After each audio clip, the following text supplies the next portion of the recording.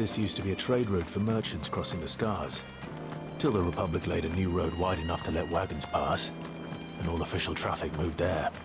Leaving this one for those living outside the law. Indeed. I doubt we'll be the only outlaws on the trail today.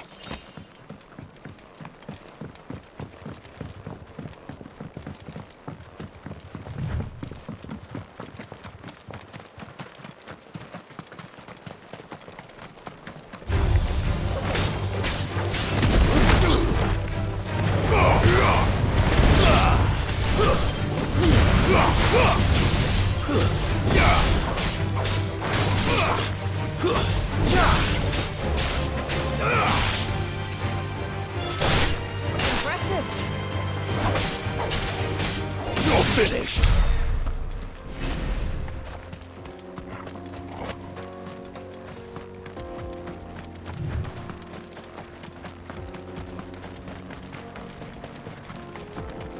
So what do you think?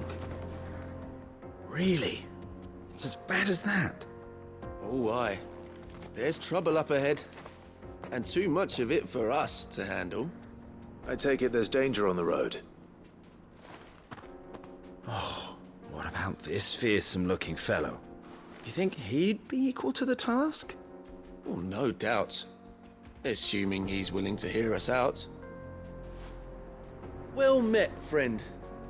My brother and I have been tasked with finding a merchant's missing cart.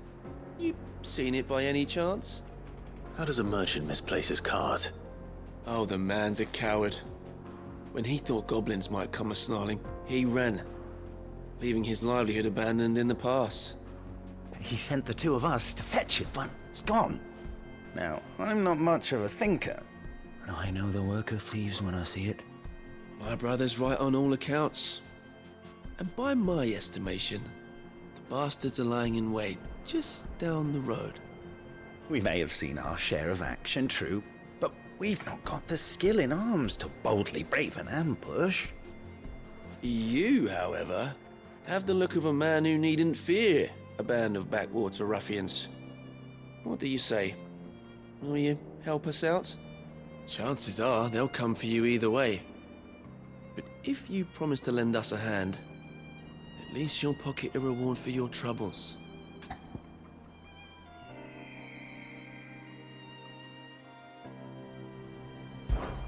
Well, if I'm going to have to deal with them anyway.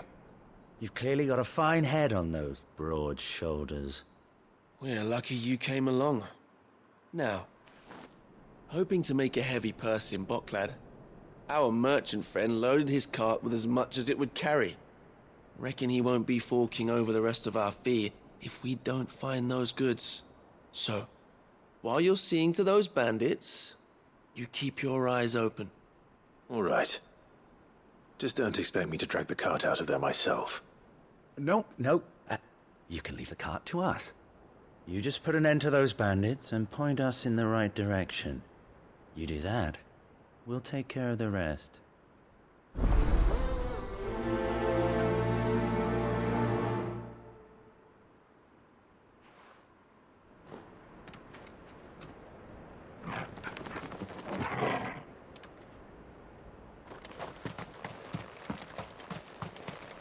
I'm not sure I trust those two. But if there are bandits lying in wait, I should probably take care of them. Look lively, you lot! We've got guests! These must be our bandits.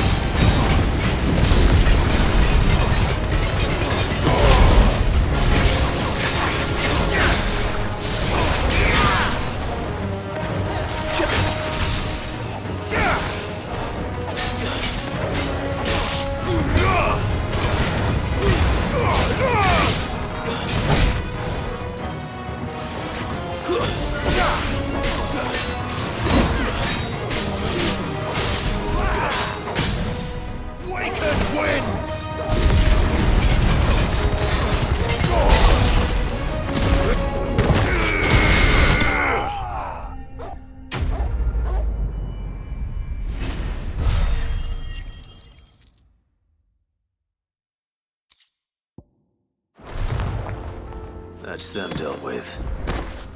Now, where's that cart?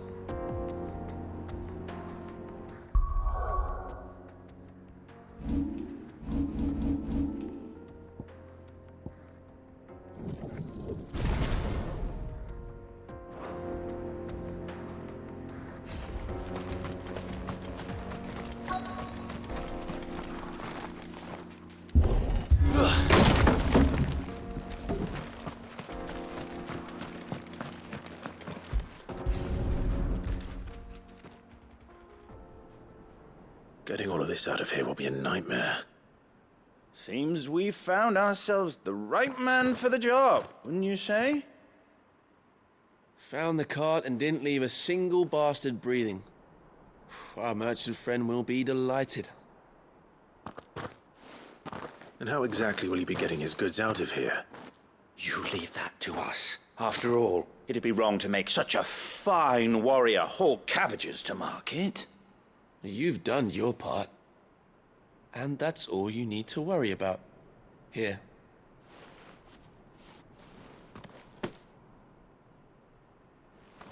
It's been a pleasure. Now piss off. There's no need to be so rude, brother. What if we want his help again next time?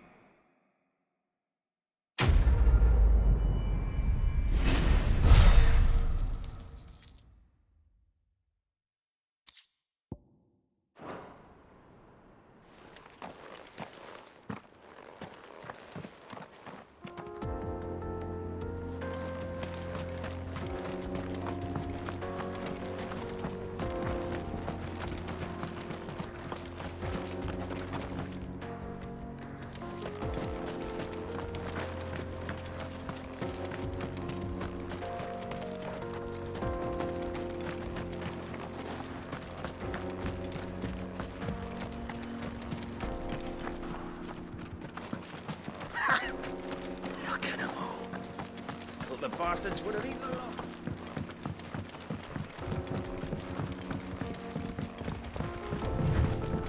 I see the Dalnecs lag behind Rosaria when it comes to bridge building. The fallen ruin should hold at least. The path continues on the other side.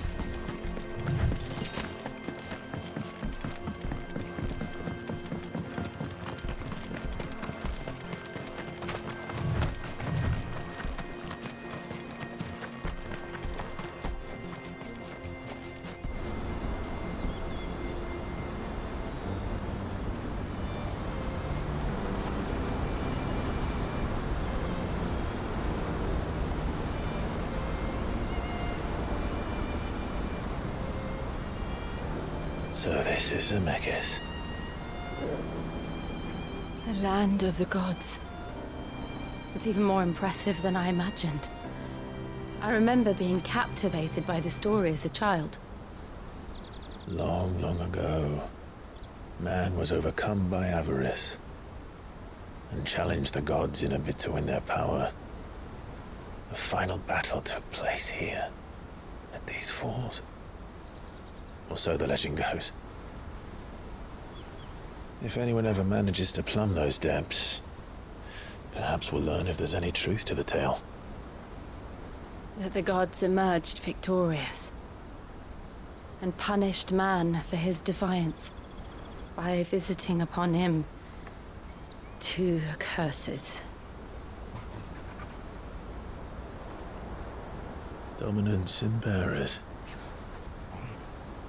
To tell the truth, I always thought it strange that the dominant and their icons were deemed a curse. Back home, the dominant inherited the throne. They were admired and exalted, not spurned. Whenever I got to that part of the story, I always assumed there must be something I'd misunderstood. You had a lot of storybooks, didn't you? In your room, I mean. When we were young. The old legends were always my favorites. Epic battles between gods and men. Father encouraged me to read as much as I could. He thought it good for my education. You really were a boy like any other, weren't you?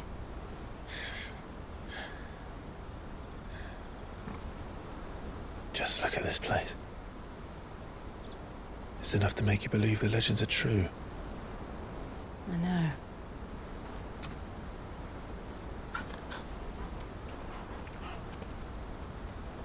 We're not far from Boklad. The road will be busier up ahead. And we'll have to keep our wits about us.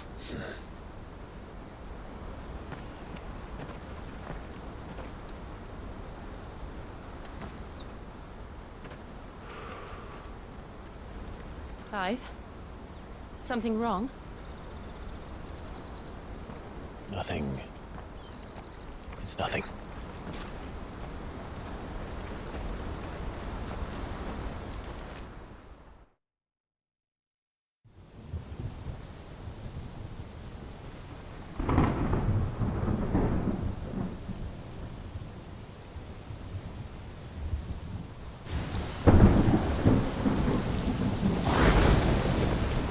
I see the reports are true, Father.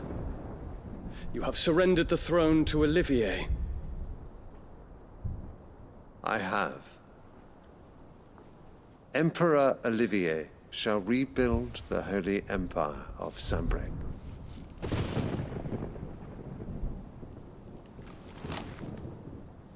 How is he to rule an empire? He is but a boy. I shall advise him until he comes of age, Father, please. or for as long as I am able. The empire we seek to build needs young blood to rule it, and I can think of none better suited to the task.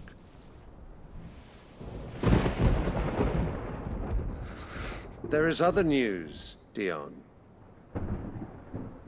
Hugo Kupka is dead, and Drake's Fang destroyed. The pillars of the Republic have fallen. Ere long, the Imperial banner shall fly over every city in Storm. And then Valisthea. All shall bow before their Emperor. Father, these are the words of a tyrant. They are the words of a god. The Emperor whom I gladly serve. Great Greeker, made flesh.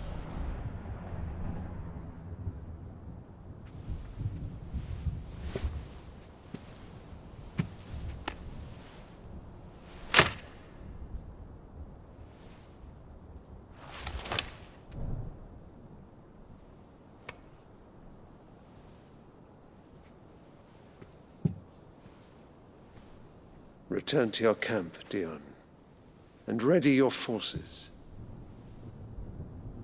It is time to show the world the true power of Sanbreque.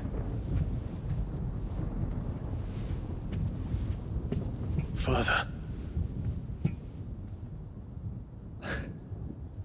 I find you much changed. Is this truly the path you wish to tread? Or are these the ambitions of another?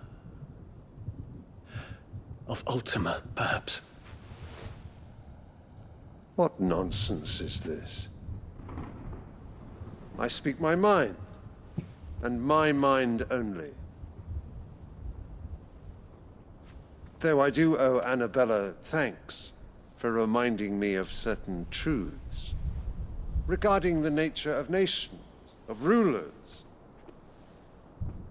and of the divine. You would trust the words of this traitress? She betrayed her country. She slew her husband.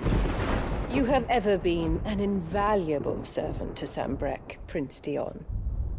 I trust you will continue to serve your Emperor in the wars to come.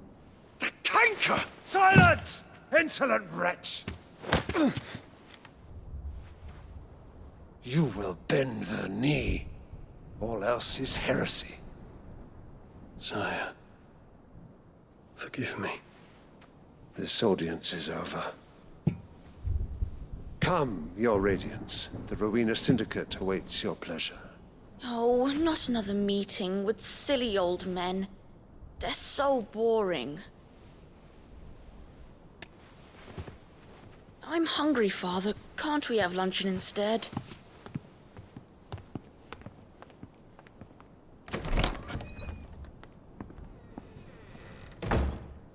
Does it pain you that you will not inherit your father's throne? I have suffered worse.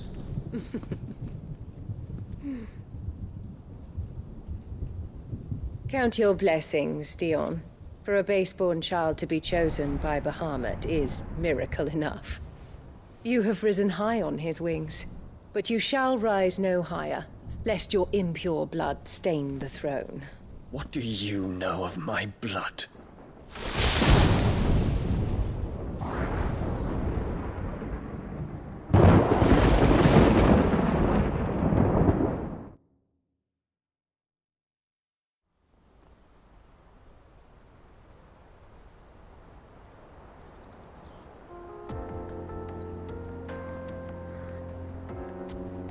The Boklab markets are to the north.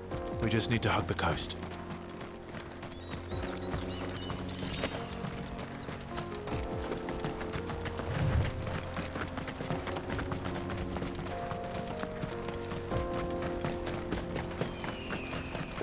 Infiltrating the Dominion won't be easy with the Imperials on high alert. No. His Radiance has lost one capital already. We can be sure Sylvester will do everything in his power to hold on to Twinside. His troops are well-trained and increasingly battle-hardened. But it's not as if we can wait for the siege to end.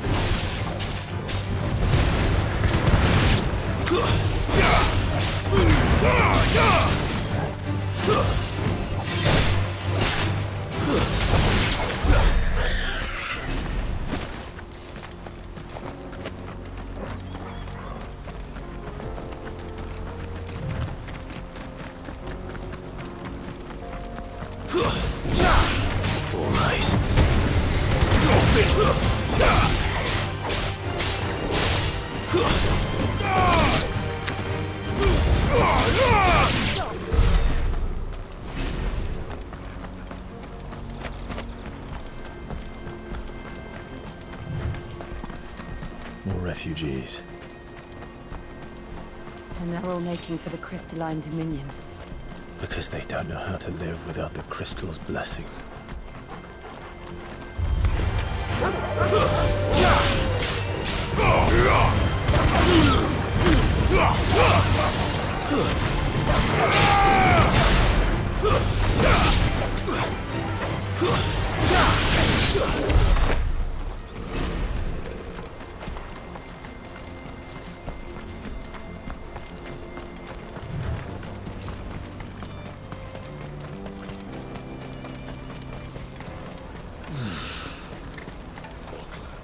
There are no crystals here. This is where we're supposed to meet Goots, isn't it? That's right. He said he'd wait for us here after replenishing his supplies. I dare say he'll have finished by now. Let me carry your goods. I'm cheap. Peaches and pears.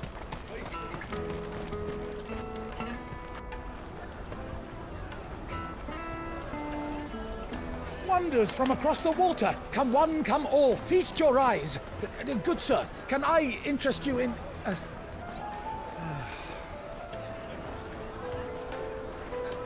How much? For a measly crust of bread? You won't find any cheaper. Not nowadays.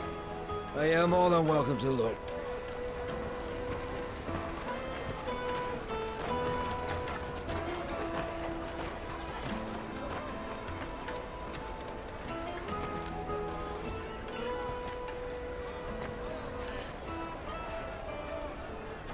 The Empire's unlawful and illegitimate occupation of the crystalline dominion is still in effect. Only those whose business in Twinside has been officially approved by the Republican Army will be permitted to cross the border. All who seek entry are to form a line and ready their documents for inspection. It looks like we aren't the only ones who are eager to leave. And they're checking everyone. Can't you make an Not for the likes of you. We won't get through without that pass. Let's go in and find Good, shall we?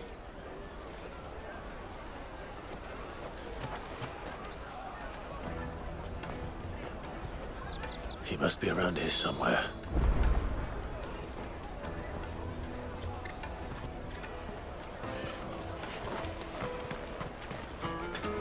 You won't find anything of this quality in Twinside.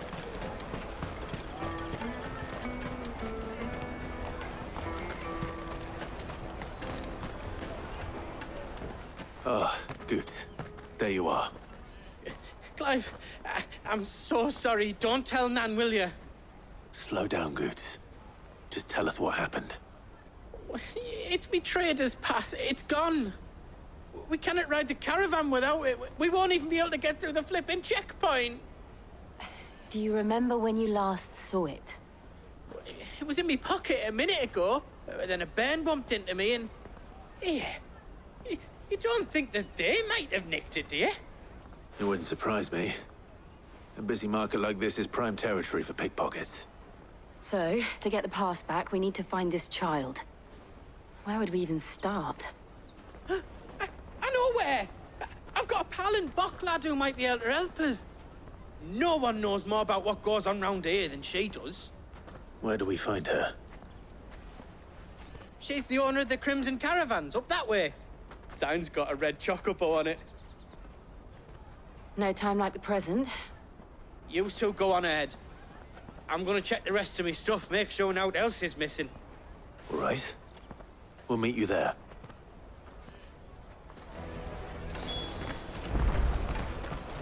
Let's keep an eye out for this red chocobo, then.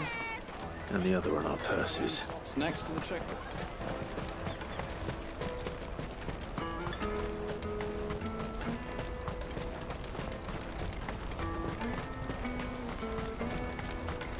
Out of my sight, wretch!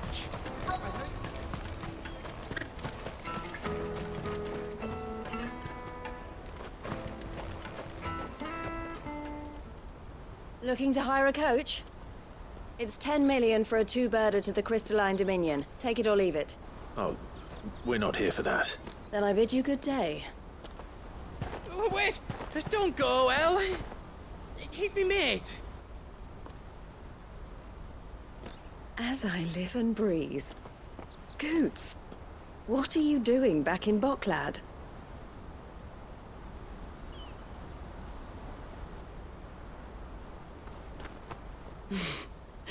I gather Lady Karen didn't send you.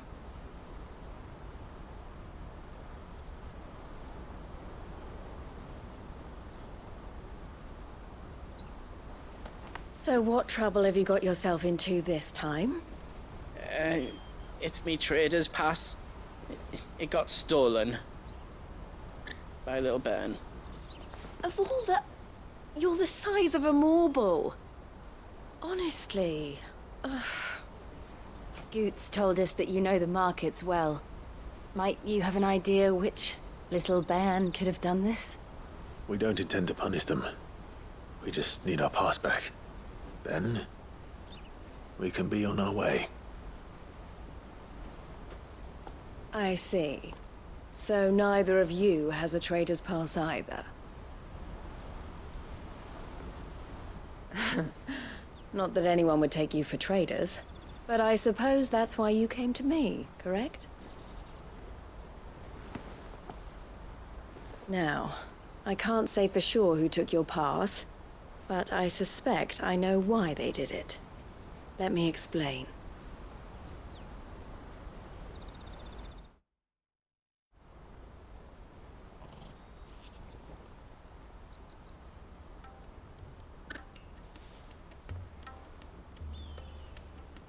Ever since the Fist marched on the Dominion, the Republic has been clamping down on any commerce that might aid the Empire more than it does us. Which means traders' passes have gone from being merely a way of easing one's progress to being essential if one wishes to cross the border at all. And with demand outstripping supply, they've become a precious commodity, leading some to seek to acquire them by less than legitimate means. So the children are stealing passes to sell on the black market? Yes and no. Passes are inscribed with the names of their owners, and yet none of the victims' names have appeared on the register of those passing through the checkpoint.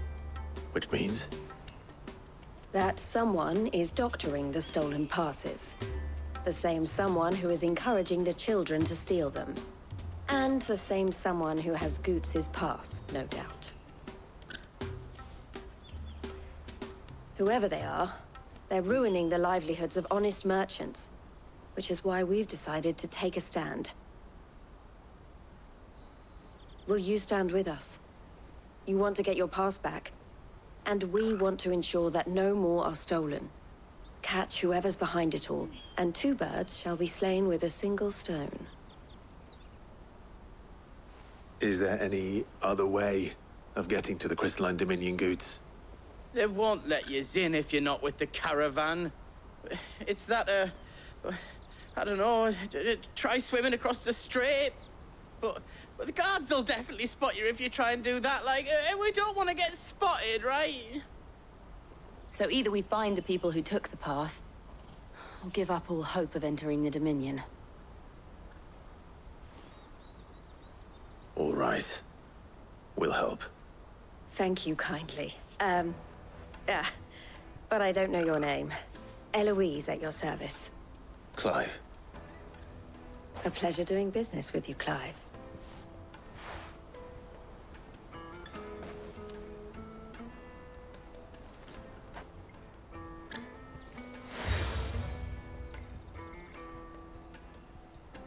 The proprietor of the furniture makers by the coach stop is spearheading the search.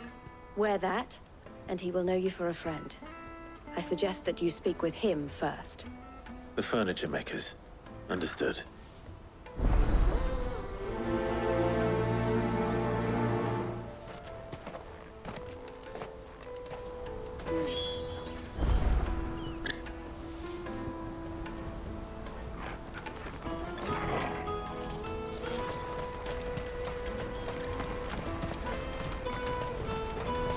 Out of my sight, wretch!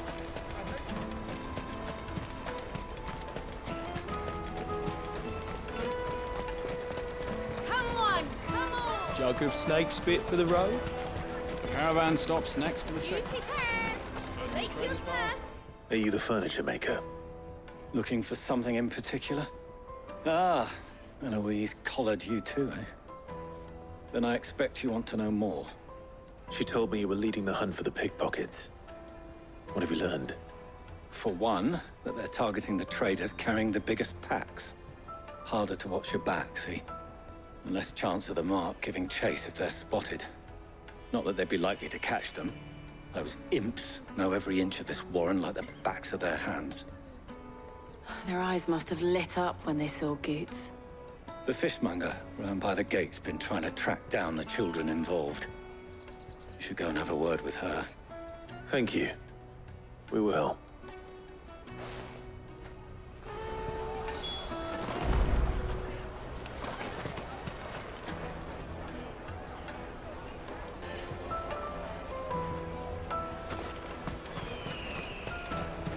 You won't find anything of this quality in Twinside. You should come with me to the Dominion. Life... Fish for sale! Fresh salted and smoked! Can I interest you? Ah, sorry. Message from Eloise, is it? She's asked me to help her. To help you find the pickpockets. Is that so? Suppose I better tell you what I know, then. For one, this isn't a family operation. All the traders say the children who stole their passes were dirty, dressed in rags. Street urchins, by the sound of it. We get a lot around here. Orphans from the wars. A few, perhaps. You saw the refugees gathered by the entranceway? They're all looking for a new start in the Dominion and beyond.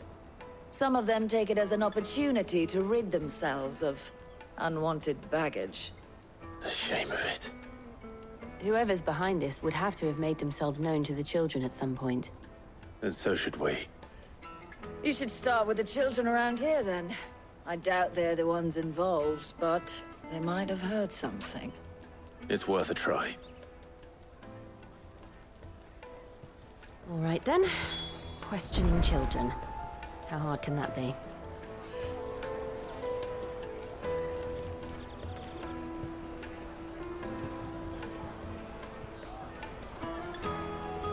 You should come with me to the Dominion. Life will be different there. Come, taste my peaches! They're sweet as nectar! Excuse me. Do you mind if I ask you something? Can't stop you. I was just wondering if anyone has asked you to do anything out of the ordinary recently.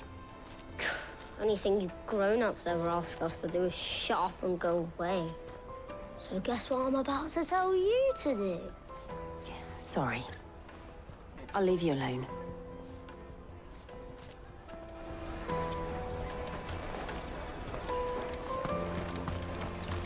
I'll take the large one.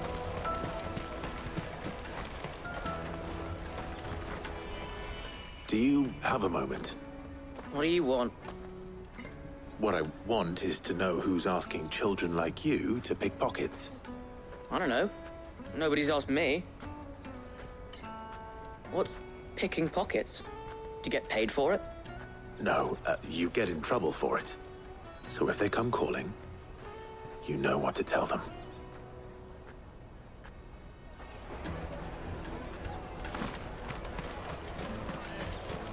Jug of snake spit for the...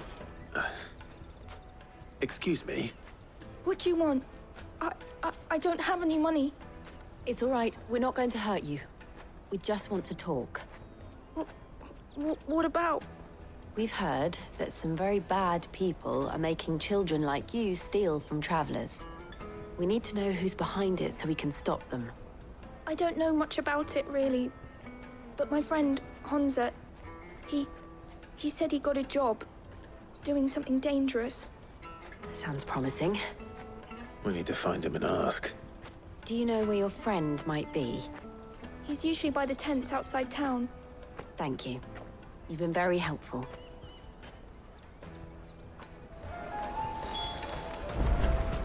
Come one, come all!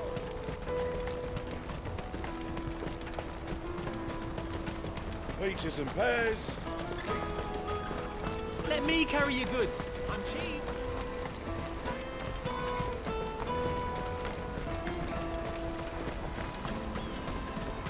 That's that, then. She must have meant the refugee camp. Let's hope he's still nearby. Daddy, I'm hungry. Yeah, and I'm broke. Enough of your whining.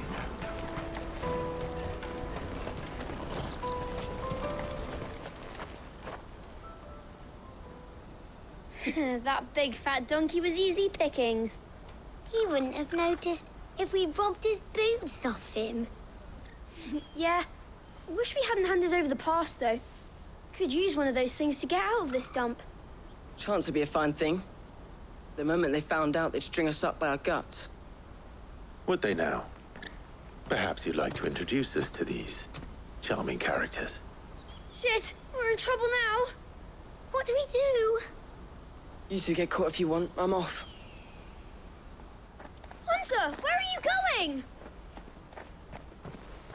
So that was Hunter, eh? Jill, you watch these two. I'm going after him.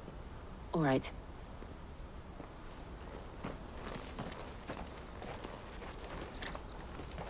He can't have gone far. I need to find him before his employers do. Daddy, I'm hungry. That's that, then. Did you see a boy run past? He stole something from a friend of mine. There was a boy ran back there towards the chocobo pen, but... Thank you.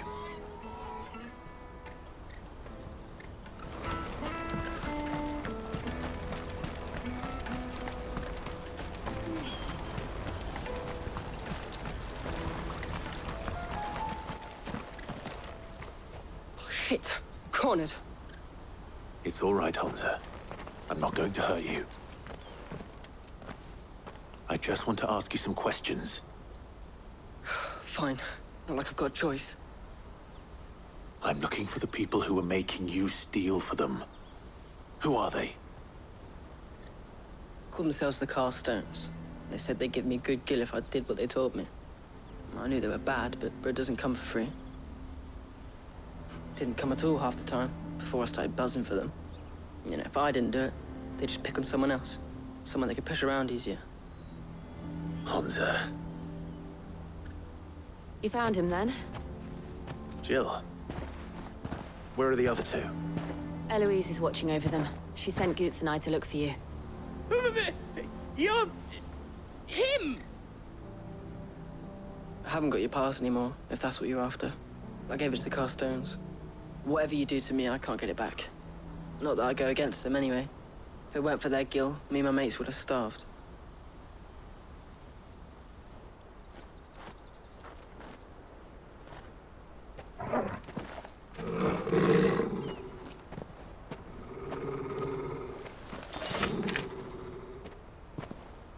Cowards. You will not force another child to do your bidding. Wait, we're not... Don't hurt him.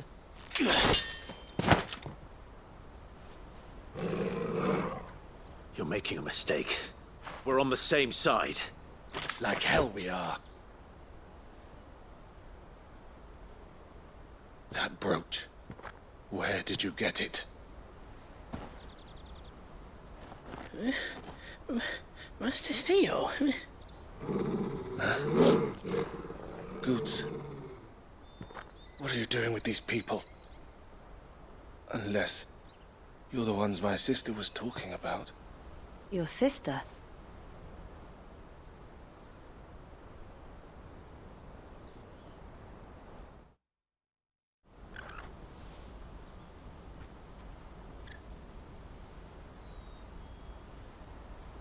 Eloise didn't tell us she had a brother. And why would she? I'm just her back and a blade. Theodore, at your service. Sorry about before. Theodore, what do you know of the cast stones? Vultures who have made Boklad their hunting ground.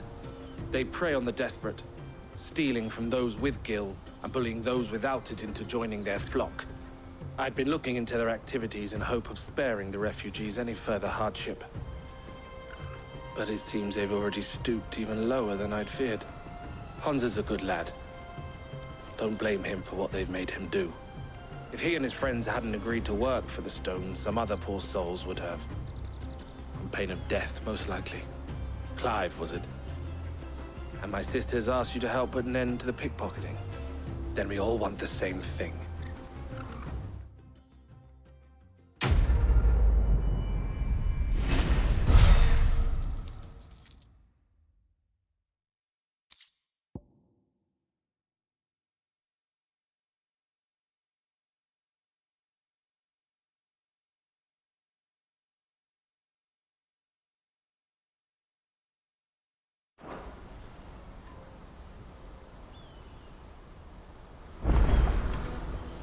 Oh, we're in. So, what's the plan? What else? We find the cast stones, and we crush them.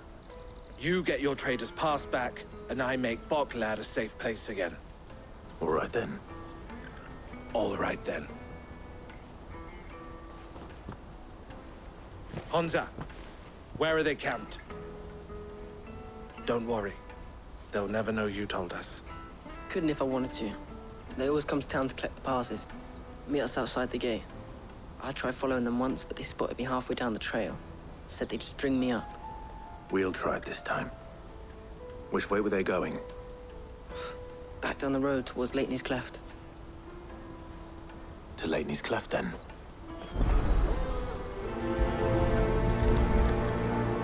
Leitney's Cleft is to the south, past the camp.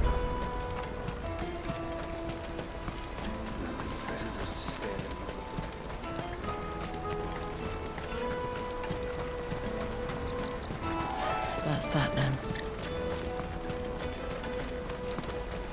Daddy.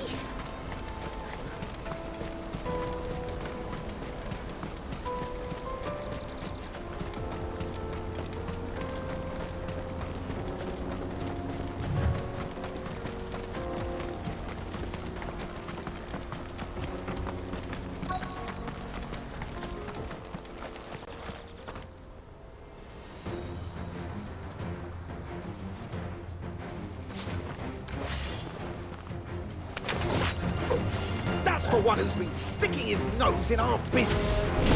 You should have minded your own.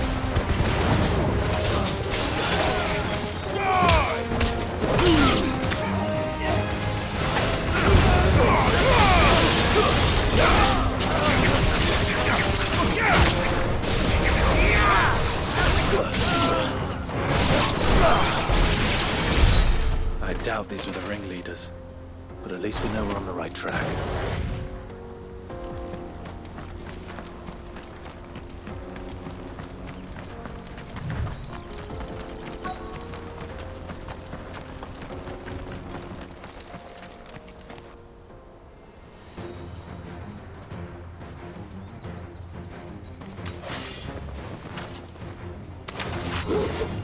We got company!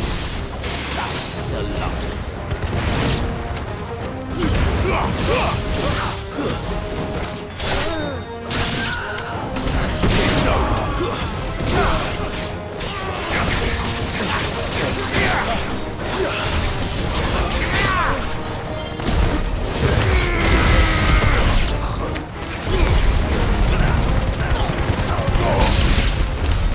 Wolford soldiers.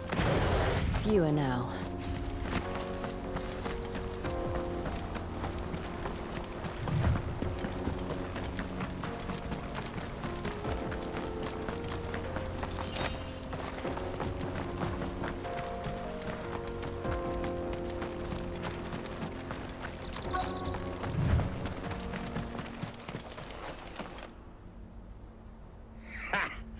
Not a bad haul today, eh? Aye. Some of our new recruits are natural-born ne'er-do-wells. Especially the little ones. And Hans has got nimble fingers, all right. It'll be a shame when they chop them off. But till then, let's make the most of it. Scum. The leaders of the cast stones, I take it. They don't deserve any mercy, Clive. I wasn't planning on showing them any. We're ready when you are, Theodore. Oh, I'm ready.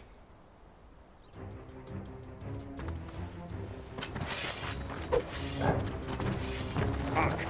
It's that guard from Bocklad. Kill him! Kill them all! Slow.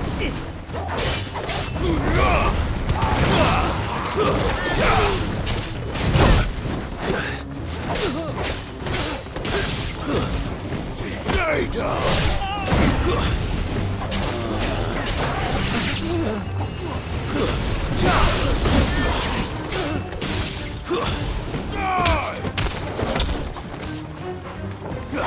One down.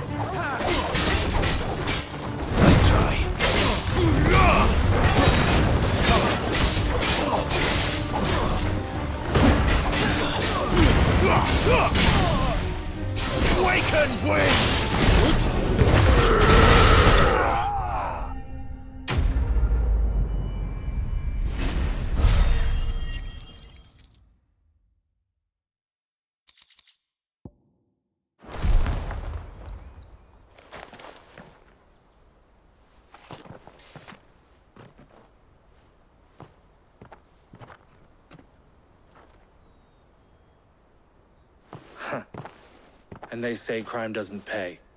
Gold chains, rings, purses. And traders' passes. Dozens of them. Have the names been changed?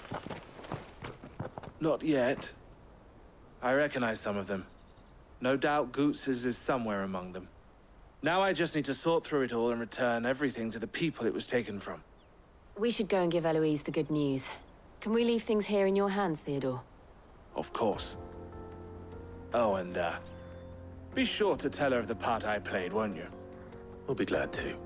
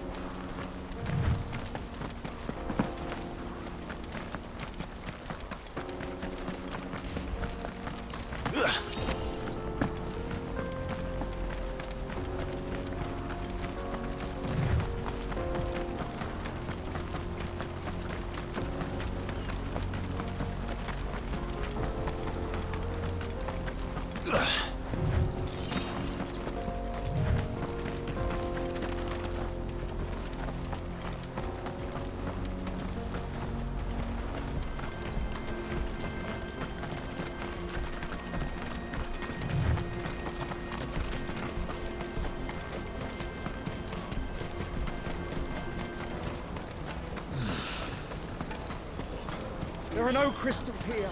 Daddy! I'm hungry. That's that, then.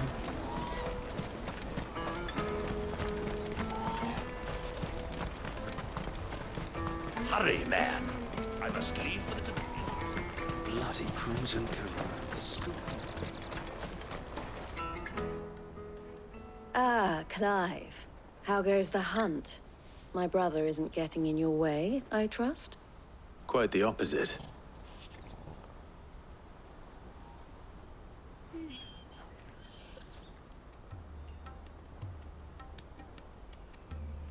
So it was the cast stones who were behind it all. Theo told me he'd been on their trail.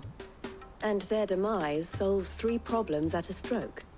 That of the pickpockets, the bandits pulling their strings, and the passes they were stealing. I only hope yours is among the items you recovered. Only time and Theo's return will tell. Speaking of whom, welcome home, dear brother. You are too kind, Eloise. Here, Clive. Goots's pass. Ask him to keep a closer eye on it from now on, would you? I will. Thank you. El, I've asked our boys to carry the rest of the goods back. Can I count on your help in sorting through it all? Of course. I'll make some space in the storeroom. I expect you'll soon be on your way then. But it wouldn't do to leave without introducing yourself properly. Would it now? Sid. Don't look so shocked. We're on the same side. I don't understand. As you now know all too well, we at the Crimson Caravans are always happy to help those in need. For a small fee, we will move anything that needs moving. Be that goods to market, or bearers away from it. I was the first my sister helped escape. If it wasn't for her, I'd have been branded as a boy. I had no idea. It just so happens that we are seeking to expand our operation. And who better to join forces with than the leader in the field? Wouldn't you agree, Theo? I would. It seems our purpose is the same in more ways than one. So what would you say to working together again? It would be our pleasure. And our honor. The honor is ours. Here, Clive. This is for you.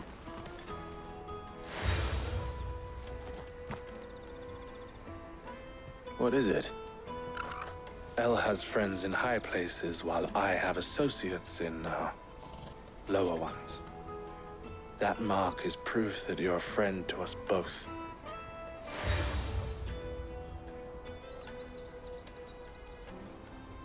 I shall bear it with pride. Well, all that remains is to wish you a safe onward journey. Goots's pass should secure you a place on the caravan, but if you encounter any difficulties, we would be delighted to provide you with a coach of our own.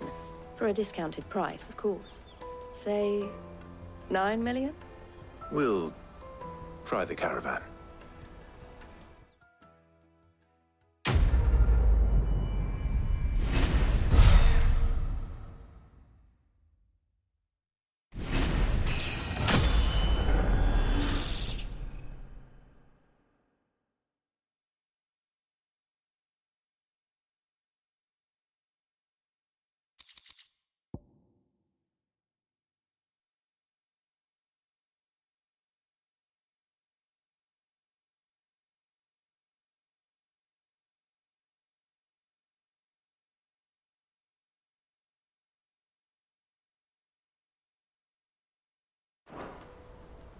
Right then. Let's get this back to Goots. And then it's on to the Dominion.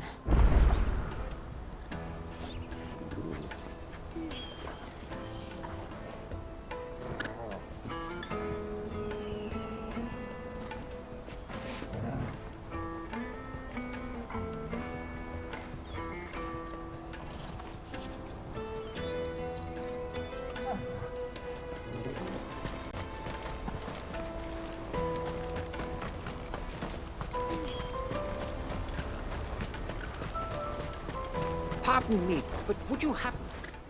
That well-notched steel and impressive physique. I have need of a sword for hire, and yours looks to be a weapon well worth the coin. Might you be convinced to offer me the use of those formidable arms? How exactly do you intend to use them?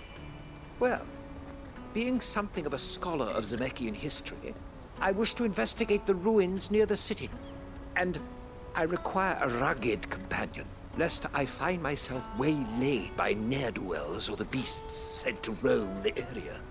Should you accept, you will not only earn yourself material wealth, but partake of the true treasure that awaits us there. The rich and storied history of Zemeckis. Well, were you ever party to a finer proposition? My arms are yours. Wonderful! Then come. We must away. But where are we going? Along the old Zemeckis Road, and from there, onward to discovery. Quickly! There is not a moment to lose. Wait. Good luck with your ne'er-do-wells.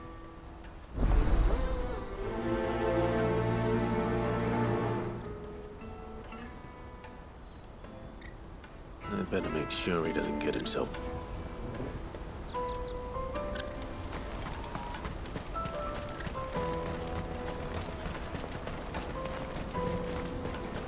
That's that then.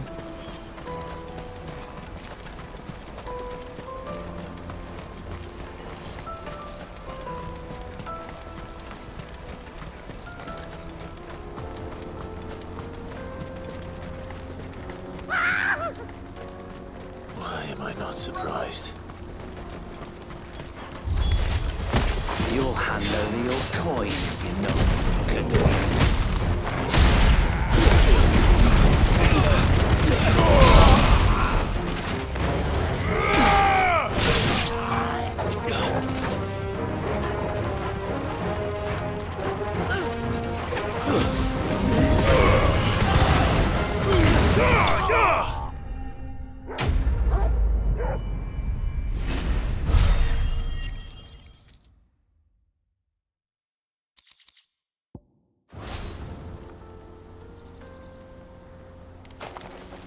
Are you hurt? Happily not, good sir. Thanks to your timely intervention. More importantly, we have arrived. Now, feast your eyes upon the marvel before us. Ruins, a relic of the fallen civilization. A sight so common that man is oft blinded to its wonder. Colossal vessels, dashed from the very heavens. Airships, we call them, with very little thought to what wonders such a word might describe. Oblige me if you would. Does anything strike you as peculiar about this particular specimen? Though we ourselves find fallen ruins to be nigh indestructible, whatever gouged the final sin from the rock cleaved clean through the structure you see before you. A tantalizing mystery, no doubt, but merely one of countless enigmas in which Zemeckien history is steeped. Come, good sir. Our expedition continues, and we still have much to learn.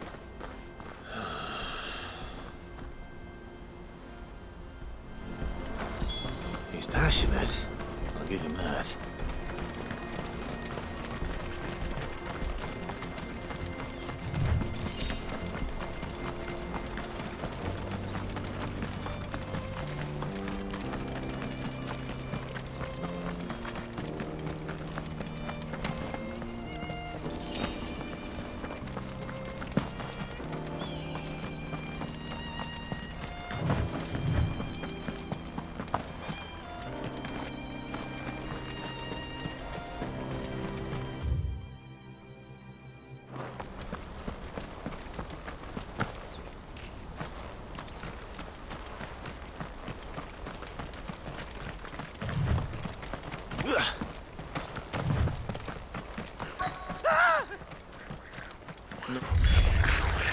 All right then. Who's first?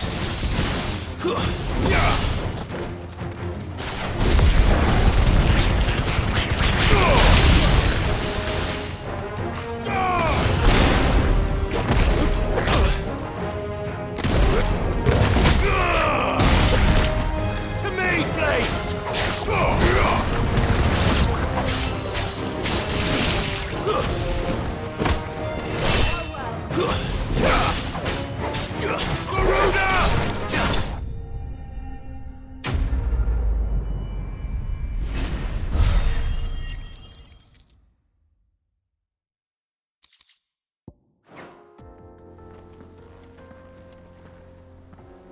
You're going to get yourself killed. Oh, that would not do. That would not do at all. Not when such majesty stretches out before us. Behold, the final sin in all its glory. As Moss tells us, a battle was fought here in ancient times. A battle of such ferocity that it tore a great crater in the very land upon which it was waged. In reaching for their holy sanctum, did man enrage the gods, and great was the vengeance that was rained down upon him. Alas, the full truth of the matter is lost to time, though I live in hope that I might see it discovered. But we must not dwell upon such things. There is more yet to see. Onward! History awaits!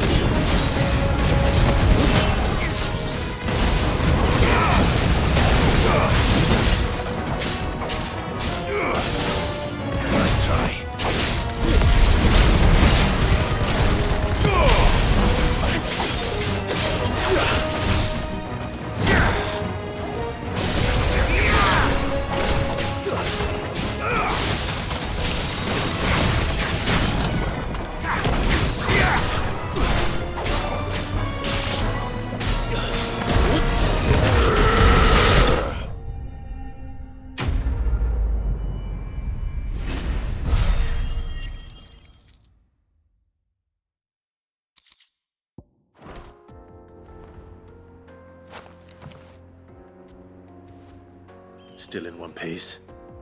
It would seem so. Once more, I am in your debt.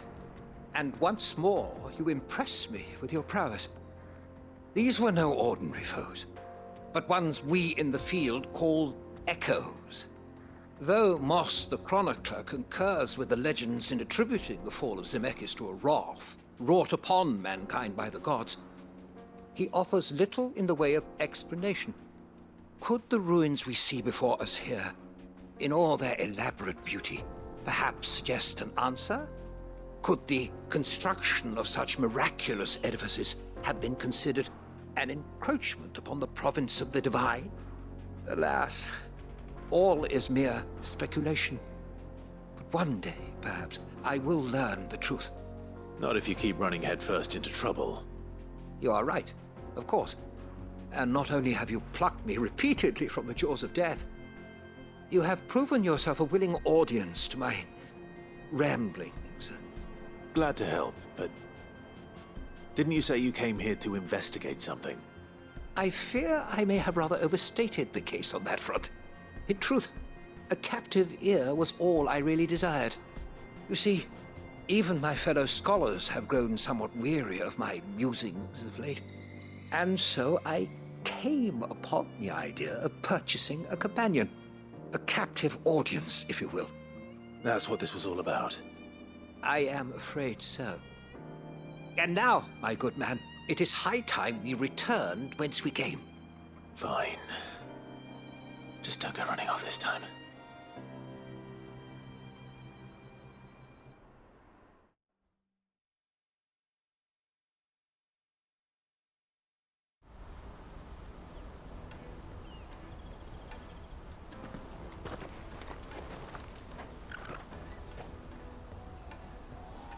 And so ends a delightful day.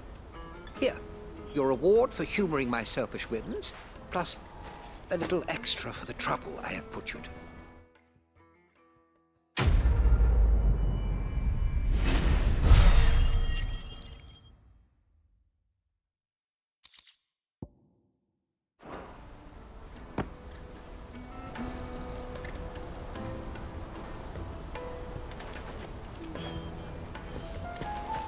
Let me carry your goods. I'm cheap.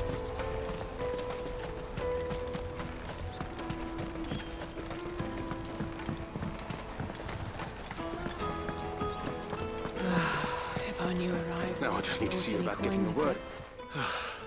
I want to know right away. Bad news. Good, actually. Something worth celebrating for a change. Only trouble is, the serving girl's still new to the job, so I can't leave her while I go and invite those I'd like to celebrate with. What exactly are you celebrating, if you don't mind me asking? I've come by a particularly fine bottle of red. A Gotan 66, no less. Gotan Rouge is the only good thing to have ever come out of the Empire. And most wouldn't part with a 66 if you held a knife to their throats. So I've heard. Oh, so you know of it then? Clearly you're a gentleman of taste.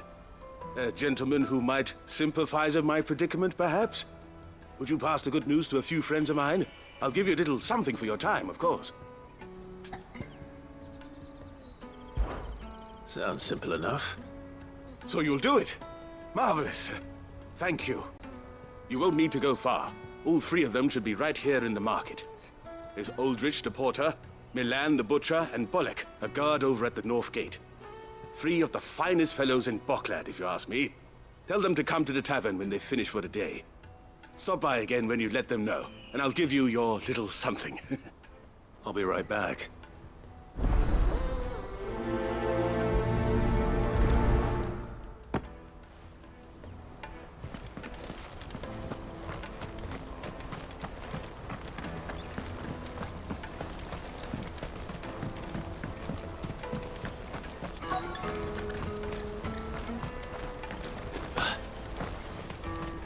Hurry, man.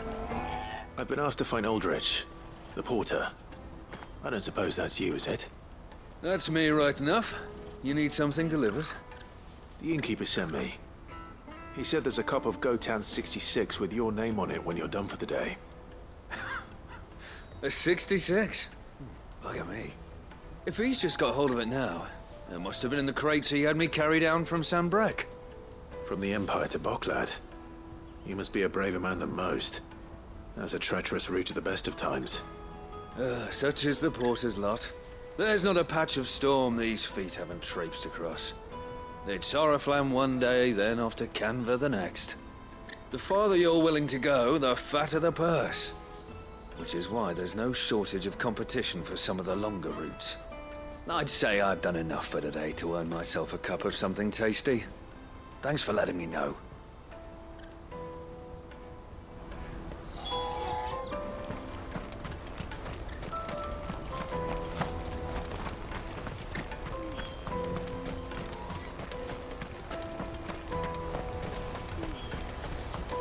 Out of my sight, wretch!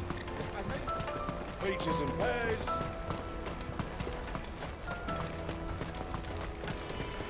Come on! Come on! Jug of snake spit for the road? The caravan stops next to the checkpoint. Are you Milan, the butcher? That's me. What can I do for you? The innkeeper's just had a special delivery. He thought you might like to join him for a cup of wine after you pack up for the day. He knows me only too well. And I've got a ham here that will go handsomely with a nice drop. Wine and ham to spare. Boklad clearly isn't suffering then. Comes with being the place everyone has to pass through to get to everywhere else. Those who travel the Crystal Road bring all manner of goods with them. We get meat from Sanbrek, herbs from Rosaria. Why, sometimes we even see curiosities from across the Narrow. My old man knew what he was about when he set up shop here all those years ago. Anyway, thanks for the good news. Oh, you know what? Maybe I'll shut up shop early. Wouldn't want to keep our friend waiting.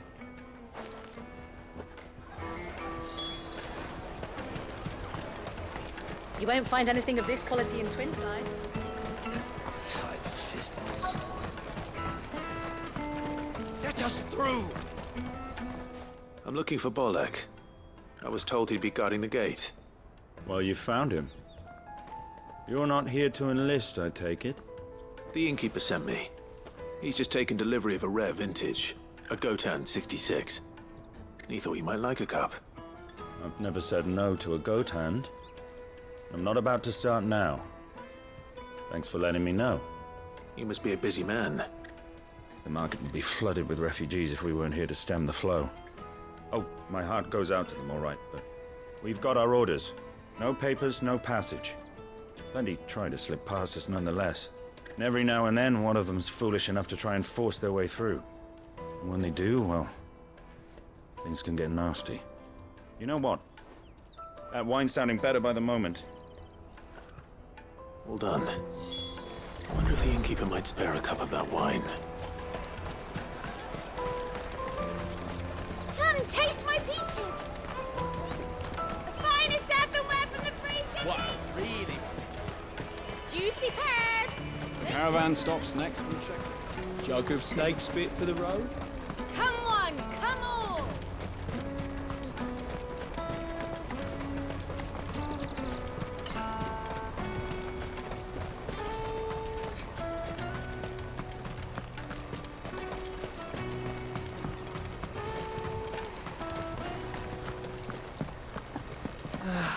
If our new arrivals had brought... I spoke to your friends. They'll be along soon. That's fantastic news. Thank you kindly. It's been a while since we all sat down together. And the way I see it, that wine is as much theirs as it is my own.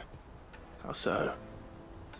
Well, I wouldn't be serving anything but slops without Aldrich to go and fetch the good stuff for me. And then there's Milan, who always sends customers my way.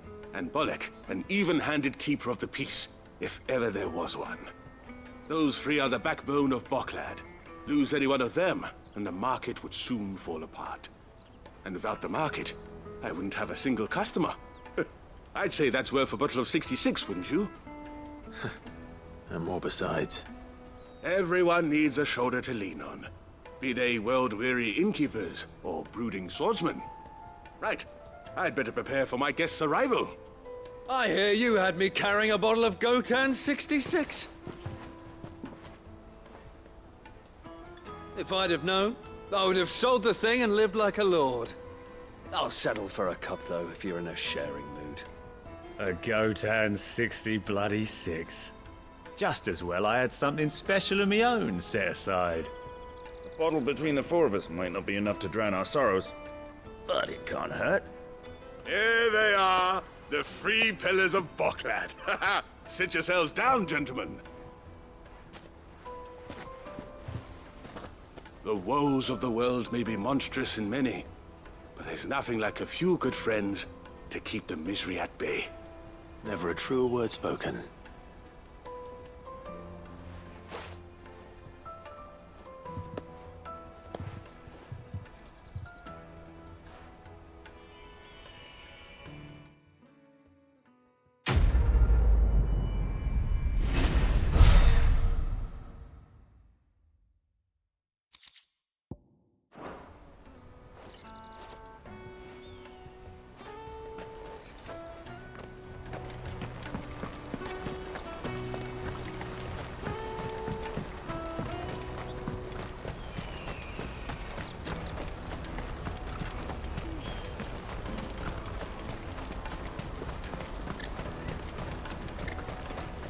Porter for hire. Best service at the... I see you've been of some assistance to Eloise. Perhaps you can extend me the same kindness? Perhaps. What would I be doing? Finding someone. You see, I've been having trouble with thieves, and despite the many pains I've taken, I can't stop them from rummaging through my packs.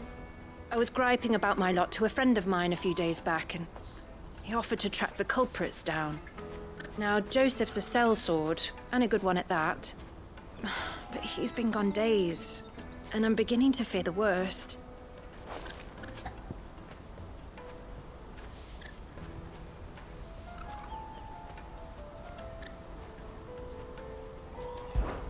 Any idea where his search for the thieves might have taken him? The old Zemeckis Road, perhaps? He doubted they would be fool enough to linger here in Boklad. Joseph's lived a hard life. Made him grey long before his time. I just pray he hasn't been killed over a few sacks of grain. Can't imagine there are too many grey-haired sellswords around. Hopefully someone will have seen him.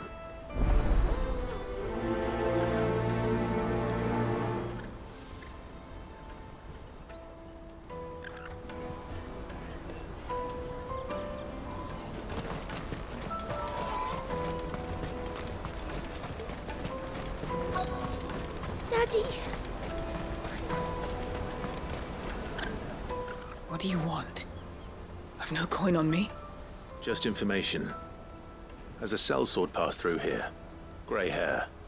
Now you mention it, there was a young man with salt in his mane sneaking around out there a while back. Which way did he go? How am I supposed to know? Buggered off down the road, I expect. Now why don't you do the same and leave me be?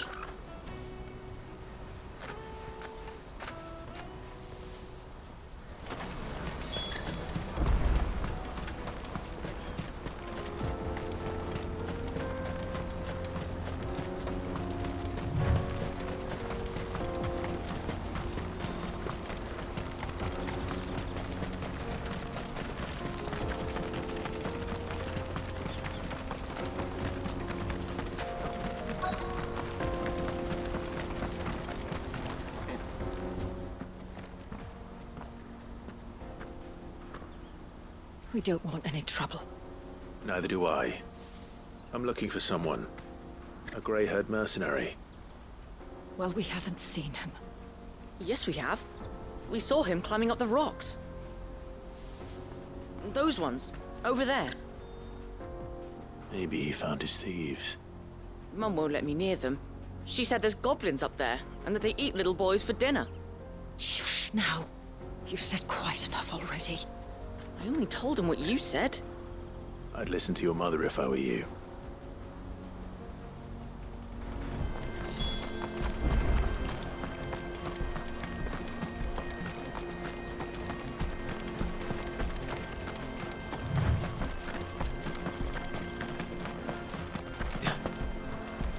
Did Joseph's thieves really lug their stolen wares all the way out here?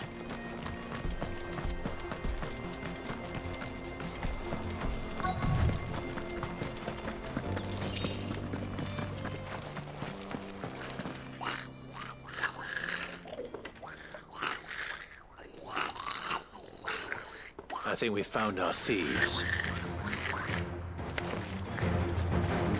They don't look happy to see me.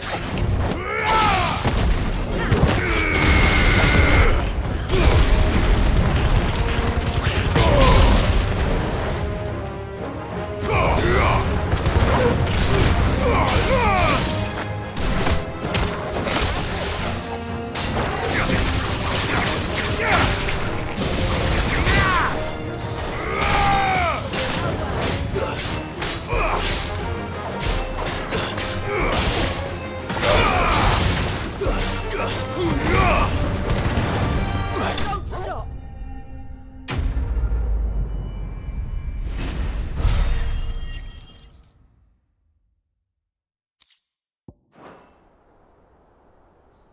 Let's get this over with. Stop! Don't kill him, he's just protecting his home. Joseph? So the boy was right. I don't know you. Your porter friend sent me to find you. She was worried you might have got yourself killed. Have I been gone that long? Wasn't hard finding the thieves. The problem was knowing what to do with them when I did. I take it things are more complicated than they appear.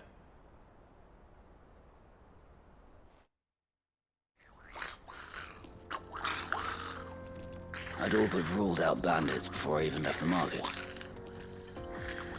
You know why that is? Because our thieves had no interest in gold or gems, or anything they couldn't eat for that matter. Add to that the rumors of goblins in the area, and the mystery practically solved itself. I soon found their cozy little homestead, and all the missing food. I launched myself at them, full of righteous fury, but their leader was the only one who moved to meet me. The others, they huddled around that food, ready to die protecting it. They stole because it was that or starvation. I've been there myself, back when times were hard. So you spared them? And earned their trust into the bargain by the look of it. These goblins aren't native to the area. They don't know how to survive such barren lands, so I've been teaching them. And once they've learned to hunt and forage, they won't be fool enough to risk their necks in Boklad. I'm impressed. I didn't know goblins could be reasoned with.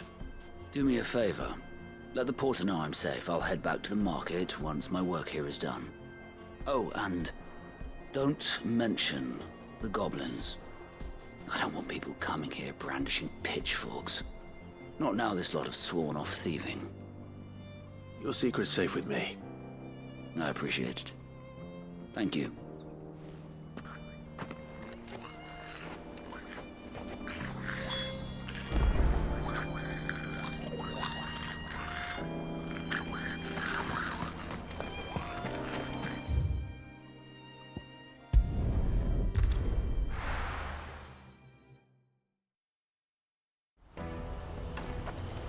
Let me carry your goods. Porter for hire. Best sir. Joseph's fine. He'll be back once he's tied up a few loose ends. That's a weight off my shoulders. He certainly knows his business. He found your thieves all right. And I dare say they won't be coming back. A good man to have around, that Joseph. And if he says there'll be no more thieving, that's good enough for me. Thank you for putting my mind at ease. Here, for your troubles.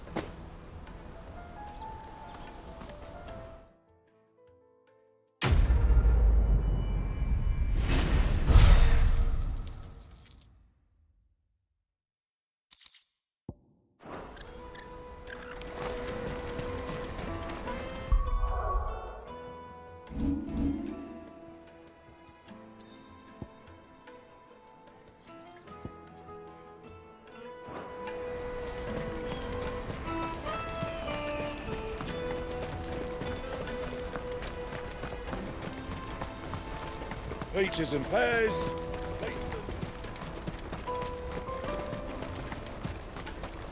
Come on, come on! Caravan stops next. Juicy pears! Slake your hair! What I really want to be is a... Here you are, Goods. Try not to lose it again. Me pass! You found it! Oh, thank you so much. Nan would have killed me if I'd come back without it. I'll have to say thanks to Elle and Theo, too. So should you, Hansa. You and your friends don't have to steal anymore. If anyone threatens you again, you know who to turn to. We do. And we already have. Miss Elle's given us a job shifting the chocobo shit out the stables. It's hard work, and the pay isn't half what we got from the stones. But if we stick at it, we'll keep ourselves fit. You stick at it, then. And Goots, I'm sorry for stealing your pass. That's all right. I've got it back now. And all's well that ends well, eh? You said you're trained to be a blacksmith, right? Well, I'm gonna be your first customer. I'm gonna save up all my gil and get you to make me a massive sword. I'll do me best. Till then, eh?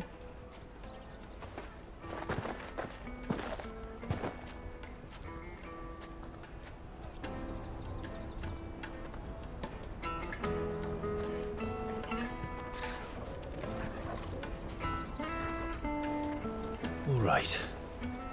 We have a place on the wagon.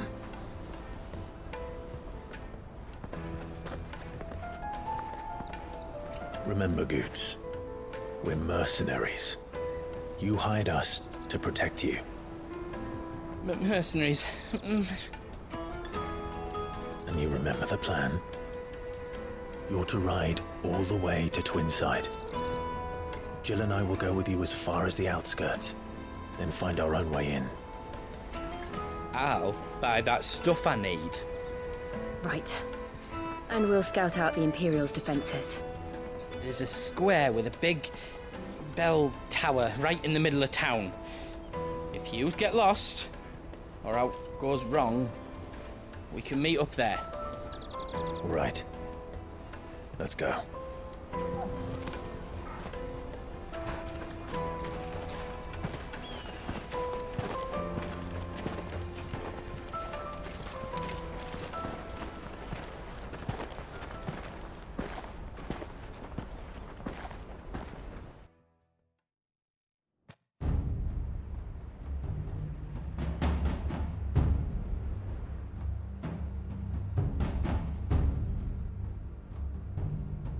I see.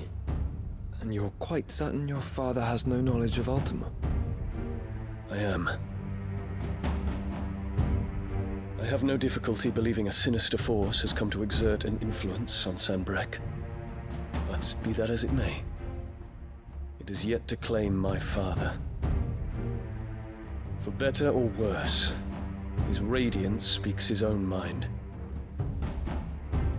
Then the fiend works from the shadows. I confess, when first you told me of this fiend, I had my doubts. And more than a few at that. A beast that labors to plunge Valisthea into turmoil, all in pursuit of your brother. But that wound is proof enough that evil is afoot. Then I have your answer, Your Highness. You will join me in my fight. I cannot. Not yet. Your Highness, please. As you are aware, the Dhalmekian army is at our gates. They have lost their mothercrystal, and with it all hope of a negotiated withdrawal. It is but a matter of time before they invade.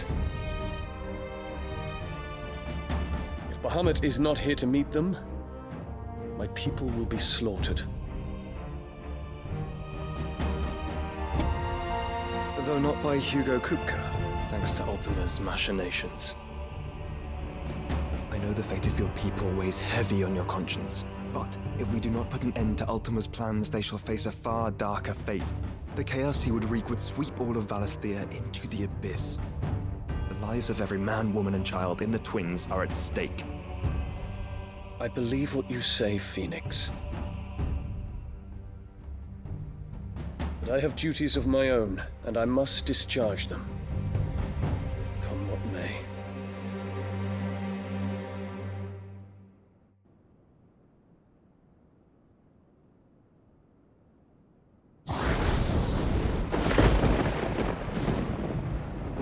What do you know of my blood?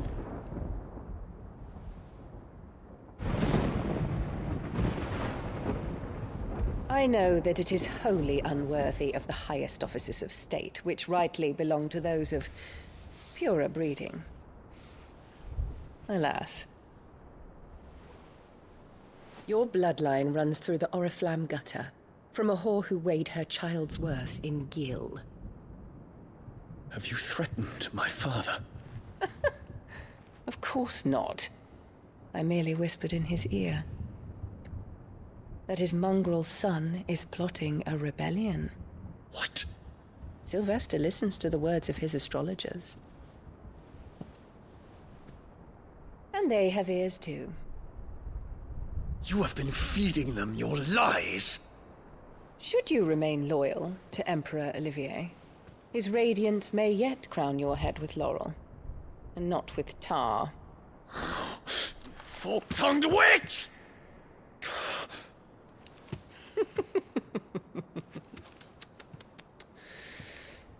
In consideration of your long years of service to the Empire, I shall forgive this uncharacteristic rudeness.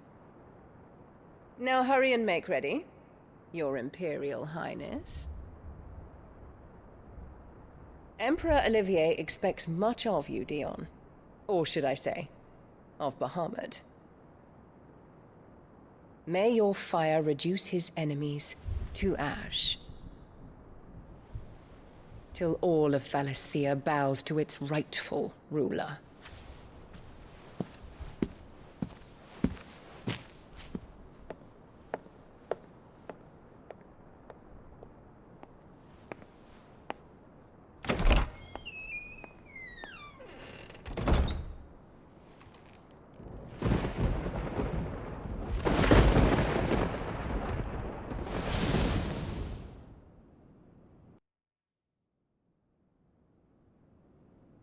There is another darkness that has taken hold of Sanbreque. And until its grip is released, the flames of war shall spread ever wider, just as Ultima wishes. Forgive me. My family has caused you much grief. You are not her keeper, Phoenix. This is a matter for the Imperial household now, and as a member of that household, it falls to me to resolve it. At such time as that is done, what strength I have shall be yours.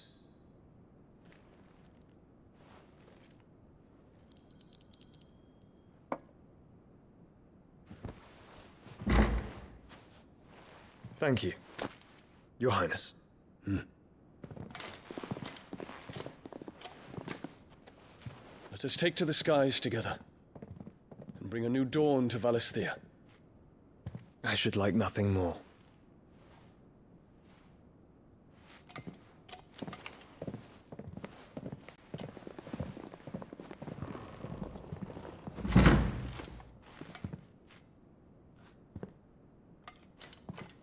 Terence. My prince. Tell me true. Do you believe what I'm about to do is wrong? We dragoons have but one leader, Your Highness. And we shall follow him unto the very end. Thank you. This is my decree.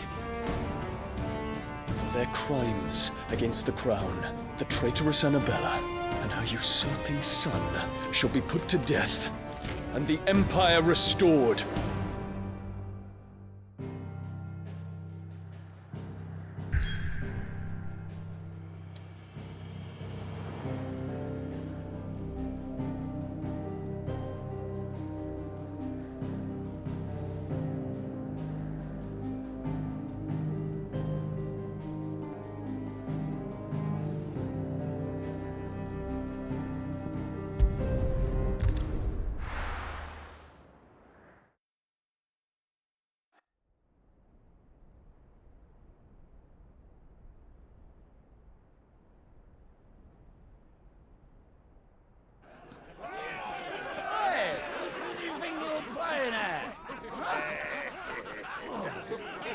So to stop you getting eaten by a fucking wolf. That's what.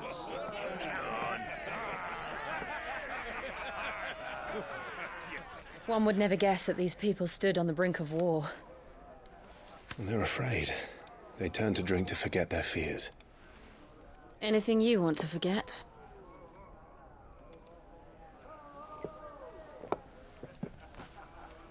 The harbor is empty, and half the market stalls too. The city may seem peaceful on the surface, but it's balanced on a knife edge.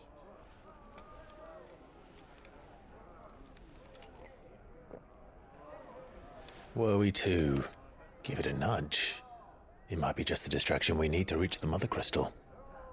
I thought you might say that. We should send for Gav. We'll need someone to keep the fires we start from going out. And we can busy ourselves scheming until he gets here. I'll send a Stolas then.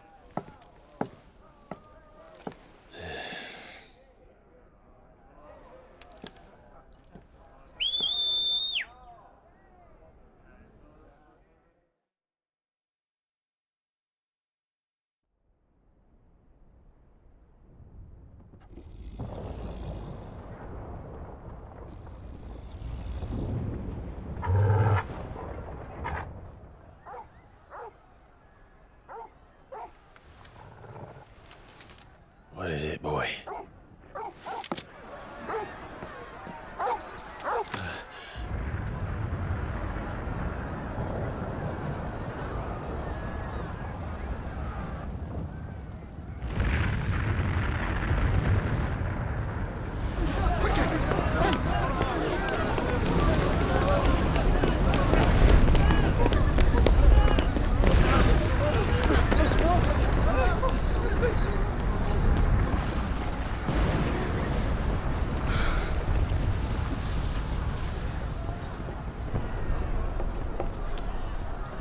What's happening?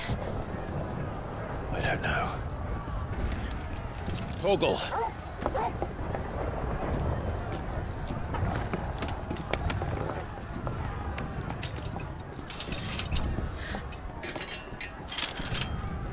This way.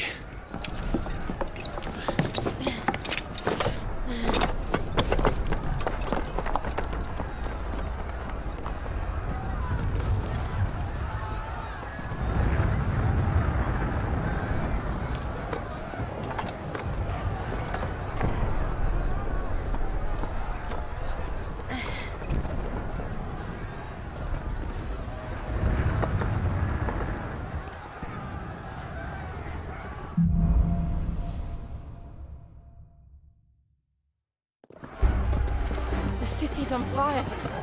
I'm sure Goots is fine. He'll be making for the square. The one with the bell tower. In the middle of town, right?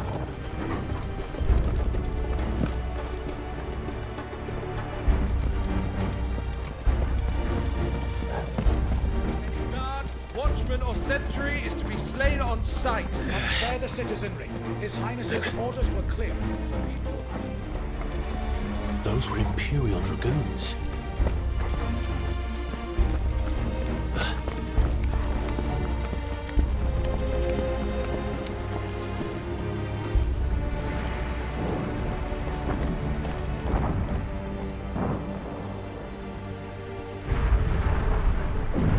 What in the hell is going on? Let's go and see. Right.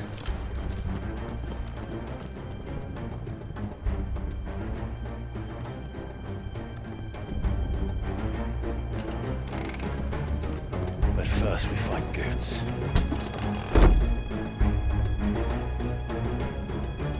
I just hope he's all right.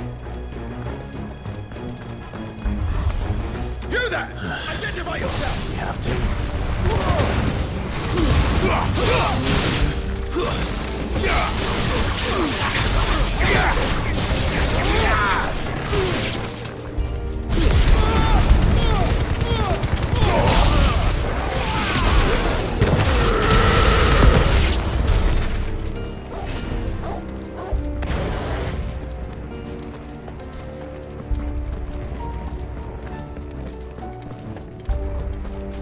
Around! Quickly! Cut them down!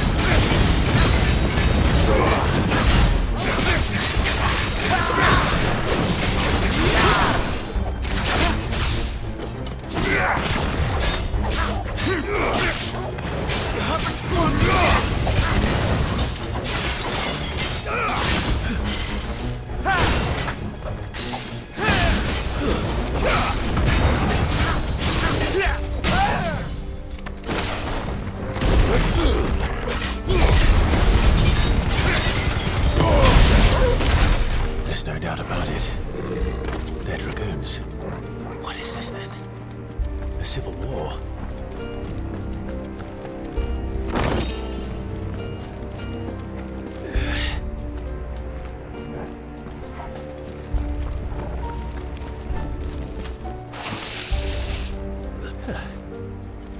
Never thought I'd be glad to fall into a sewer.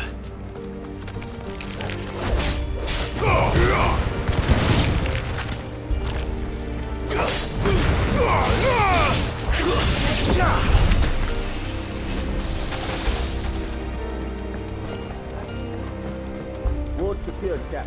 None of the enemy forces remain. Hey, gather the men! We push on to the council chambers. Yes, Captain. What of the men and women in the market district? The evacuation is complete, Captain. Good. Then all that remains is to dethrone the Pretender. There it is. The bell tower. Right. Let's go.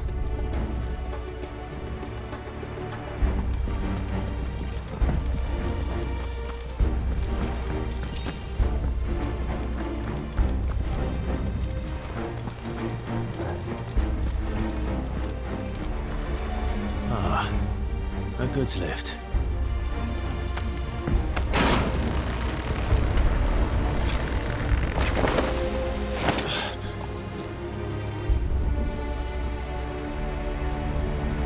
Where in Grigger's name did you come from?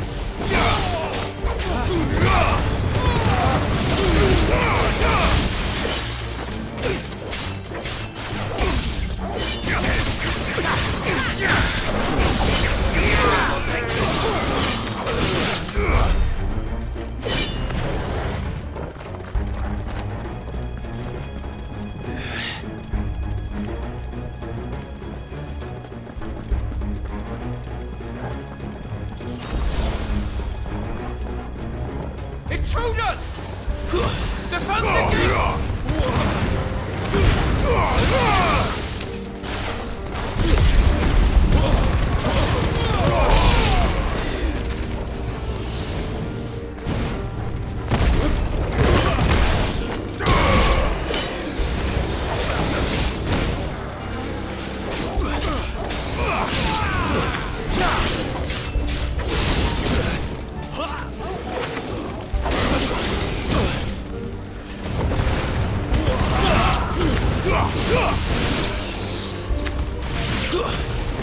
It's over.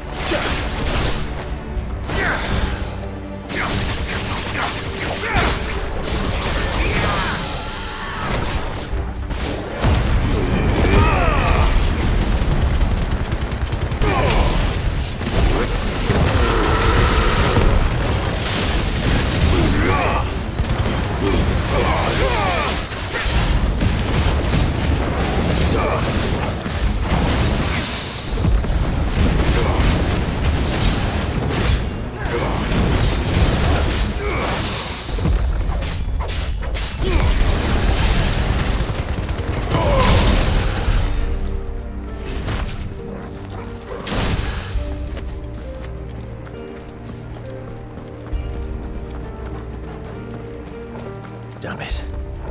We'll have to find a way around.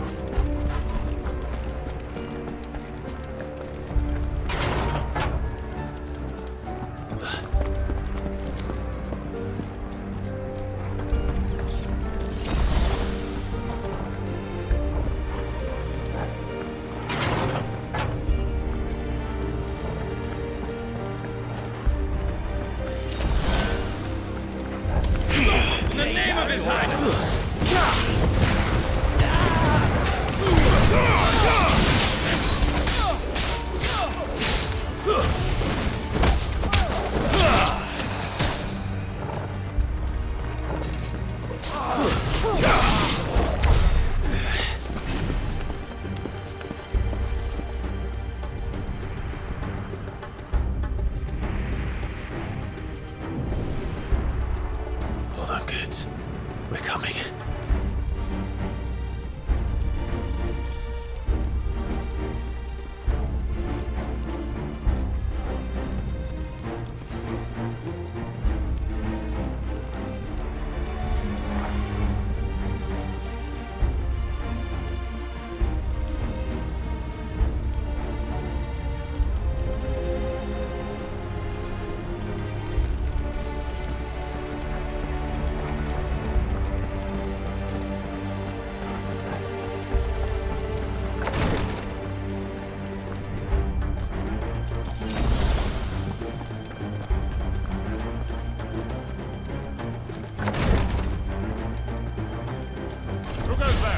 In the prince's name, none shall pass!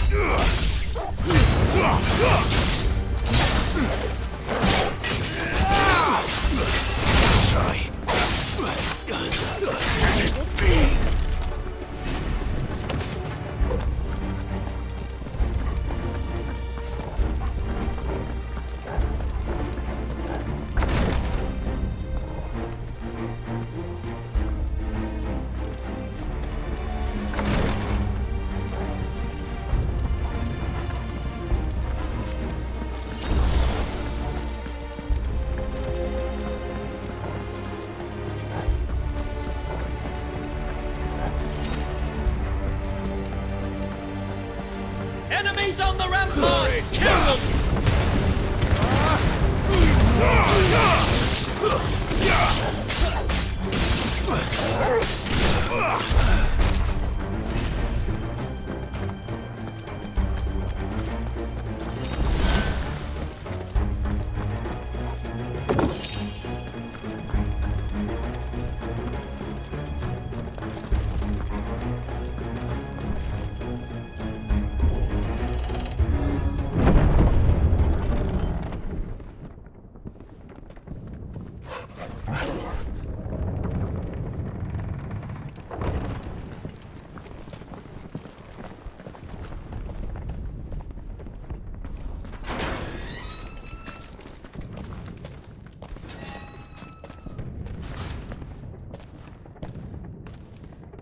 Can you see him anywhere?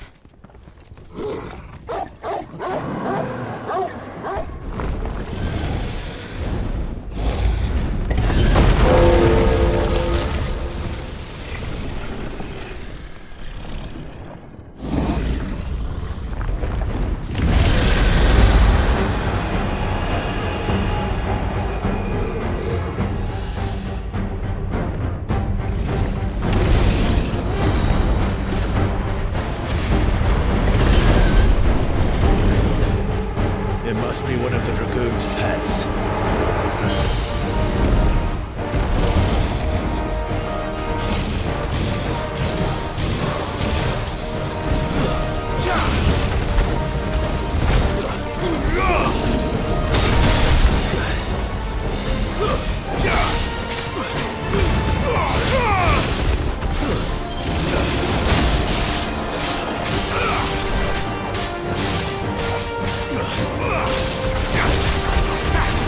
Yeah!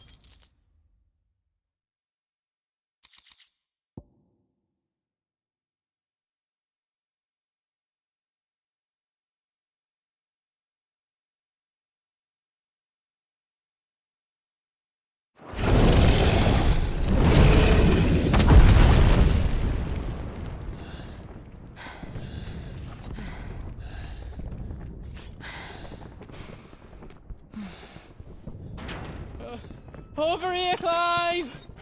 Are you alright? Goods, there you are. I didn't know there'd be a dragon. All right, let's get out of here.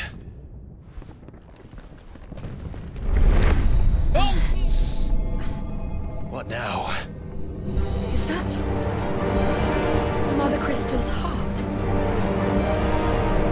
What the hell is it doing up there?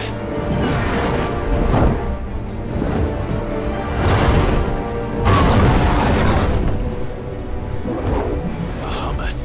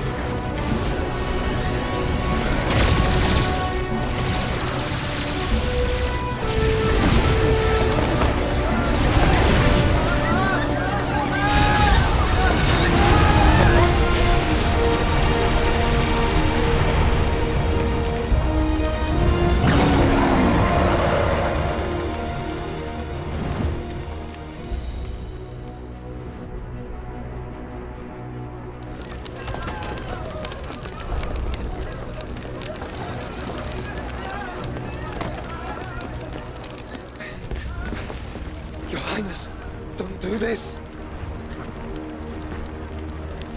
We must leave. Now, Your Grace. I beg of you. This is not what he wanted. Something's happened. Forgive me, Yod, but I must put a stop to this. Your Grace!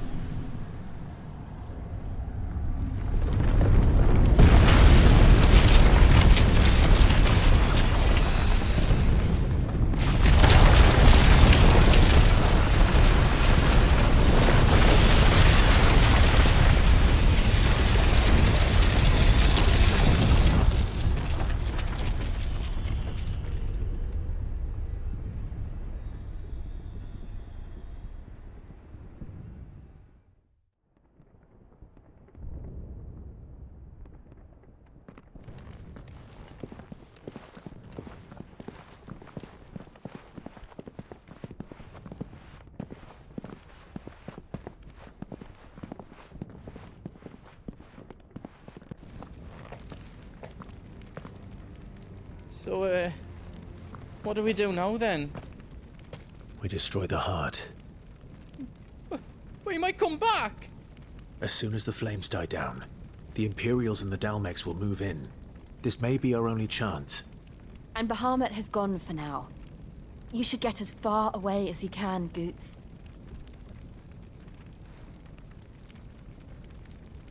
What? And leave you lot in the lurch? I can't do that. If you're staying, then so am I. I packed everything up before I made a run for it, so if there's out yous need, just ask. But I won't be giving it away for free. Nan'd never forgive us if I did. Thank you, Goots.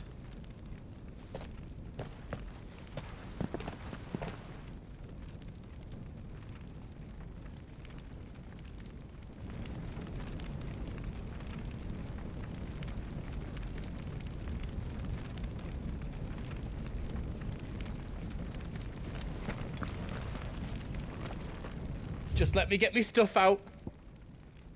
Let me show you me wares.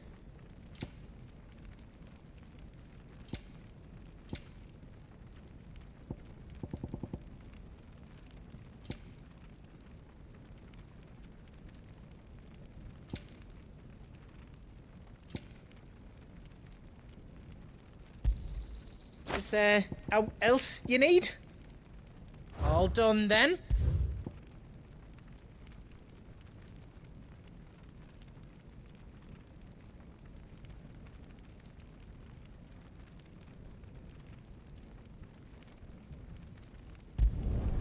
Did I do it right?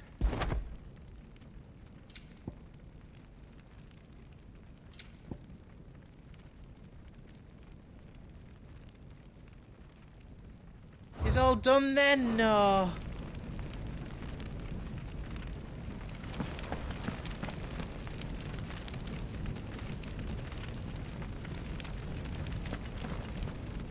Drake's tail is right there, Clive. It's time to free Storm from the crystal's curse. Oh, it's past time. But remember, Bahamut is still out there. And I dare say we'll be seeing him again before the night is done.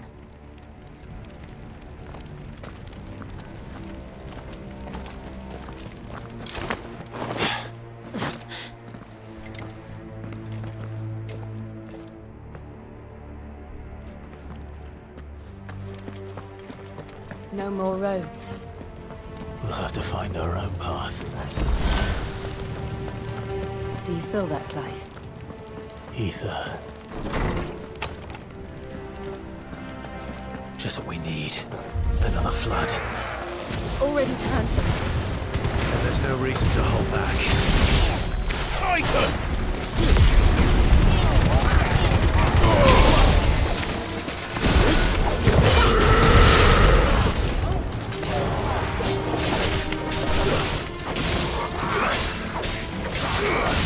Nice try.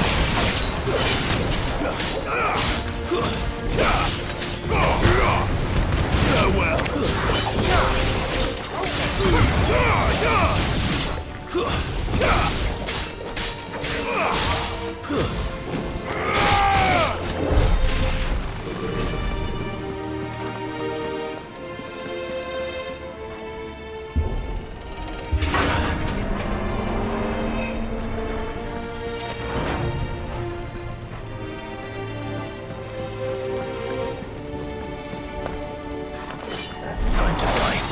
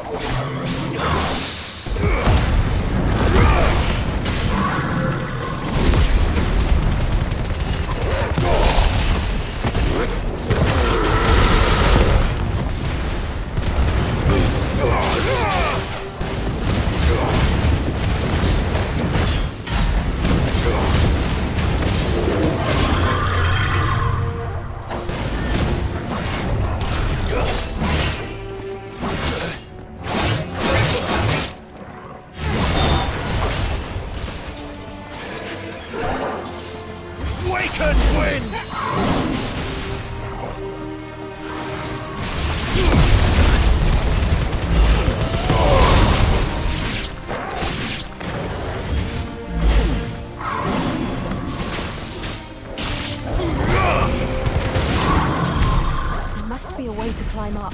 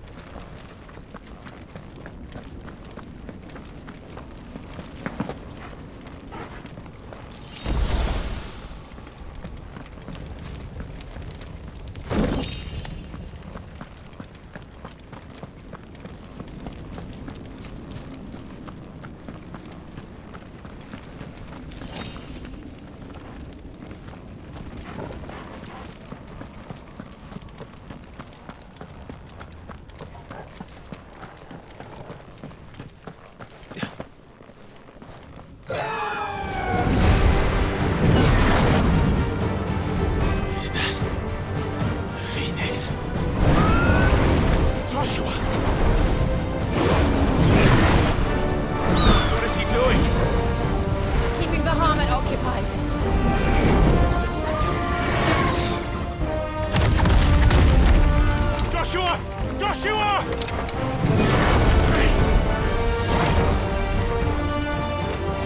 Don't, Clive. It's too dangerous. Fuck. Hold on, Joshua. I'm coming!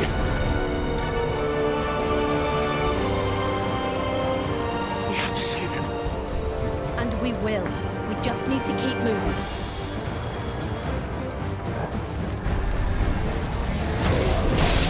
Come again. Not now.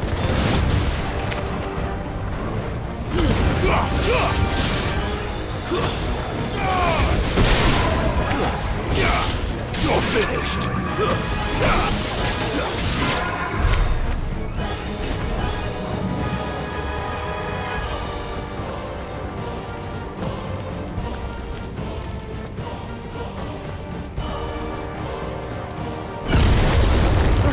What was that? Ahmed, he'll kill us all.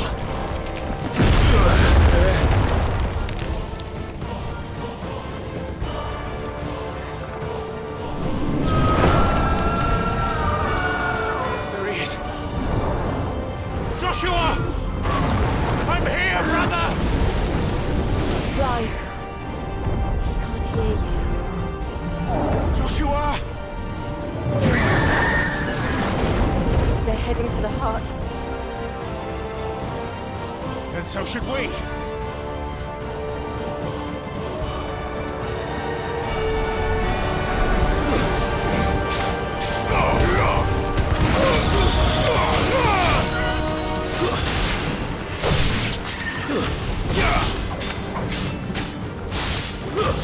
Stay down. You're finished.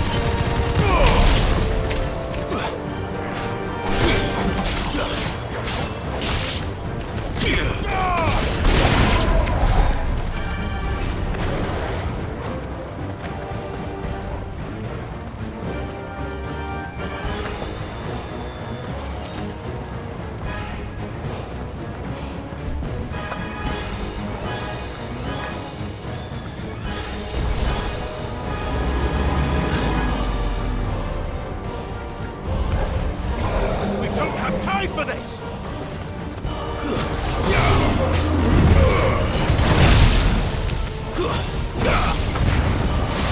It's over.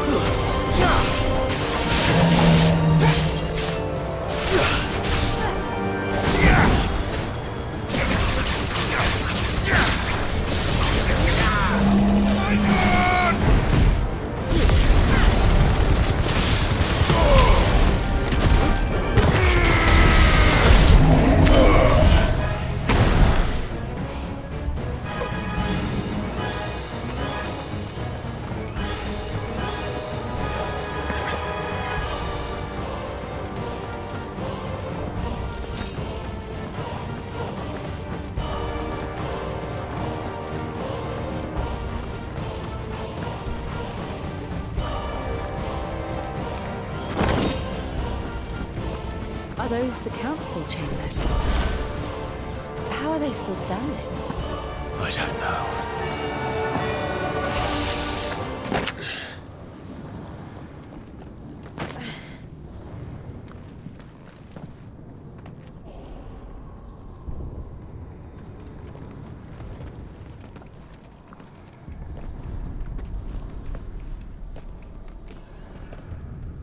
He'll be all right, Clive. He's a survivor. We're getting close.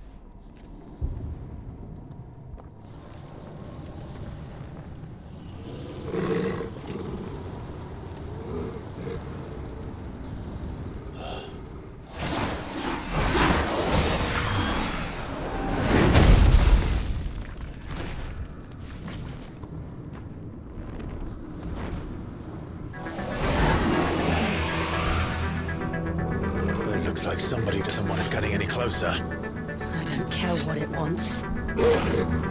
Neither do I.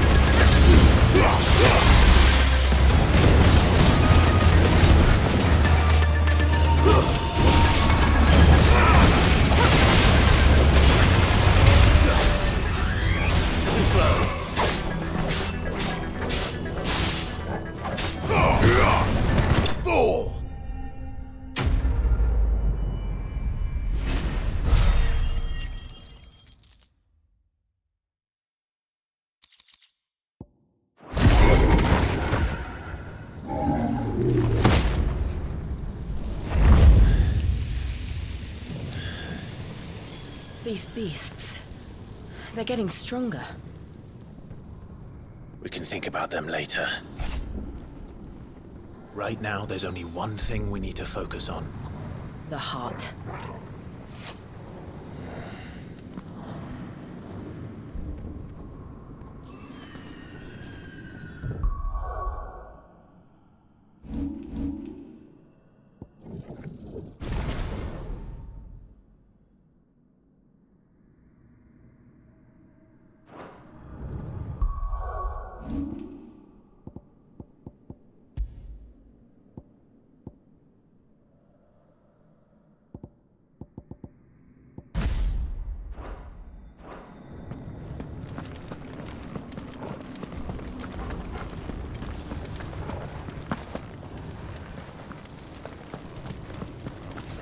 We might be able to get up through the building. It's worth a try.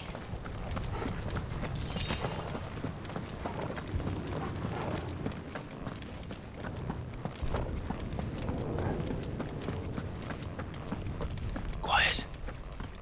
There's someone up there. Is someone there? Mother. It's you. What happened here?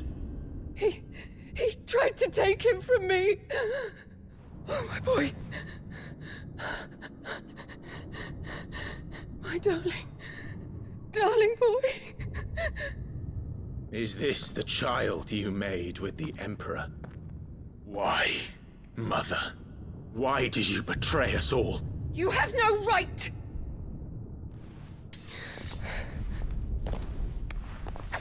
Answer him.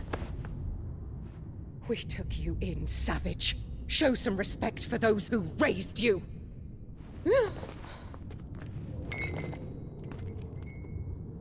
Honorable Elwyn, always thinking of his precious homeland. But what worth is a homeland in a world beset by the Blight? Father did not seek to protect his country. He sought to protect his people. A leader's duty is not to protect his people. It is to protect the source of his sovereignty. The noble blood that runs in his family's veins. So long as this bloodline remains unbroken, what does it matter if a nation falls? One can always found another. Unlike him, I did my duty. I preserved my line. I bore a son of the noblest blood, to whom the whole world might kneel. That is why I gave Rosaria to Sambrek, that I might join my line with the Lesages and birth a savior of this benighted land, blessed by both Bahamut and the Phoenix! You sold your country for a child. Why did he need another? You had Joshua. I had nothing. You were always your father's son, so very strong and bold and daring, and yet you failed to awaken. Would that Joshua had been granted 1/10 of your strength? Oh! How the nobles laughed that Elwyn's firstborn was surely the son of a concubine, and my own, not long for this world. The shame of it! The shame of being slandered by one's inferiors! How could you ever know how that feels? It should have been you! Why didn't the Phoenix choose you? Joshua's every waking moment was spent trying to shoulder the burden that you and the Phoenix and the Duchy foisted on him. That's why I became his shield. To help bear the weight. But what did you do? You betrayed your own blood and surrendered your son to his fate! Joshua, my darling boy. I never meant to hurt him. The soldiers' orders were clear. He was to be spared. Why did you survive when the only one I truly cared for died? What? Have you not looked out of the window? Joshua is here! The Phoenix lives on! He's battling Bahamut as we speak!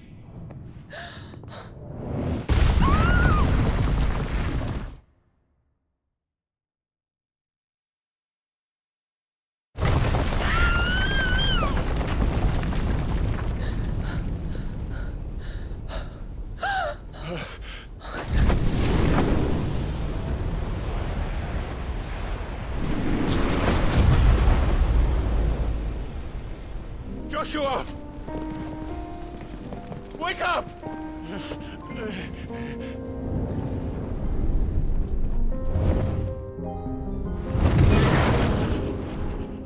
I am a shield of Rosaria.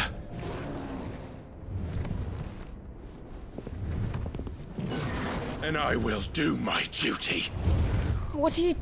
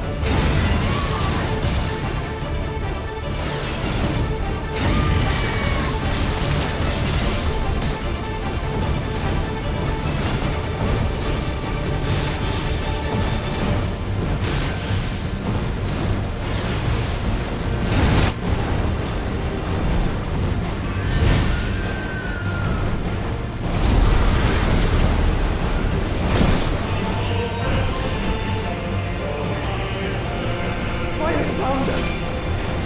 Those things are drawing in more ether than I've ever seen!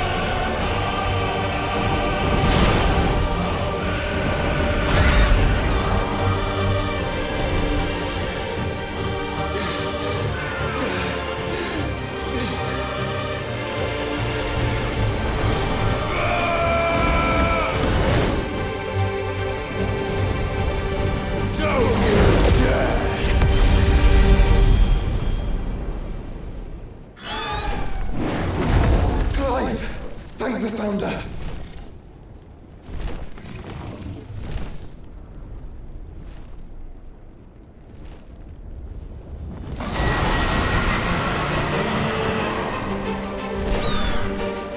It's now or never, Joshua.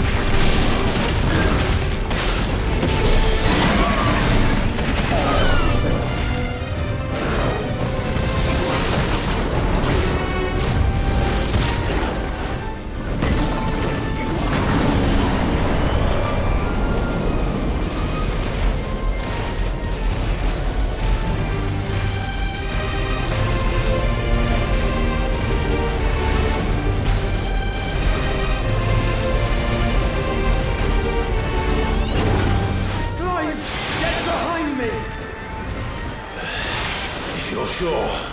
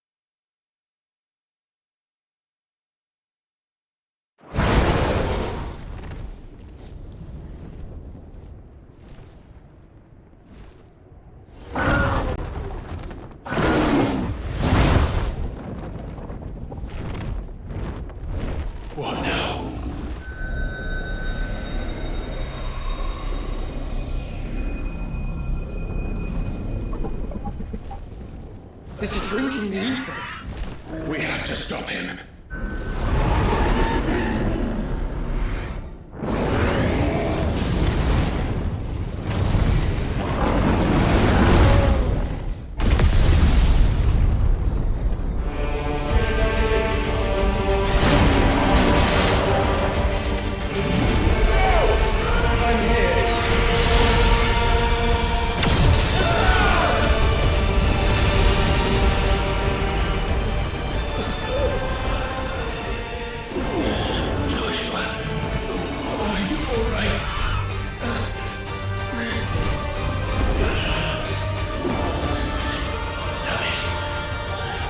Stronger than this. Come on, Ifrit. Show us your true power.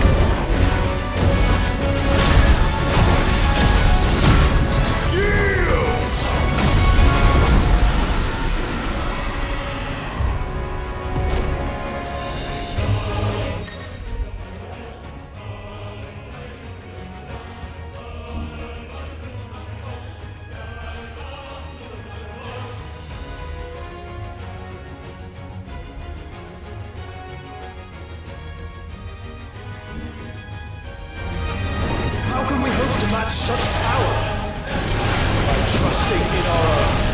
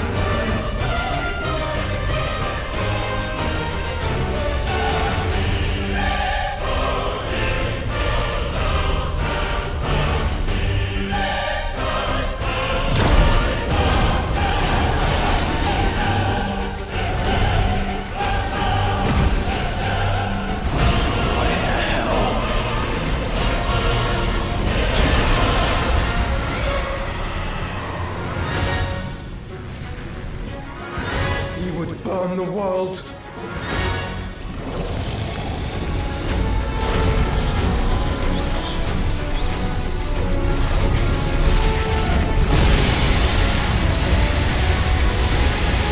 Not today. Come on, Joshua!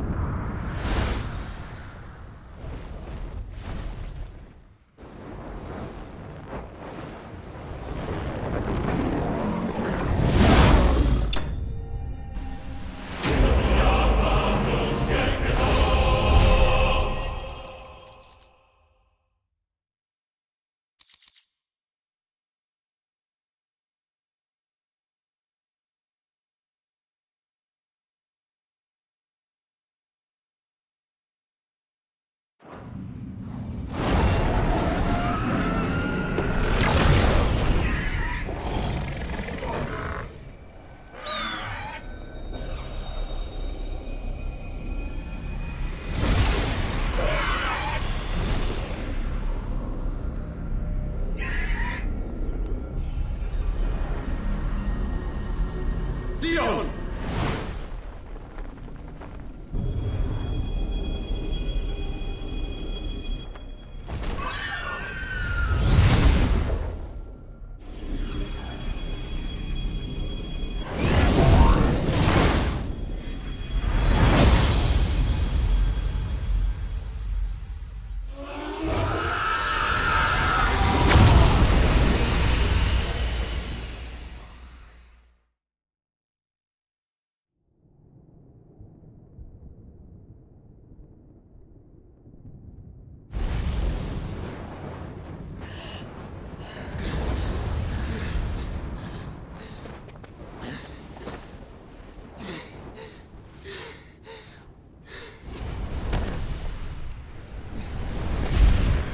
Joshua! Clive!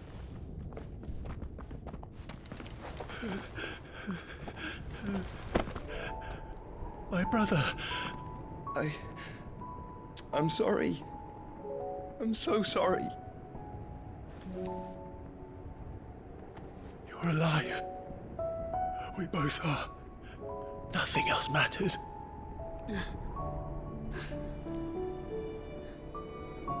I never dared hope that I would see this day.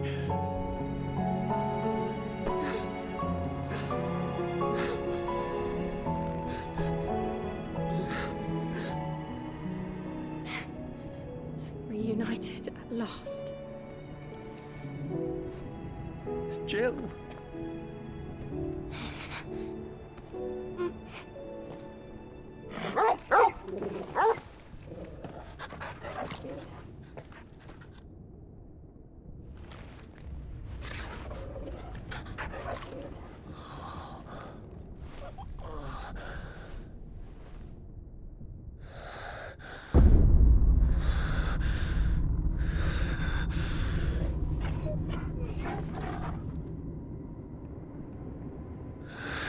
This is for my father!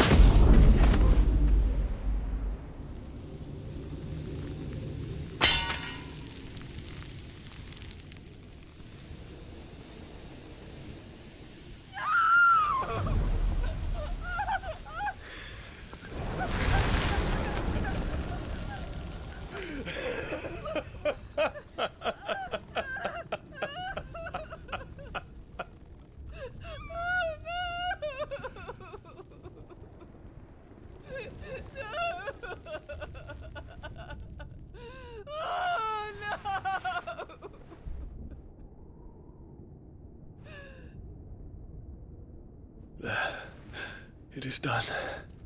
The demon, that would tear our house apart is no more.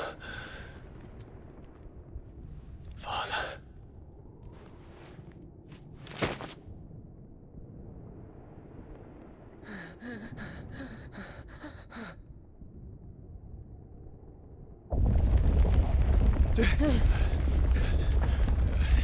The mothercrystal. It's collapsing. Right. We need to leave. No. Wait.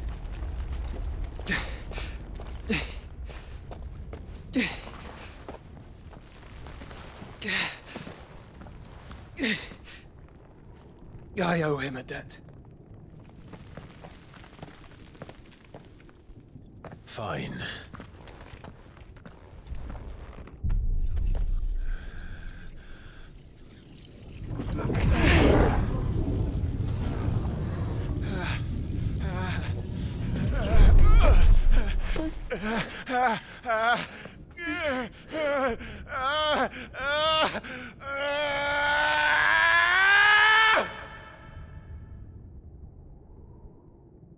You there. One section. Don't reinforce walls. Will be found. What is our situation? Report, Captain. Can nothing be done to call them off? I regret not, Your Radiance. The Dragoons answer to none but His Imperial Highness. The Council is powerless to intervene. We're hearing reports of rebel Madness is this, Dion. throughout the neighboring districts. Focus all efforts on extinguishing the fires around the capital. The city can wait. Don't dally, man, go! Your Radiance.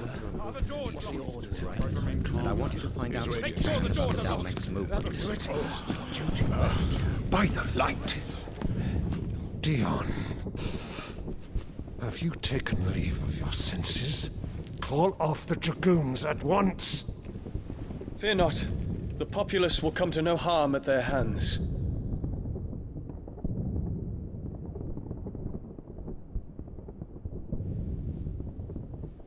I am here to save you, Father. Save me? A creeping darkness hides in the heart of Sanbreque. It stems from your wife, the traitorous Annabella.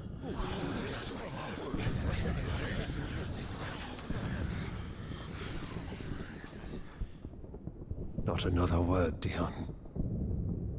Father, though you may not see it, the darkness has taken hold of you. It has made you forget yourself. But I bid you remember, there was a time when you ruled not with cruelty, but with compassion. Why now do you turn your back on your people? Why now do you seek to stoke the fires of war? You too have borne witness to this change, Your Eminences. And you know, as well as I, who is responsible for it. A puppet now sits upon the throne, but cut his strings, and the master loses the power! What?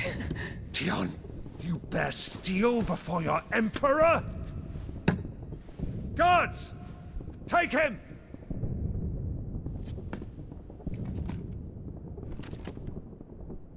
For every citizen who falls, another can be bred. For every home that burns, another can be built. Those were your words.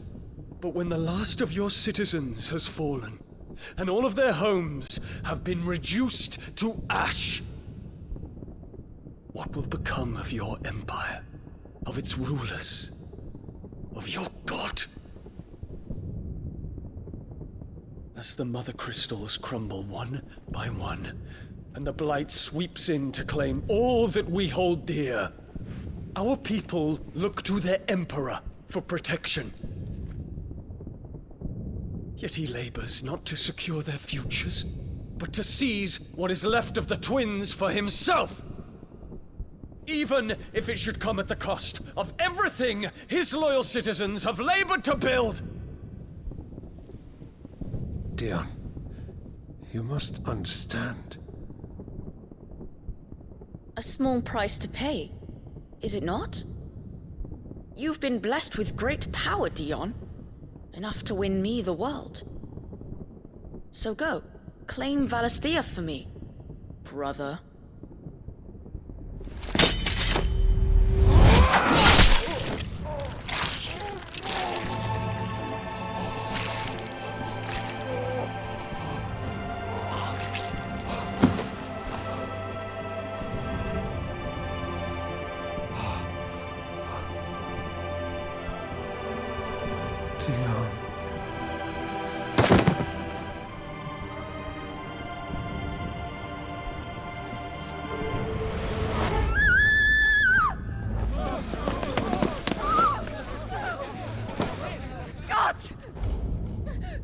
us!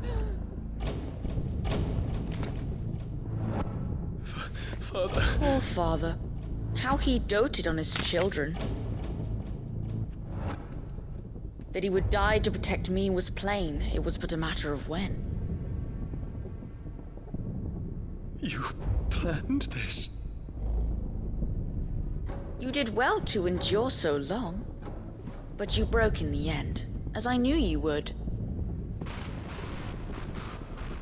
And now Muthos approaches. Put him to the proof. I would see if he breaks. Go, Bahamut. Kinslayer.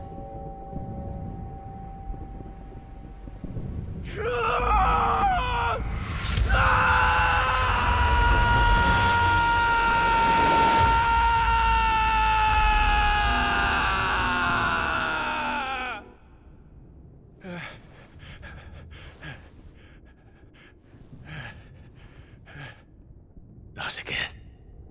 Brother?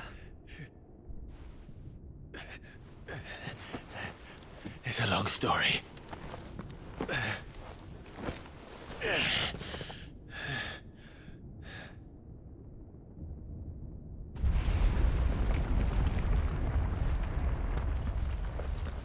You cannot stay here, Mother. Come. Take my hand.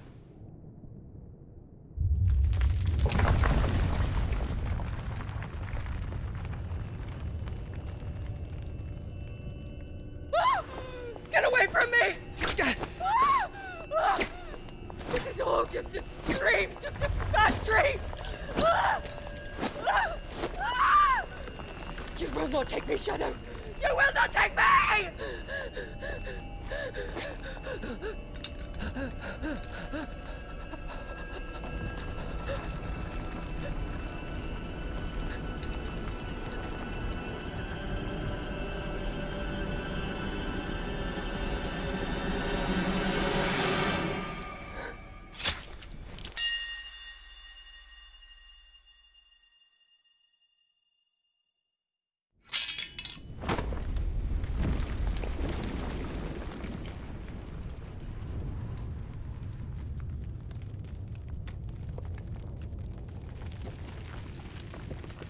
Mother.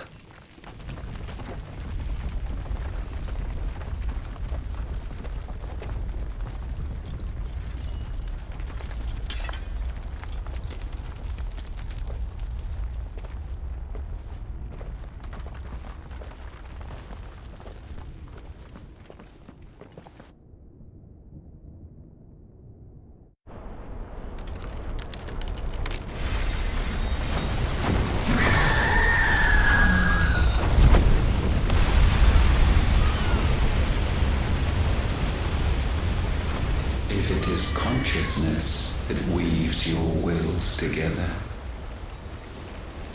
consciousness that blurs the boundary between your own will and that of others, then we shall set you apart once more. The ties that bind you shall be severed, and humanity return to its proper place.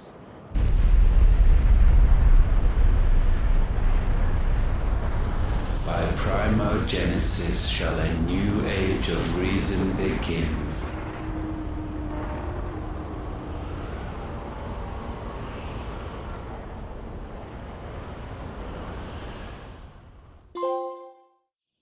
Relax, Your Majesty.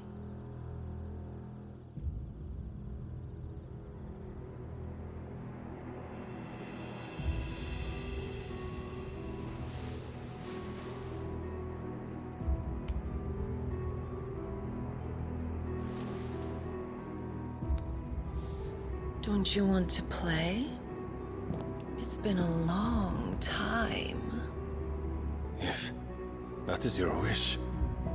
Men, you are as meek as all the others.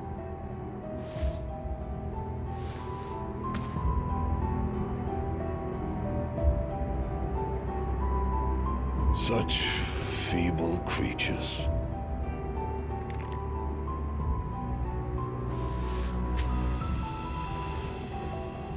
Gifted the power of icons, yet slaves to fickle emotions which usher you to your doom. And so you bind your fragile wills with strands of consciousness.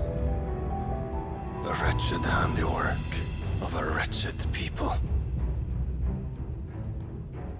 The Sons of Fire were united at last, and for but a moment their flame burned bright. Soon Muthos shall become our perfect vessel. And then shall the world be remade. Not before the bonds are severed, of trust, of respect, of love. Only when every strand of consciousness is cut away, may Muthos return to our side. By primogenesis shall all be undone. Mankind shall be rid of his wretchedness, and Muthos of his will. But while he yet clings to it, he has the power to forge bonds anew. And so we bid you, find Muthos, and sever every one. To destroy that which has no physical form, you ask the impossible. There is nothing your black blade cannot cut, Odin. We shall unite with Muthos and bring forth a new world. So long as our vessel remains unclaimed by humanity. It shall be done, Master. My will is yours.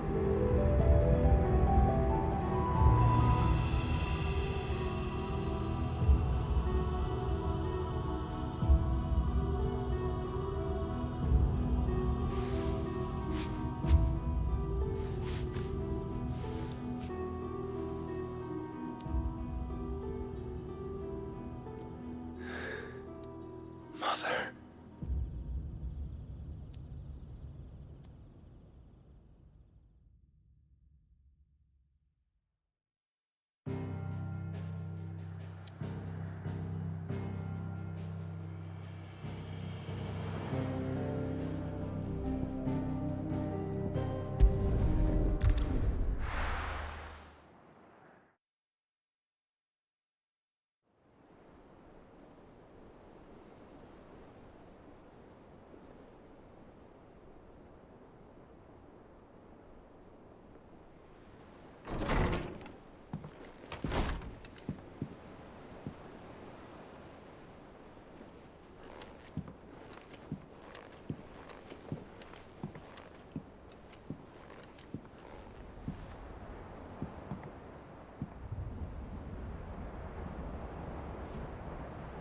How is your brother?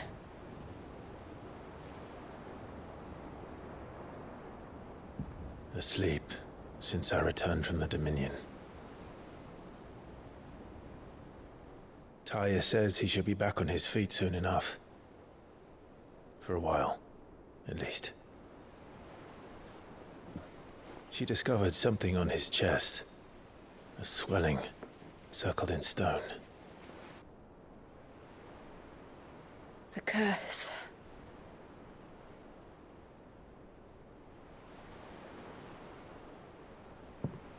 For every mountain we climb, another rises up to greet us, doesn't it?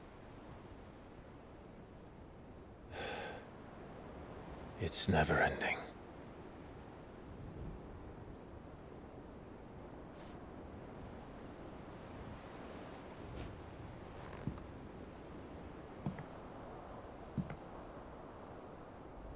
Even the sky seems to have grown tired of it all.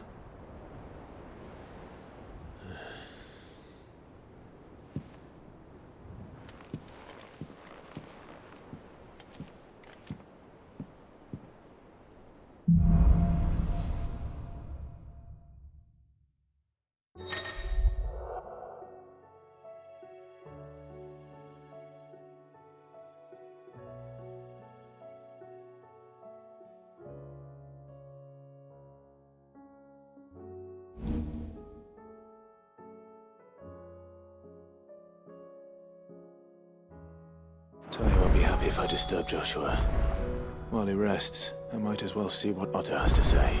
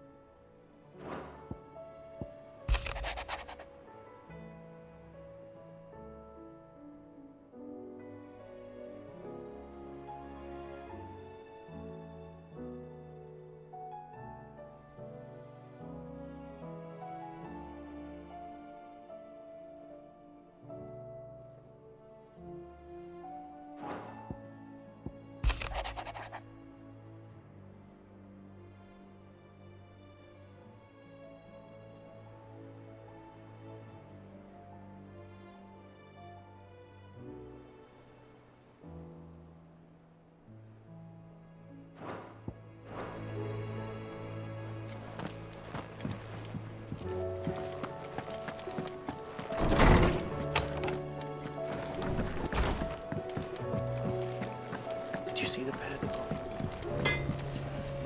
Yep. What do you want? No scratches, all right?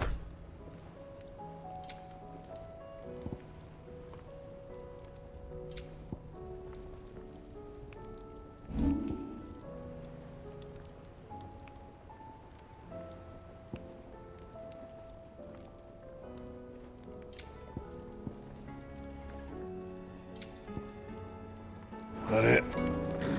Fine. Clive. If you're gonna buy something, be quick about it.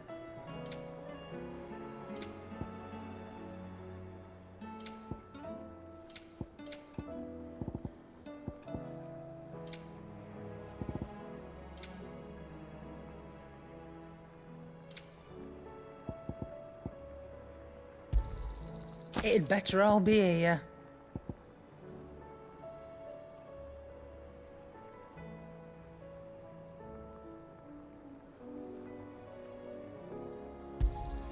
You'll not find a better price than that.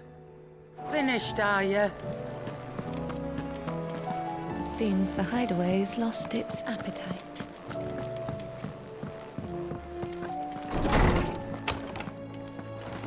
Is a storm coming soon? Good morrow to you, my friend. I don't believe you've read this particular chapter before.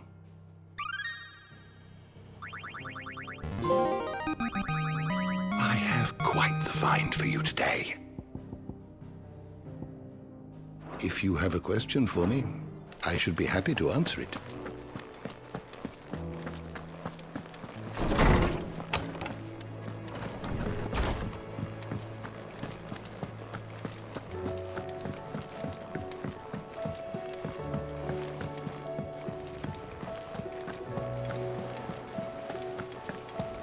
Did you see that?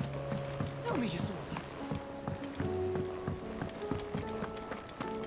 What are you making them skies then? You'll omen as well. How may I help you today, Clive? Is everything we've received and everything promised? Here you are.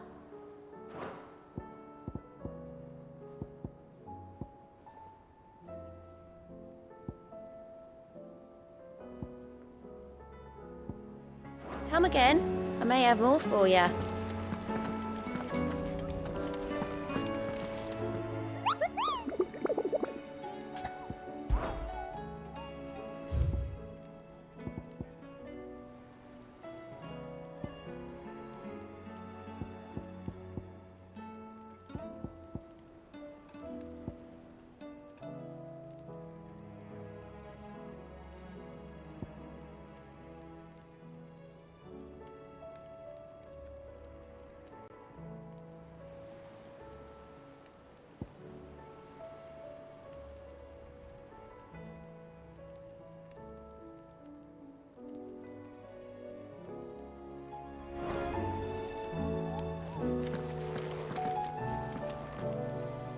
Otto, how fares the realm? The realm? Oh, she's just fine. As long as you look past the fat storms out mother crystals and her skies are a roiling cesspit. And Gav? He's with your uncle in the Free Cities, helping Mid with her project.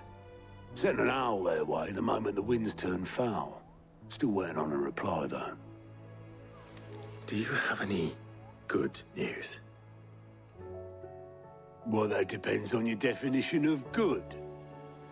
All right, fine. What do you suggest we do? Oh, no, I'm just a messenger. I leave the scheming to those more suited to the task. Could be that Lady Vivian and Old Tomes have their own thoughts on the current state of things. Could be that they don't. It certainly can't hurt to ask. I suppose not.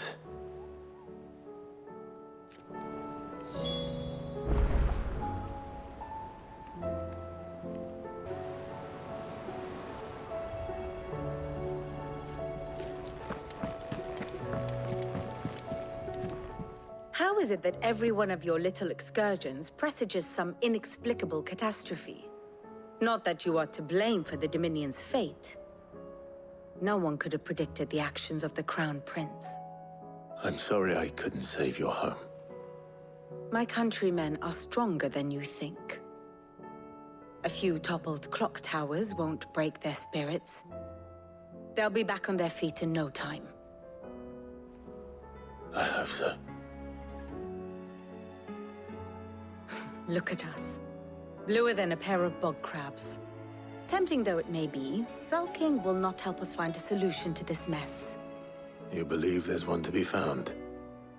I don't know. But I am certain we're more likely to find it if we first examine the facts.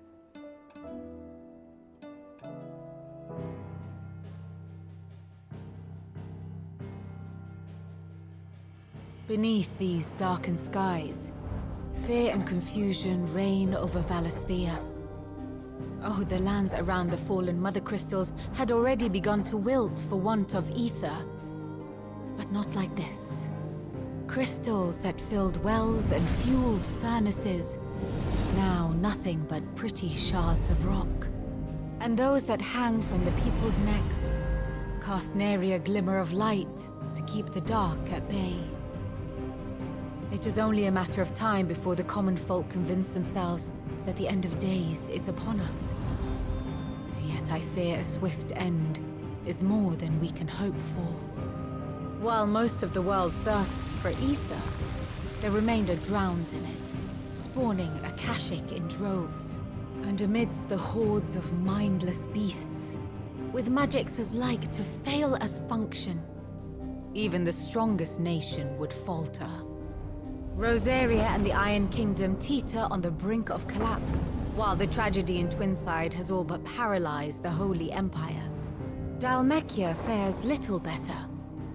Rumor has it the ministers fled the capital after the fall of Drake's Fang, leaving their beloved republic to crumble.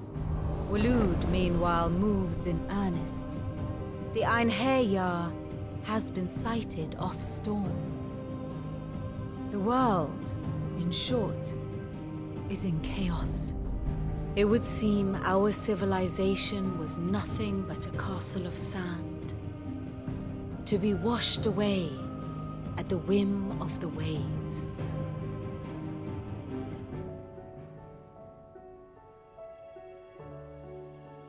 A castle of sand. Not my best flourish, but it seemed fitting. The reports I've received are considerably more blunt in their appraisal. Without the protection of their nations, it will fall to the people to defend themselves against those who would take what is theirs. Which is only ever going to end one way. Defending a farmhouse against a band of chocobo thieves is one thing, but pitchforks and palisades will do little to stall an army's advance.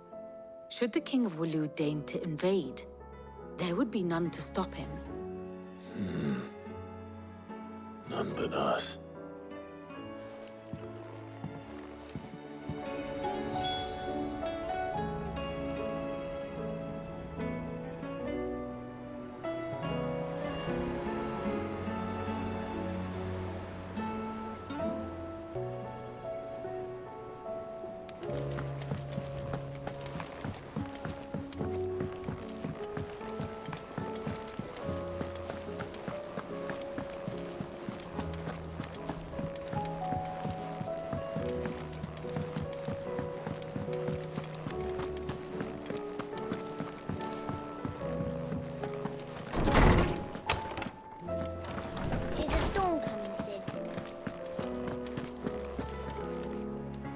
Let me guess.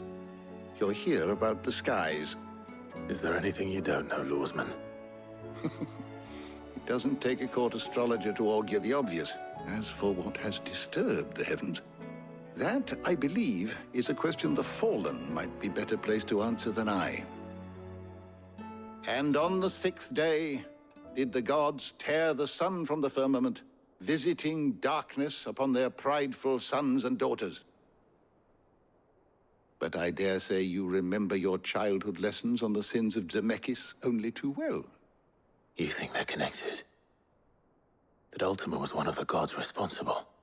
Well, he has certainly exhibited powers that we mortals would associate with the divine. There is nothing divine about him. But he wouldn't be the first god of whom that could be said, now would he? Yet for all the fairy tales that tell of the sins, there is almost nothing in the way of actual historical accounts. Had I the Journal of Moss the Chronicler, I may have been able to tell you more, but alas, I fear all remaining copies have been lost to time. You will forgive me, I hope? Certainly not. Because there is nothing to forgive. Even without this journal, you've provided us ample wisdom. And we will always be grateful for it.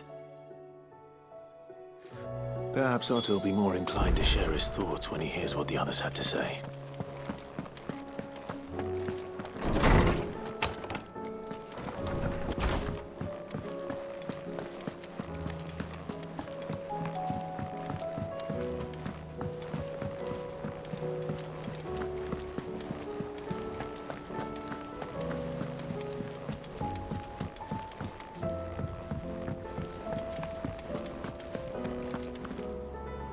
Clive, we have a problem. Only one. That would be a first. It would. Actually, there are 3. We had as many owls arrive while you were at the shelves. Martha's got a Kashik out her gates, and talk of monsters roaming the hills outside of Northreach has put the wind up Isabel and her lot. And don't forget Dalimil. Lubor says the village was raided by bandits. When it rains... It fucking pours. The curse breakers are spread thin, taking stock of the damage in the Dominion. And even if I could get word to all of them, I doubt they'd get here in time to make any real difference. Which means there's only 2 people who can. Jill and I. Let them know we're on our way.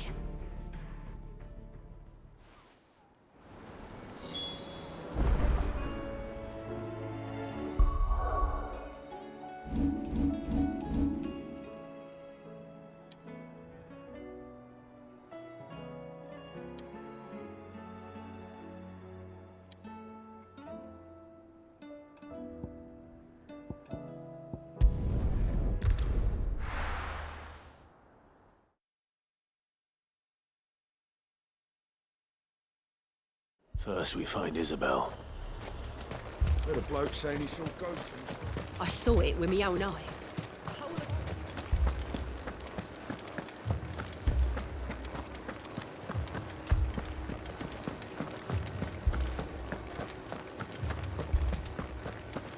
I can't do it.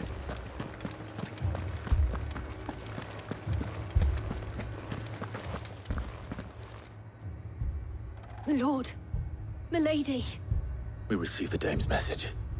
There have been sightings of strange creatures, I understand. With the blue eyes. Yes. Like a Kashik, but different. They've taken so many. I've lost count. A Kashik, but different. Ultima's thralls. And what of your mistress? Is she here? Oh, no. She went to the garrison to ask what they were planning on doing about all this. Then we'll look for her there.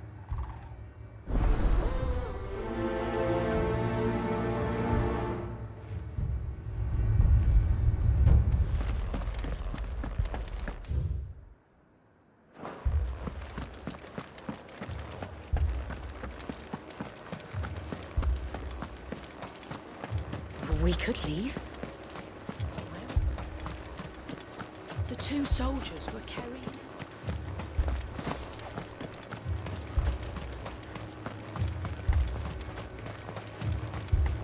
Madame, please! Half the garrison's been slaughtered by those things. We lost the captain this very morning. We've tried requesting reinforcements, but there's been no word from the capital or the Dominion in days! What more would you have us do? I would have you do your duty. Those at the Vale look to me for protection. And protect them I shall, because they are my charges, and that is my duty. In case you have forgotten, the people of this town are your charges. But more than that, they are your people. Your sisters, your brothers, your lovers. So you have a choice. Lay down your sword and watch as they are slaughtered, or take it up and do what is right. She speaks the truth, you know. This here, it's all we have. It's all that's left. What we have left is our lives! Do you really want us to lose them as well? Not if we don't have to. Look, there's a cask under the captain's bunk. Let's talk about this over a drink, eh? I'm listening. I'll have a word with her.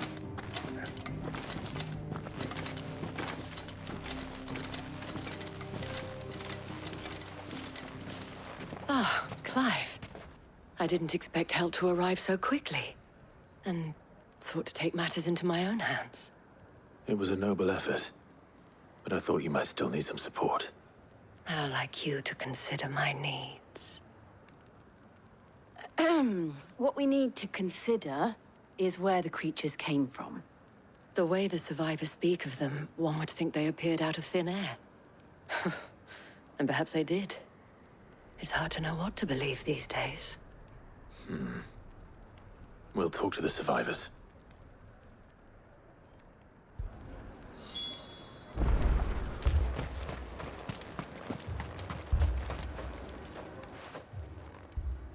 You're a pikeman, yes?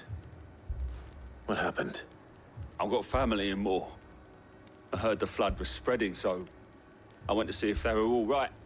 And a pack of them glowing things found me in the meadow. I ran for my life. I never did get to the village. Leave that to us. My family? They're still in the capital. I'm sorry, darling. I truly am.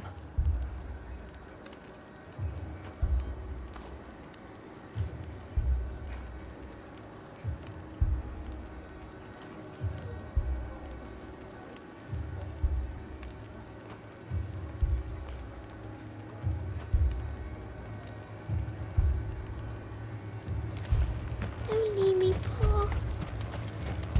That thing? Did you see the creatures that attacked you? Creatures?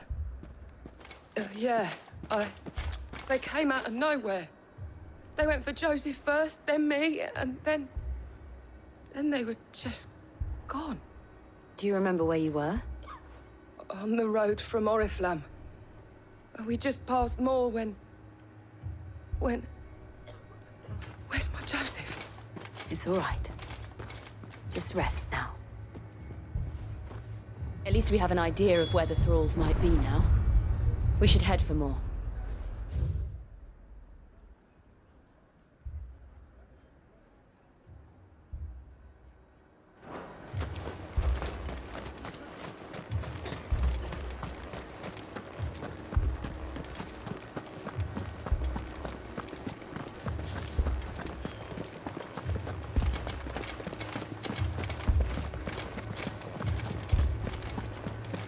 It was all they could do to escape.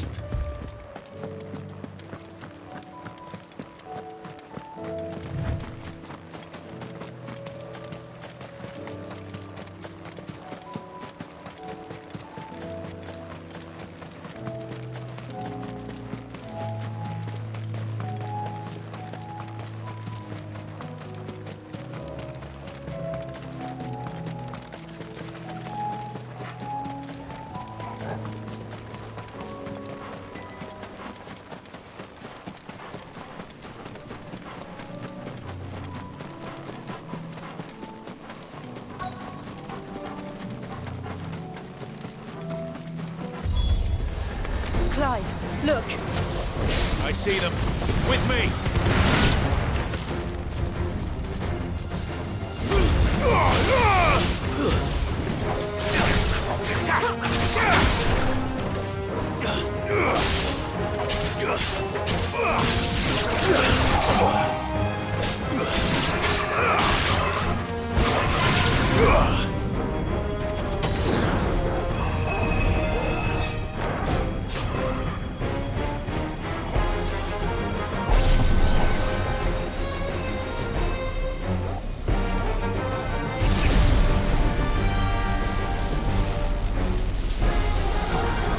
Too slow.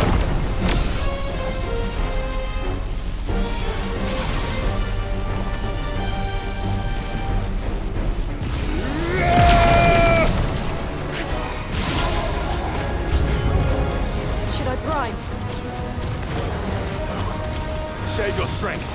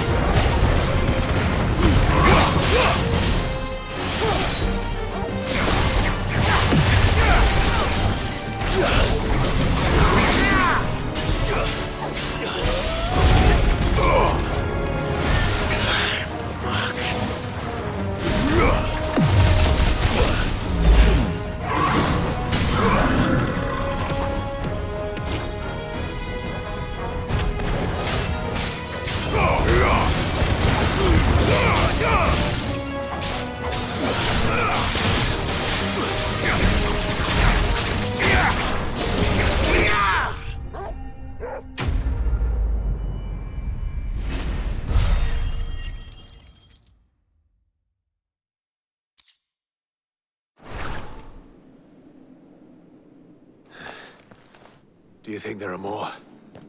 There are always more. But I'd say we've done what we can for the time being. Then we should let Isabel know.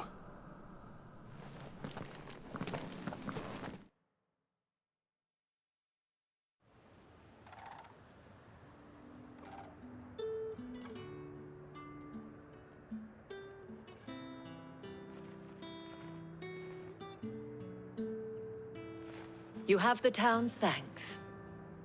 Don't thank us yet. There will be more. Many more. And you'll need to be ready for them. Oh, we shall. Isn't that right, Captain? Yes, milady. The garrison will be ready. Philippe here has convinced most of the men to remain at their posts. For now, at least. Hearing that the Dane would look kindly on any man who committed himself to the task certainly didn't hurt.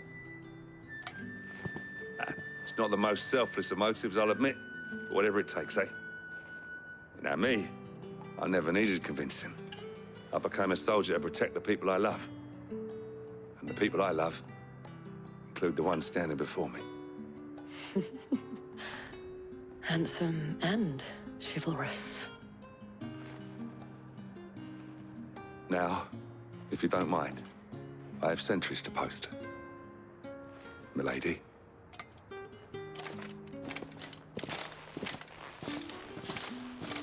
Lest you wonder, I'm not foolish enough to believe that this has solved all of my problems.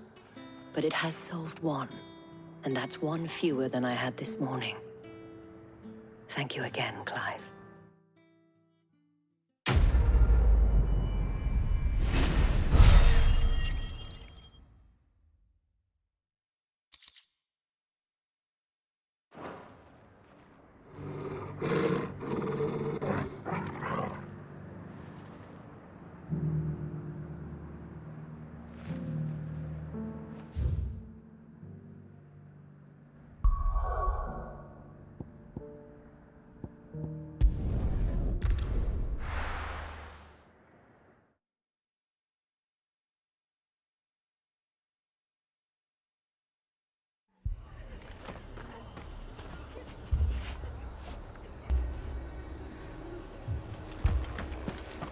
This man's gonna die if we don't get him to a healer.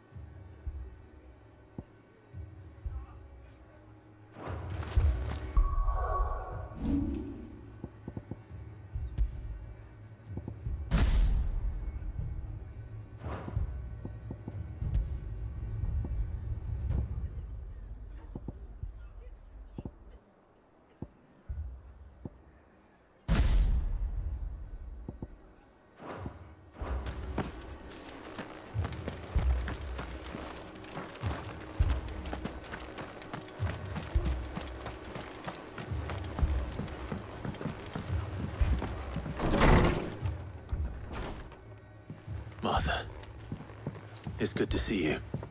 And you, Clive. Jill? Otto said you'd been attacked by a Kashik. What exactly happened here? Those skies are what happened. Not long after they fell dark, we had our first visit. There were hundreds of them. Tried to storm the hill. Only a handful made it up here, but that was more than enough. The rest are still down there now. And while we have a few willing fighters holding them back, they're sorely outnumbered. What do you think, Clive? That we join the fight. I thought you'd never offer. Now, where I need you is the Fallen Gate. That's where the fighting is fiercest. Let the men know you've come to help. Something tells me they'll be pleased to see you. We're on our way.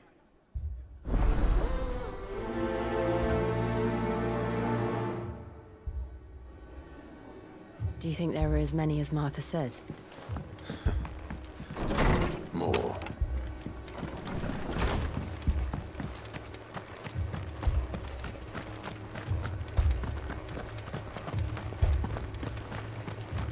You don't think they've abandoned us, do you?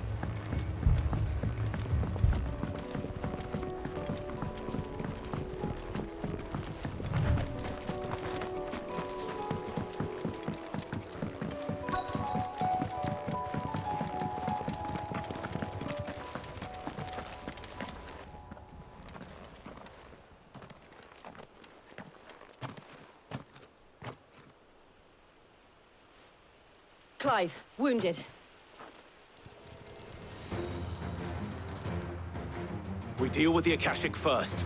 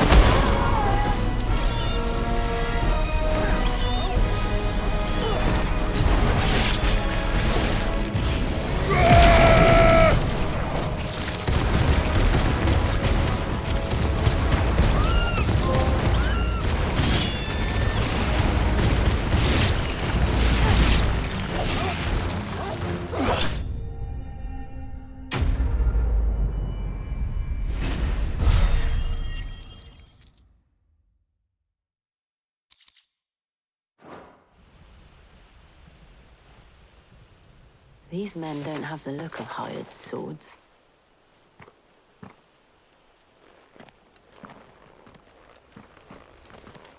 If you've come to rob this place. You are mistaken, my Lord Rosfield. We're here by Madame Martha's leave. How do you know my name? Forgive me, my lord. There wasn't time for introductions. We're with the Guardians of the Flame. Wade's men? But how did you come to be here? Where is your commander? Sir Wade left earlier with a scouting party to find out where the Akashic were coming from. Did he? Take your wounded back to the inn. Martha will see you're looked after. We'll join you anon.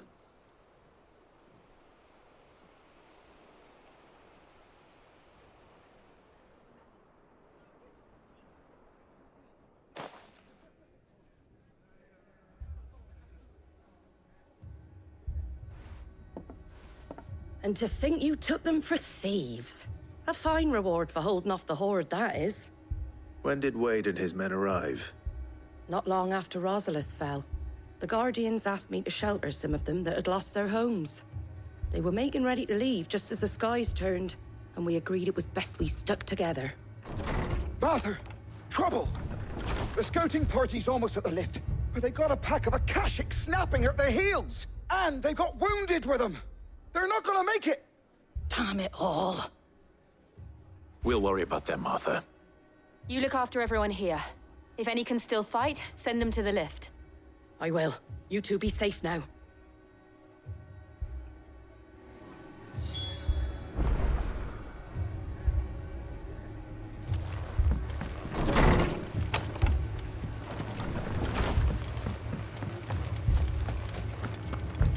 My brothers.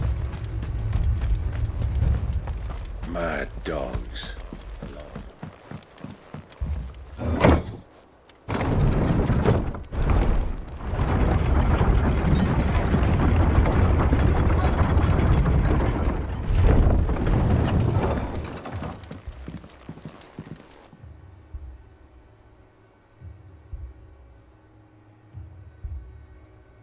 Squire, I need you to get those who can still walk up the lift to Martha's. But what about... I didn't ask, Oscar. Sir. So, Wade. Lord Rossfield. If you aren't a sight for sore eyes. Martha seemed to think you might need some help. And by the looks of it... We thought we could sneak by them. But we didn't know there would be so many. How could we have? Behind you!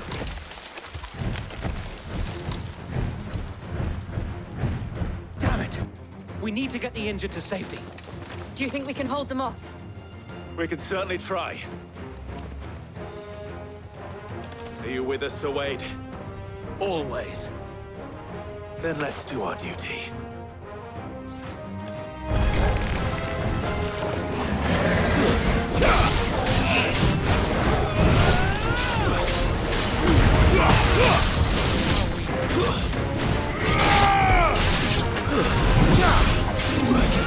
Too slow.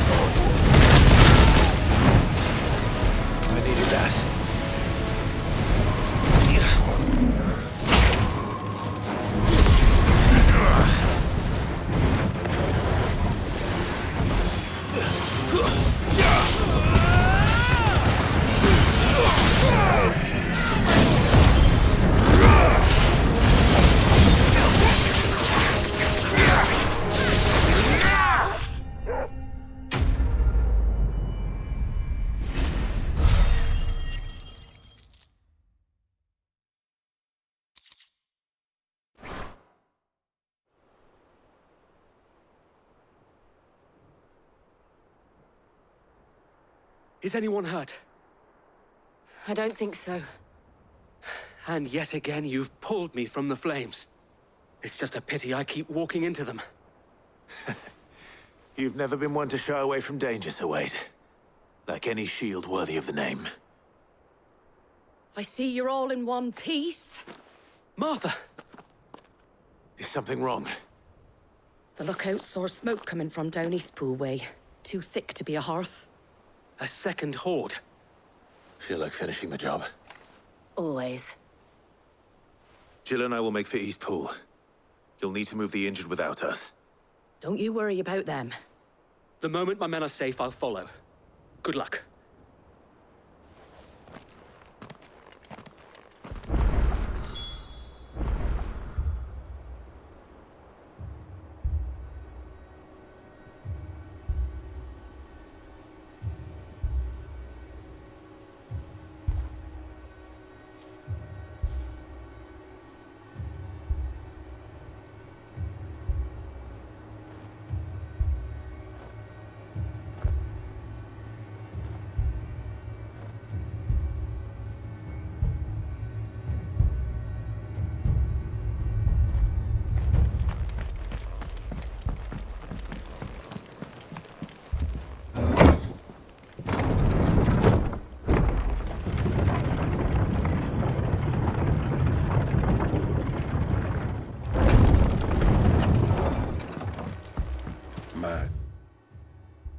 Dogs alive.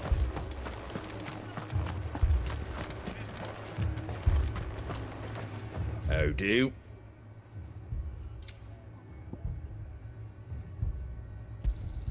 Thanks very much. There you go. Take care out there, eh? My brothers.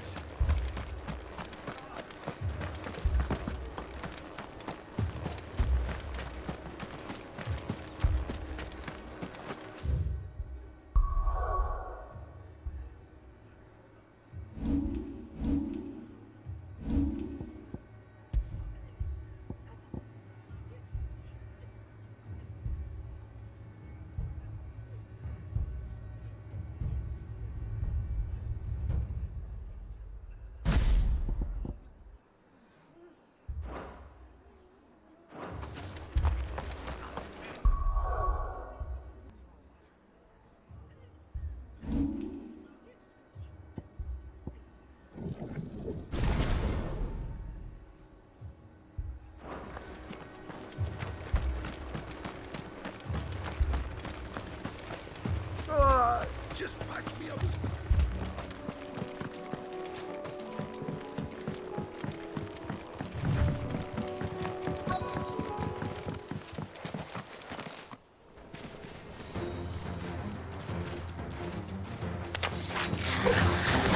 They're headed for the rest. We have to slow them down. Martha and the others won't be ready.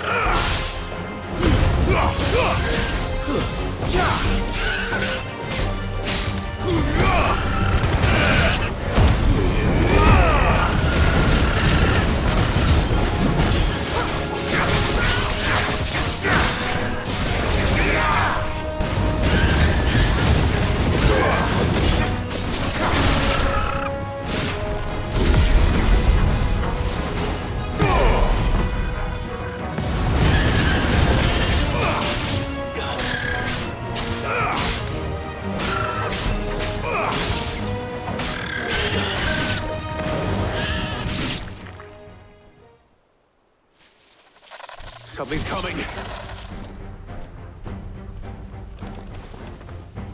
Apologies, my lord. Did I miss anything? Only the first round, so wait. Shall we?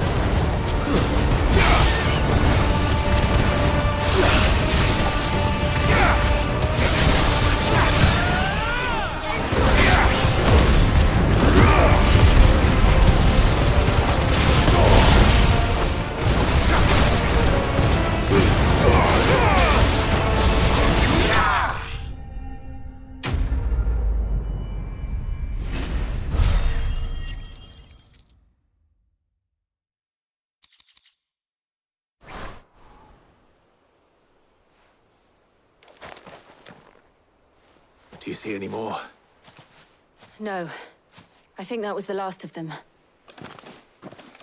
But it won't be long before the next lot arrive. Then we make for Martha's while we can.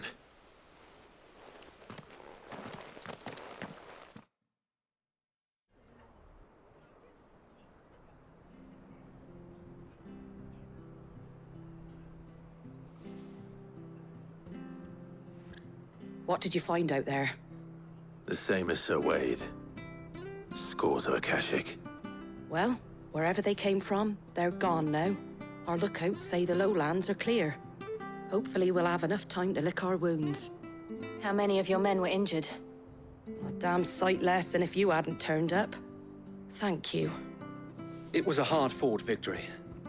But as long as the skies remain dark, I fear the Akashic's numbers are only going to rise. It's not a matter of if the Horde will be back, but when. And whether that's sooner or later, we'll need to be ready. The inn here affords a good view of the land, and is easily defendable. I'd like to make this one of our outposts. What do you say, Martha? You'd have more men to guard the rest. Well, when you put it like that, of course they can stay.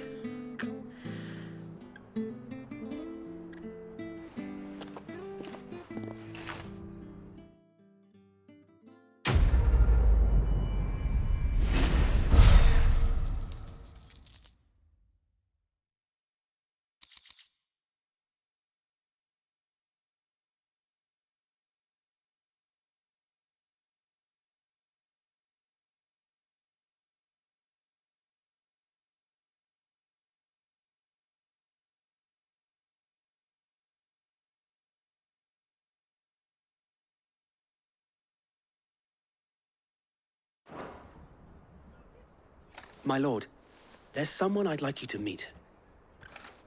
Oscar, over here.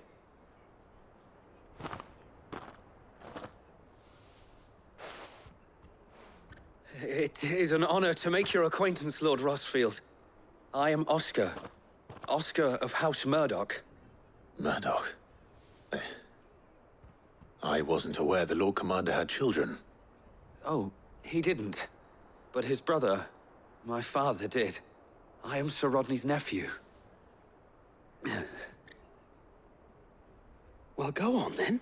It's not for me to ask him. Yes, Sir Wade.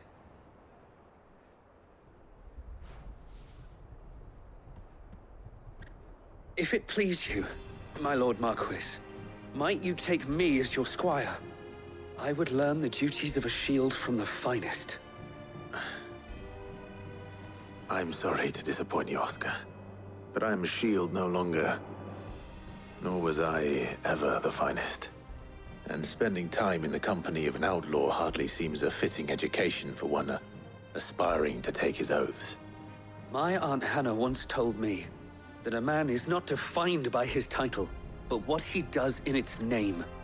You have accomplished much since taking on the mantle of Cid, winning no little honor in so doing. And I would sooner serve under an honorable outlaw than an unworthy shield. Not that Sir Wade and the other Guardians are... I mean to say that, they're... It's all right. We know what you mean. There is only so much the boy can learn from me, my lord. But a squire... Would that really be so bad? You were a squire once. And I'm certain Sir Rodney would approve.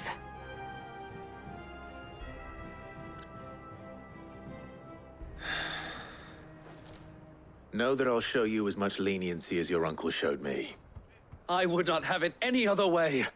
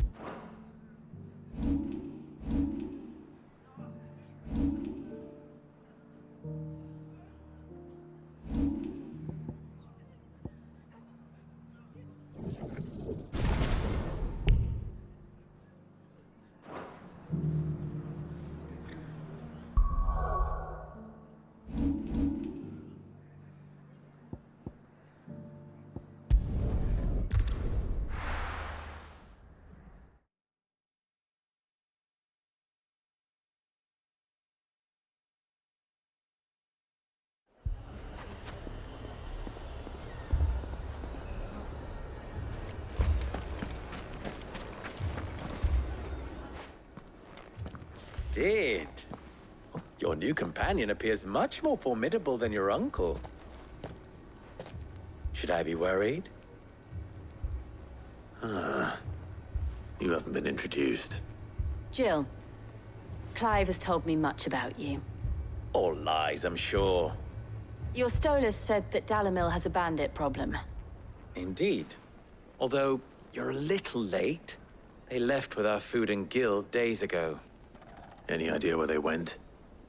The desert's a big place. Your guess is as good as mine. But the fact is, I have more immediate concerns. What did you say to me? What did you say? Ah, as if by magic. Let's just say we've yet to reach a consensus about how to solve Dalimil's little problem. And at this rate, it won't be the actions of the bandits which prove to be our undoing. It will be our own. I've tried reasoning with the dissenting parties, but even the Desert Hare has limits. Perhaps we could talk to them. What makes you think they'll listen to us? What makes you think they won't? She makes a fair point, Cid. And you won't have wasted much of your precious time if you fail. They're just across the courtyard.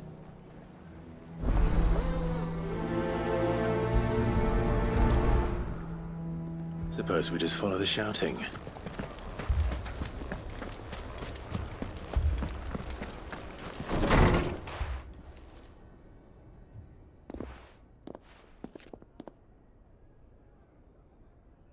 You wouldn't talk like that if it had been your men whose throats were slit. Blood for blood, it's the only way. We hire mercenaries and have them mount the bandits' heads on our walls as a lesson to the rest.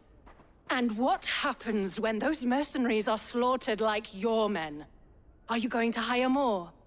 We're better off using that coin to buy food and supplies. If we hire mercenaries, the only thing we're buying is the bandits' ire. And you cannot fill empty bellies with that. Do you hear me? But what happens when they come back? Maybe it'll be your throat that's slit. That's enough.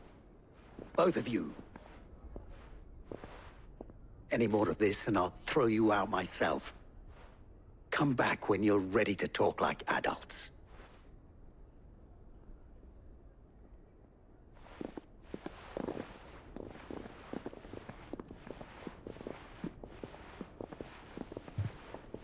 Victor. What's he doing here?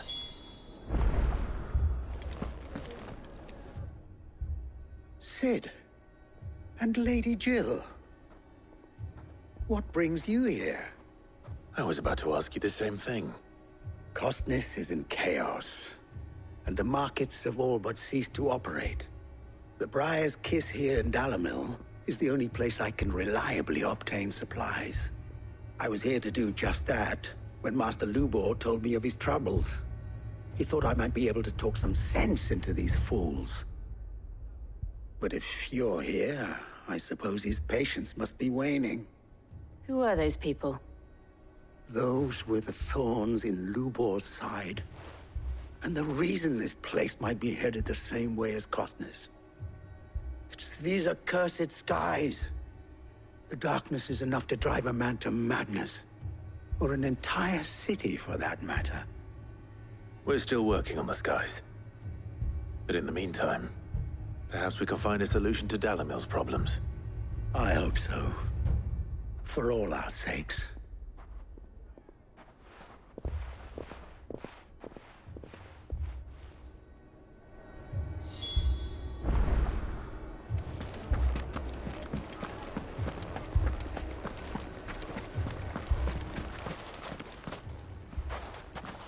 So, you see my predicament? What I saw was a room full of people who were angry and afraid. And with good reason by the sound of it.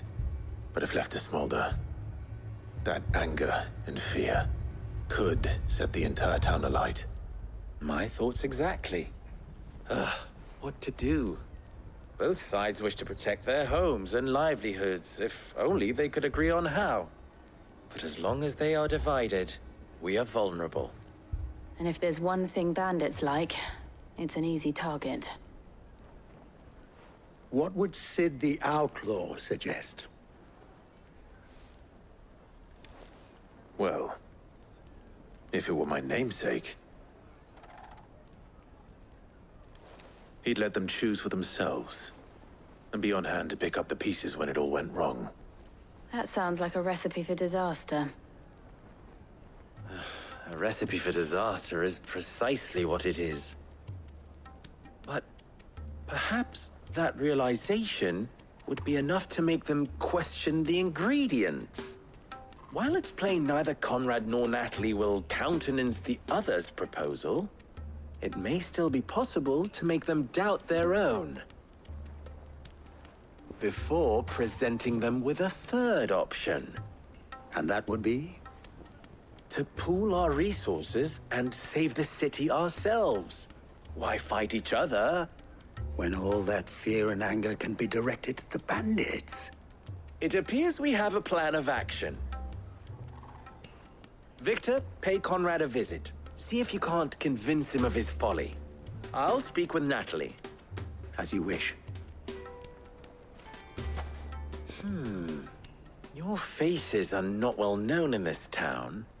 That may prove useful. Don't worry, Victor and I will do most of the talking. You need only play along. Play along? What he means to say is yes.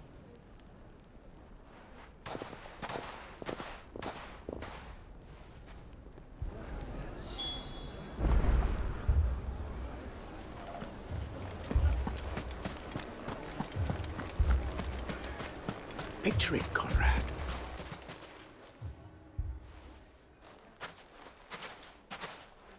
Ah, here she is. The Lady of the Spear herself. Conrad, may I introduce you to Jane, commander of the Red Wings, the oldest mercenary guild in the Free Cities.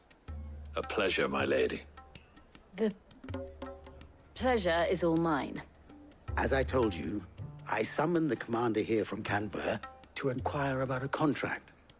Victor says you told him no. That there aren't any men left to hire. Is that true? True as the crystals cracked.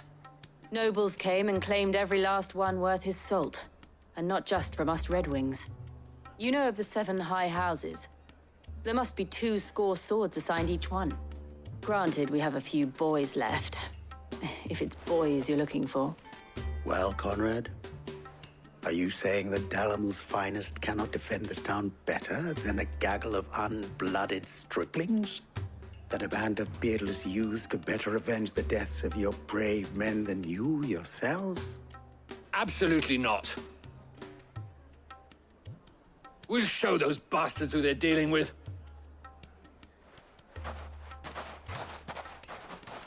I can't believe that actually worked. Conrad's not what you called the brightest candle in the crypt. And there's a reason why I had you do the talking and not Sid. Well played, my lady.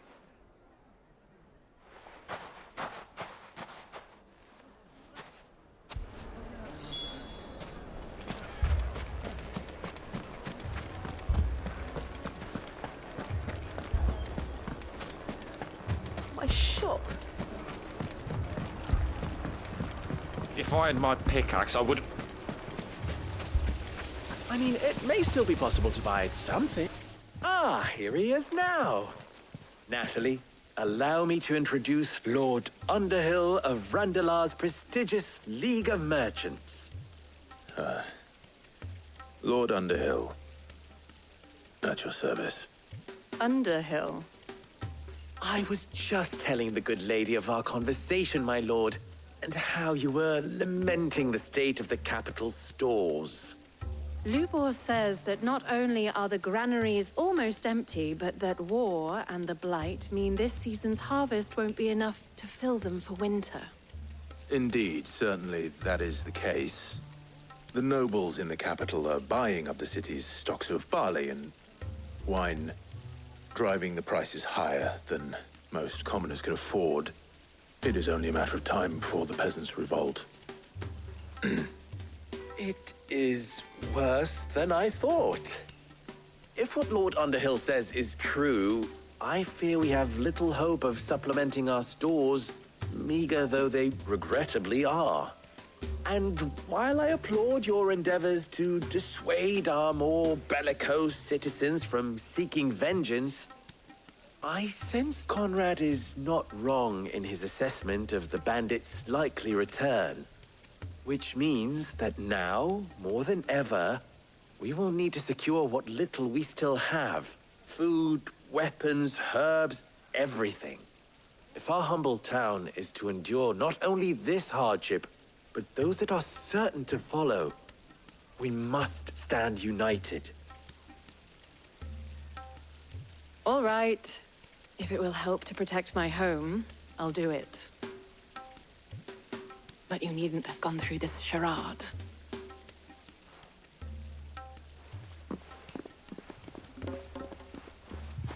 Thank you, Clive.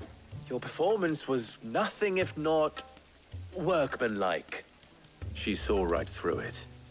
I didn't say it was good, merely that it produced the desired effect. Now, my scouts should be returning shortly. Meet me back at the Briar's Kiss, and we shall see what we face.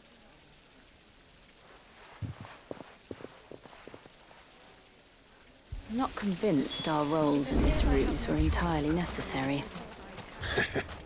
I don't know. Conrad seemed quite taken with you. Mummy, I'm scared. Oh, I'm ruined. Good news, Sid. Both Conrad and Natalie have somewhat gracefully accepted their new roles. With time, they may even learn to. Time no longer appears to be the luxury it was before lunch. I take it your scouts found the bandits. Technically, it would be the bandits who found my scouts. It appears they march for Dalamil as we speak. All of them. You're not serious. They don't just want food, they want the whole damn town.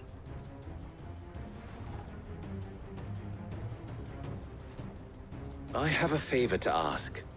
I'm told the bandits march in 2 groups, one from the south and one from the desert, in a move doubtless intended to stretch our already gossamer-thin defenses. Very well. Jill and I will meet those from the desert. But what of the rest? The rest, my friend, the city shall fight. Together. The stakes, I concede, are high. But if this does not unite Dalimil, nothing will. That is a lot of faith to put into those who had their hands around each other's throats but a moment ago. Then it will be for us to see that their hands are kept occupied. And I do mean us. I thought you might say that. We'll hold them off for as long as we can. And we will do the same.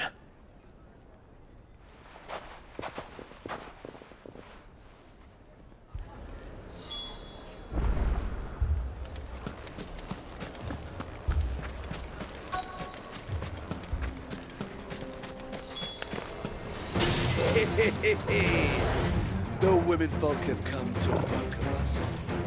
I'll take that one. He's all yours.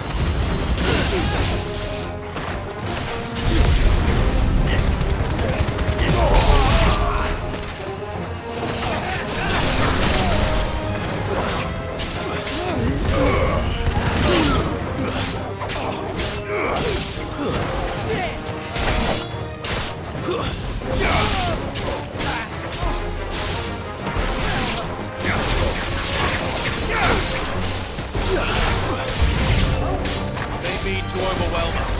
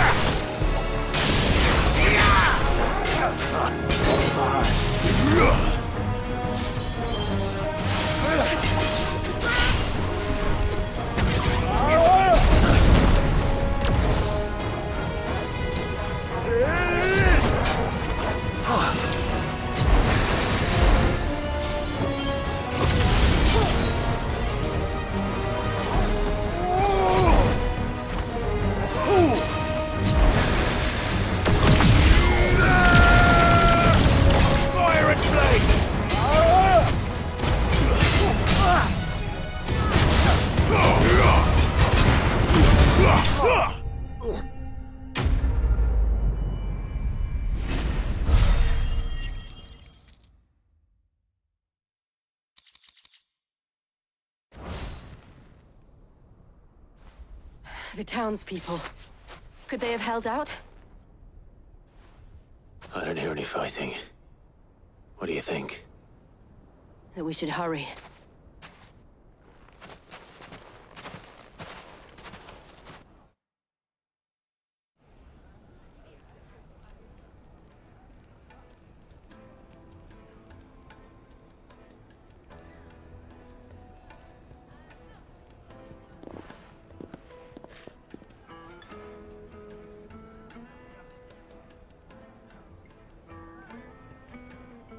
Natalie, I owe you an apology. You did well out there. The inn would have been lost had you not held the line. Without you, there would have been no line to hold. You saved us, Conrad. You saved Dalimil. We all saved Dalimil.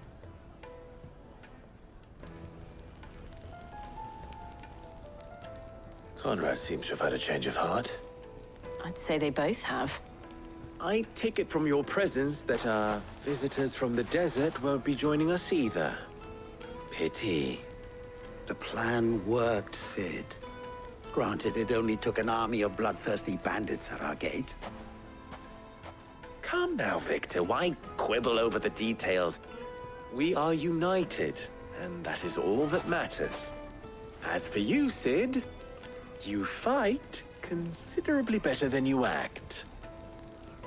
I'll take that as a compliment.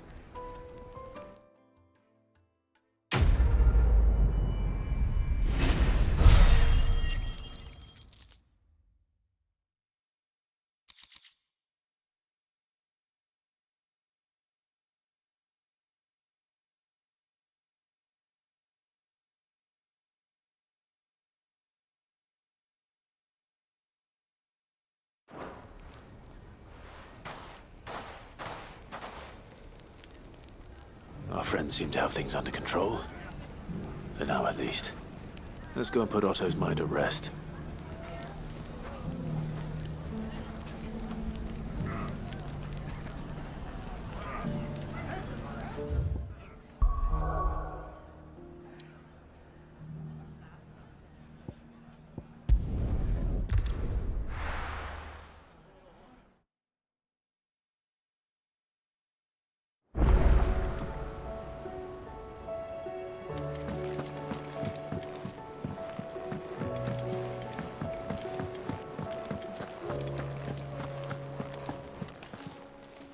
Still alive, are you? If you're gonna buy some, be quick about it.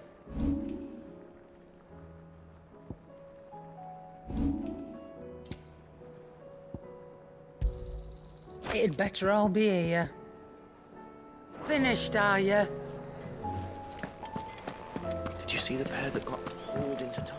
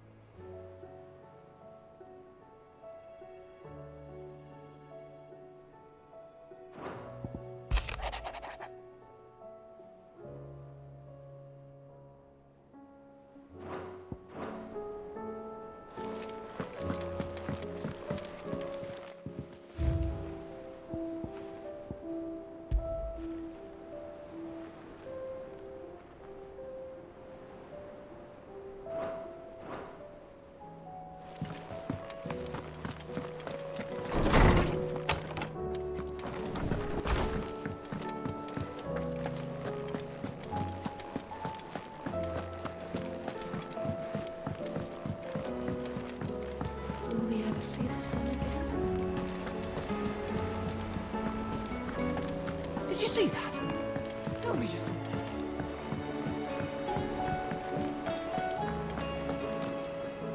Was wondering when you turn up.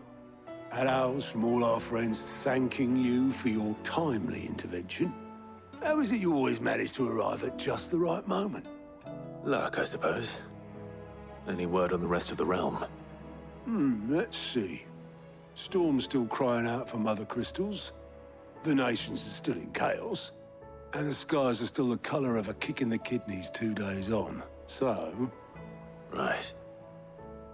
Clive, we knew this was going to happen.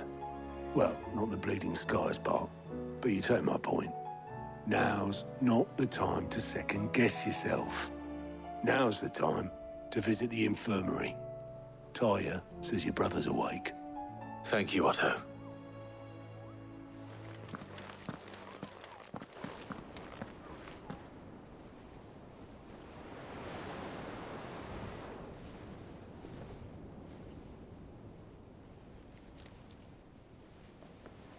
So it was not Sylvester, but Olivier who served as Ultima's puppet. And when Dion learned of this, he sought to slay the fiend.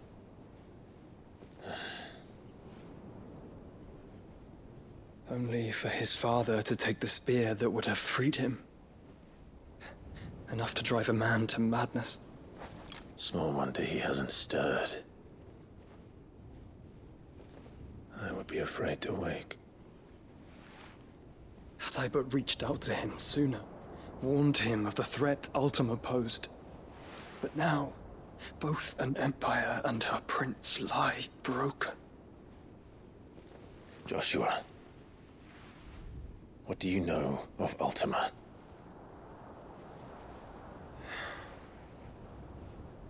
Very little, I'm afraid. Despite my best efforts.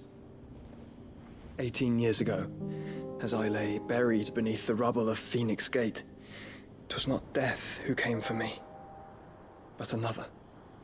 And it was while in my rescuer's care, I first heard of Ultima. I've been chasing his shadow ever since. Ultima is driven by some deep, dark purpose, and for whatever reason, it would seem you are crucial to his designs. He will stop at nothing to have you, even if that means toppling an empire. But why me? What possible use could I be to such a creature? That is one of many answers that have eluded me. Yet, I am certain of this. It is not mere chance. You were chosen for a reason. All dominants carry within them the might of an icon. Nigh limitless power that is at once acutely limited. I wield fire, and only fire. And I only ice.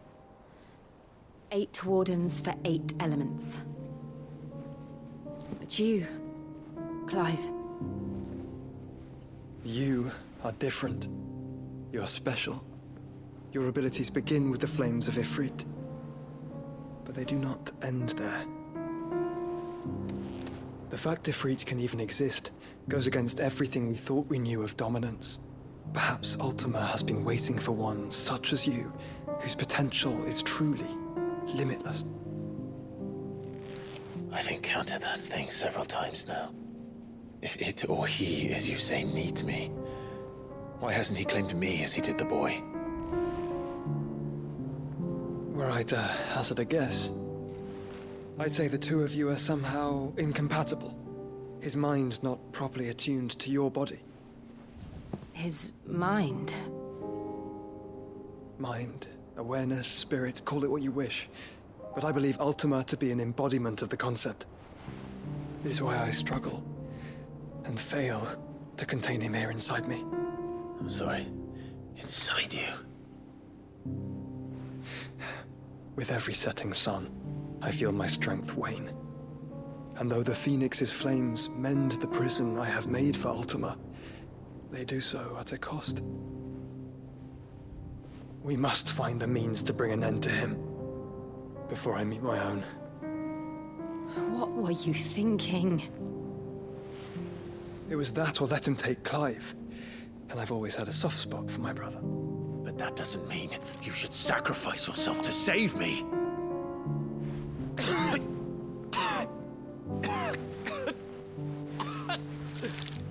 Joshua.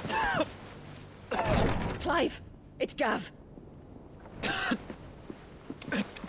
There's an army of Akashic at the gates of Canver.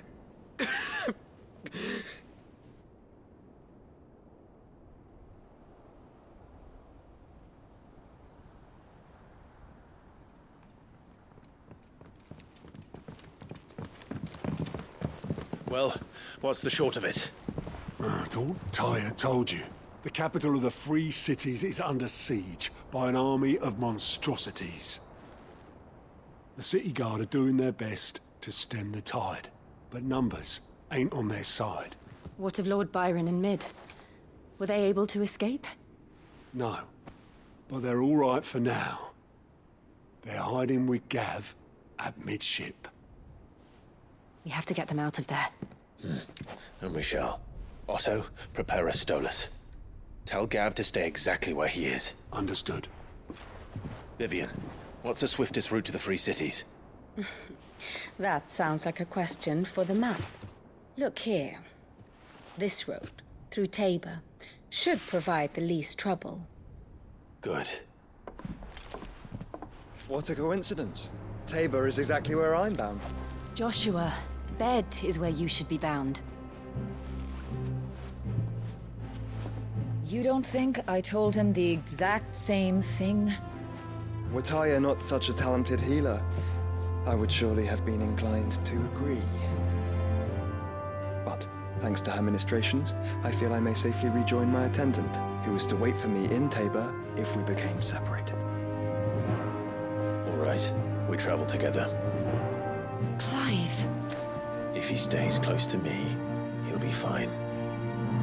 Thank you, brother. I'll look after him.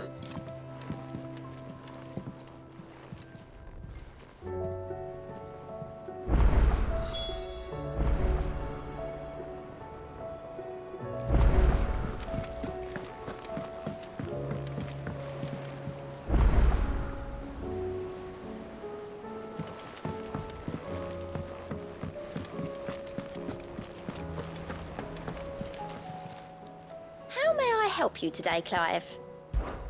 Come to claim your just desserts? All yours. All done?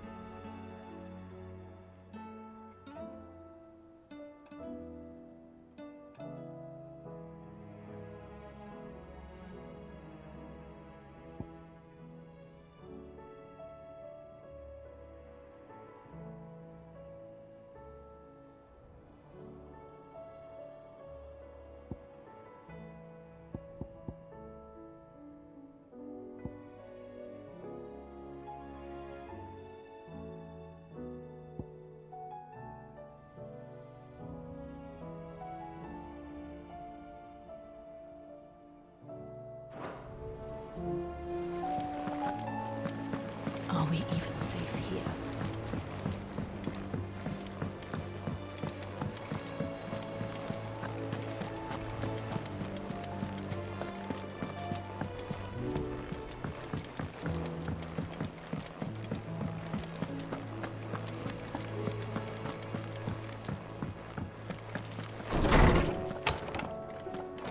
Is a storm coming, Sid? Will there be... Sid, perhaps you can help me solve a mystery. I can certainly try. Who's gone missing this time? It's not who, but what. Mid's scales, the ones she made for her workshop. I borrowed them to teach the little ones about weight, and shortly after the lesson, well, they vanished. My first thought was that they'd taken them off somewhere to play, but when I asked, they swore they had nothing to do with their having disappeared. Which almost certainly means they had everything to do with it. Perhaps a visit from Sid will jog their memories. I think it just might. Thank you. I don't like to imagine that my pupils would lie to me. But if they have, I'll have no choice but to discipline them accordingly. They were in the atrium when I last saw them. As always.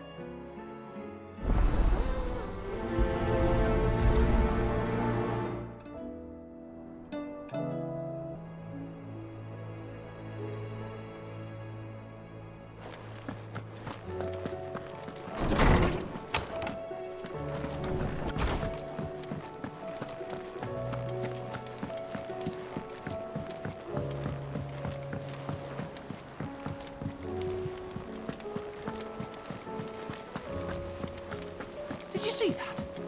Tell me you saw that.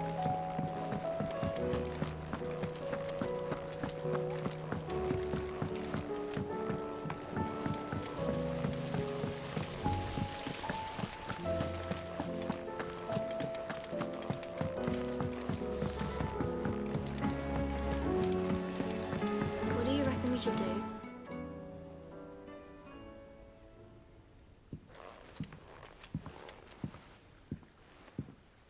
Sid! Hard at your studies, I see. And what is that? It's not a set of scales, is it? No. Of course it isn't. Well, not anymore, it's not. Oh, And just how long hasn't it been one? we're sorry.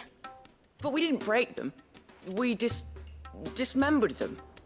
Just like Miss Mididol showed us. Miss Mididol? And why would she have you dismembering her creations? Because that's the only way to become a ninja-neer. Miss Mididol said, the best way to see how something works is to take it apart and put it back together again. Well then, your work is already half done. Carry on. About that. The taking apart was easy enough, but it's the putting back we can't work out. Speak for yourself. The heavy thing goes at the bottom. Then...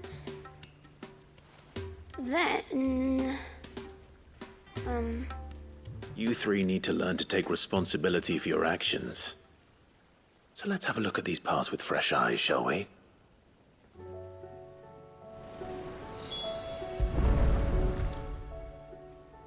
All right.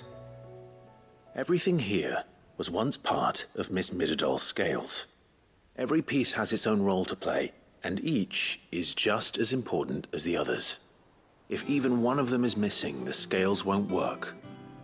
So let's think about what those roles might be. You already know one of the pieces. The body. Its role is to support everything else. But what of the others?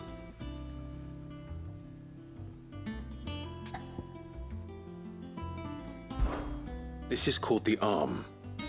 Why do you suppose that is? It doesn't look much like an arm. You're right. It looks more like a wing. Like a chocobo wing! You've ridden a chocobo before, haven't you, Sid? Will you teach me to ride one day? I'll think about it. Now, what do arms do? Hold things. So wait, maybe this arm holds things too? Good thinking. You're on the right track.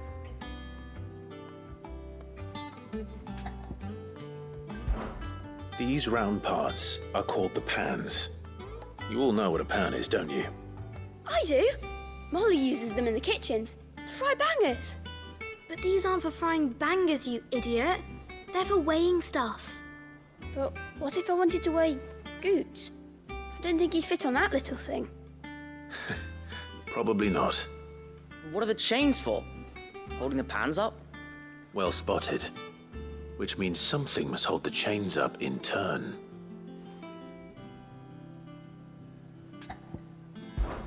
This tiny piece is what's called a cogwheel, or gear. Have you ever seen one before? I have. Miss Mididol's dungeon is full of them. Most are on the floor. She puts them in all her inventions. They spin round and round and round and around and... That's right. They're very useful when you want to make things move. Do you remember if there was anything on the scales that moved? I remember the arm moved when I tried weighing an apple. And then somebody ate it. It's not my fault. You shouldn't have tried weighing it before lunch. You know what part's supposed to move and how it's supposed to move. So, let's put the pieces together first, see what doesn't move, and then stick the cogwheel to that. Not a bad idea. You see?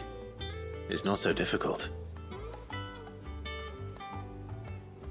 So, now that we've taken stock of the parts and learned what they do, what do you think? I think we've got it. Then here's what we'll do. You tell me what goes where, and I'll put the scales together. Well, obviously you need to start with the body. All the other pieces fit onto it, don't they? And the arms go on the body, just like real arms. Or wings, if you're a chocobo. And then the arms hold the pans by the chains. Very good. Let's see if that works. Ah, all finished.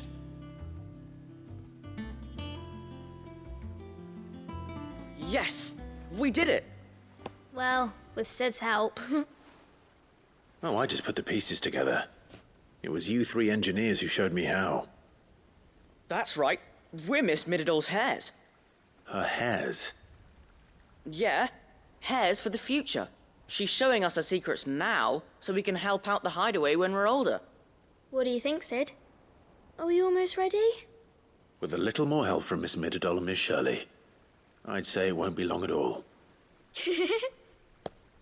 You hear that? It won't be long. Until then, though, do try to be honest with Miss Shirley.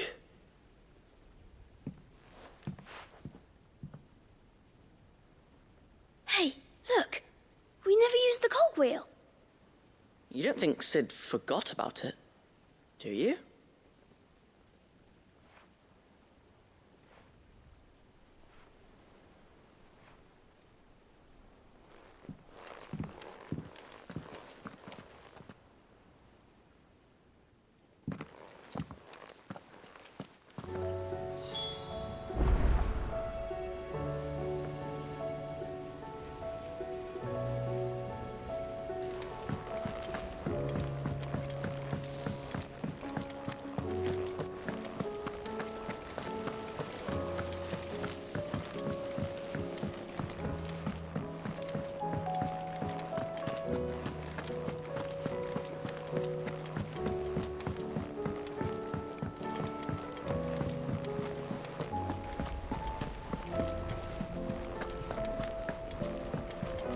Will we ever see the sun again?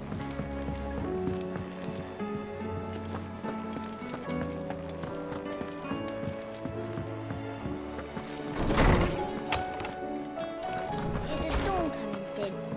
Will there be... Well, did you solve the mystery? It was as you thought. The children had the scales, or the parts of them at least. They dismantled them to see how they worked. Oh, no, Mid will have my head. Thankfully she won't. This might even have been her idea. Although I was the one who ended up teaching the lesson. I'm so sorry, Sid. I know how busy you are. I shall see that the children are properly punished. Please, there's no need. Mid seems to have taken the three of them under her wing. She's even calling them her heirs. She'd have them follow in her footsteps. And her father's. I see. Sid, do you know why Mid has been spending so much time at the hideaway of late? She told me it was because her studies have been interrupted by events in Canva. Is that not true? No, it isn't. The university offered her a commission. In exchange for full tuition, room and board, they asked her to oversee the design of several new war engines. To anyone else it would be an opportunity, but to Mid, who lost both her parents to war, it was a bitter pill. One she was none too keen to swallow. But that should come as no surprise. She's only ever cared about bringing people hope. The very last thing war can be said to do. Which explains her heirs. She's working to give them a better life. And so should I. What's the odd engineering lesson? Oh, you've given them far more than that. And I'm sure they're very grateful.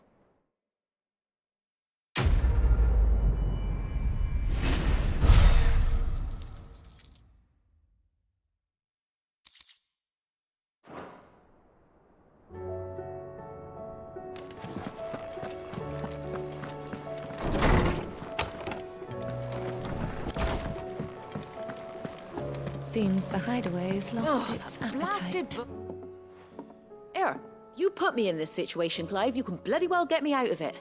I need a hand with a recipe. Are you sure it's me you're looking for? I'm not much of a cook. I'm all the cook will be needing, thank you very much. What I want from you is a little of your time, right? Oh, and perhaps your sword. You remember Ivan's stew, right?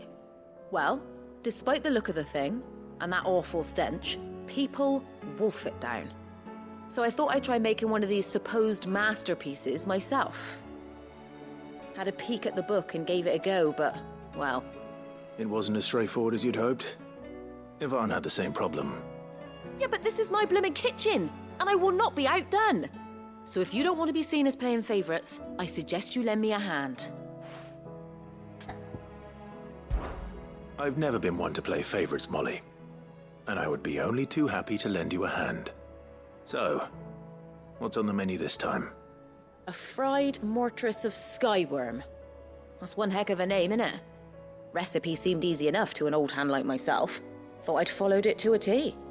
Only, turns out skyworm livers and drake's mint are not what I thought they were. At least I hope they're not, given the rancid mess they made. Ivan said the recipes in the culinary pilgrimage date back centuries. Who's to say the ingredients even exist anymore? Well, that's a question for a scholar, wouldn't you say? Perhaps you know of one? Kindly old fella who haunts the shelves, maybe? Fine. I'll go and speak to Harpocrates. Perhaps he'll know something. And if he does, I'll see if I can find your ingredients for you. You do that. Lest we forget, you've got a reputation to uphold.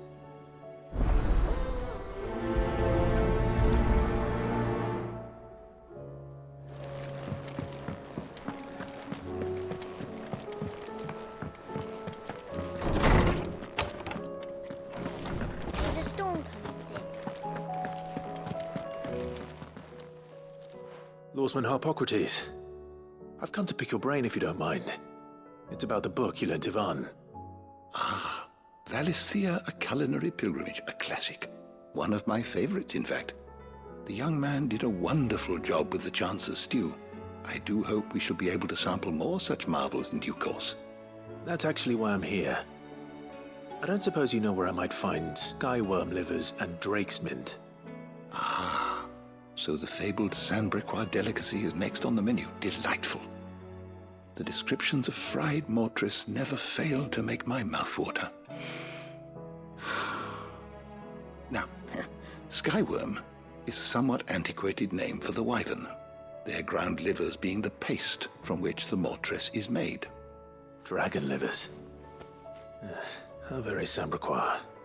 One would have thought the disciples of Bahamut would have a touch more reverence for their icon's brethren, but apparently not.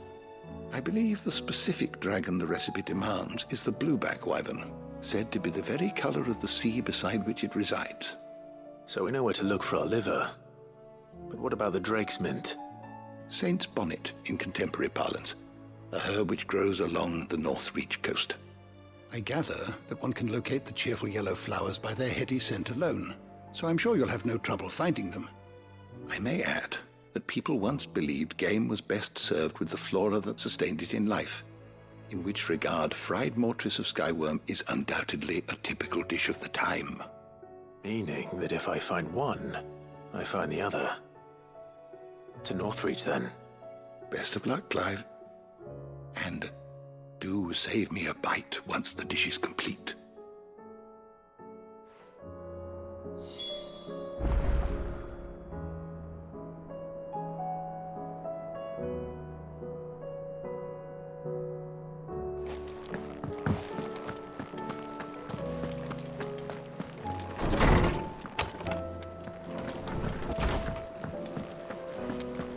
Seems the hideaway is lost its... Aye, it's a dangerous world out there. Finished, are you?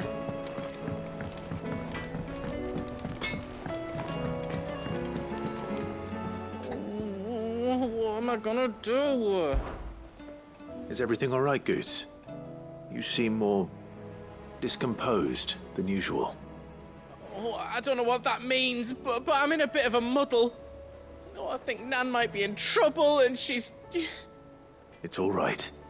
You can tell me. There was a trader came by. One of our usuals, like. Said he'd heard some rotten rumours about her down Dalimil way. Folk are saying she's been selling to bandits and cutthroats and that. I mean, she's fond of a chance to make a coin or two, aye, but she'd never do business with baddies. Especially not the kind who go hurting people who haven't done out. I wanted to ask her about it myself, but I'm scared she'll give us a tongue lashing. She'd never give your tongue a lashing, though, would she? Don't worry. I'll speak to her. Oh, thanks, Clive. You'll let me know what she says, won't you? Of course. I'm sure it's all just a misunderstanding.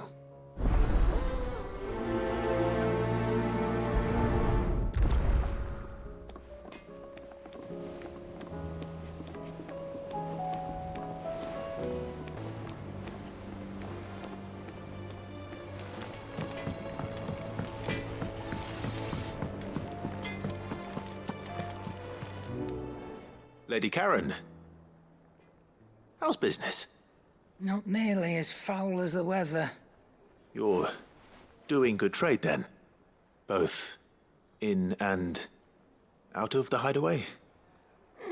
Can't complain. Wait, what exactly are you getting at? Not once in 5 long years do you pay my affairs half a care. But here you are today, raking me over the coals like a bloody popoto. Just asking. Out of interest. All right. I'm here because I was told that certain rumors have been circulating. About you selling weapons to brigands. Oh, are you? And who was it who knows me so well as to tell tales of my evil exploits? I didn't exactly hear firsthand. All I know is that someone in Dalimil has been spreading word to that effect. And what? You believe it?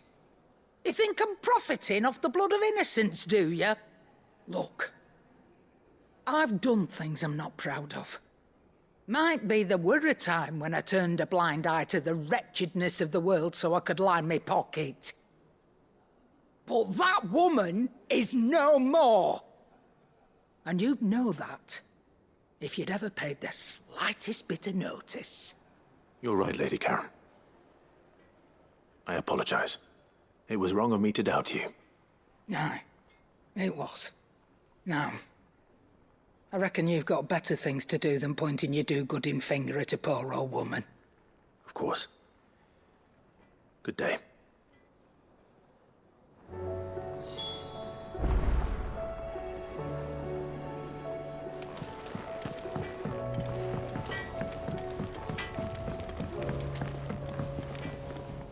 I spoke with Lady Karen. What did she say?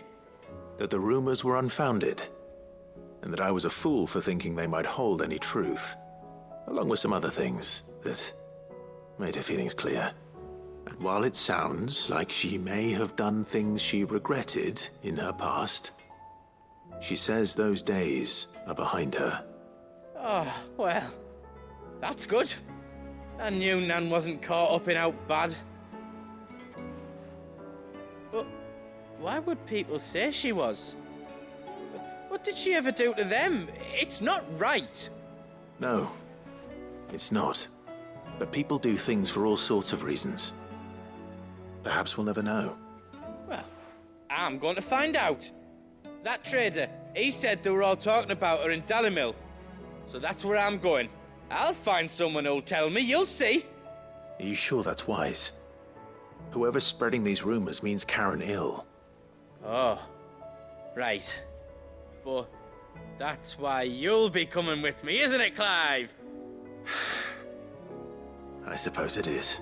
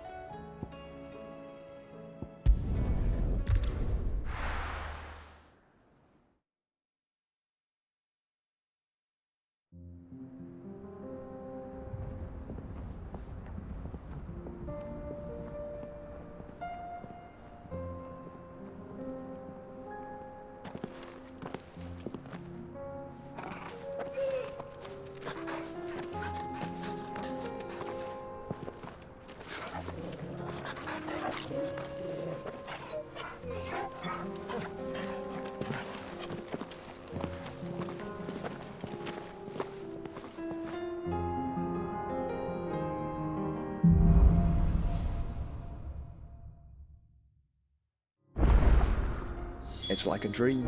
The four of us out walking like we used to. Enjoying this, are you? Gav and the others could be in danger as we speak. You're right. I'm sorry. Yote is a fine scout. If Canville was attacked, she will already have begun gathering information. Tabor isn't far. We should pick up the pace.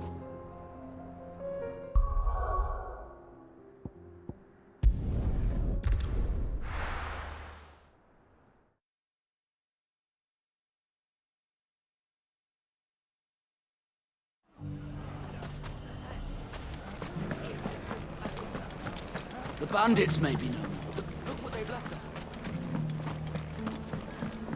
It shouldn't be too hard to find goods. The gentlemen of the town guard.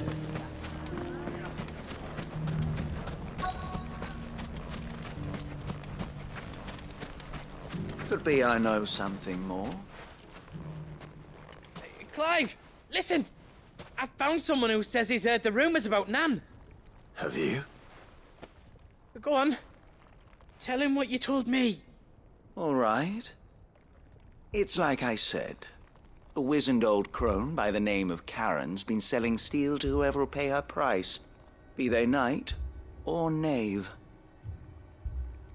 Says the more swords and spears she puts in people's hands, the more war they'll wage. And the more war being waged, the more call for swords and spears. And who will they all turn to keep them in steel? Why, the good Reaper herself. And you've seen this Reaper at work? Aye, it just so happens I have. You'll find her right here plying her trade most days. Here in Dalimil? Where exactly? She has a stall here in the market, but if you're not the patient type, you can probably find her at her storehouse on the edge of town. But it'd be a bolder man than me that braved that particular nest of vipers. Feeling bold, traveler? I hope so, for your sake. Now, if that's all, I have places to be. Sorry to have kept you. You don't think Nan's the Reaper, do you? Not unless she's discovered the secret of how to be in two places at once. Eh? What do you mean? Lady Karen hasn't left the hideaway in weeks. So who has been running this stall he spoke of? Good question. I'll go and have a look. And I'll visit this storehouse on the edge of town. All right, but be careful, Clive. You too, Goots.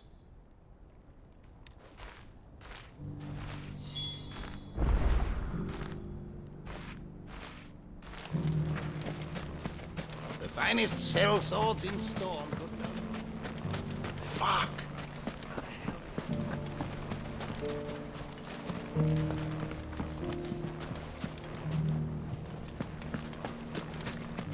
The gentlemen of the town guard are strapped. Mummy. What a mess.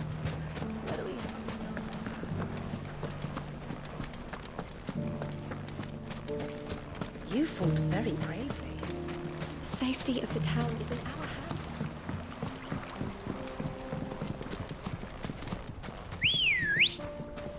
hands. Ready, girl? Fly, Ambrosia. Time to brave the Viper's Nest.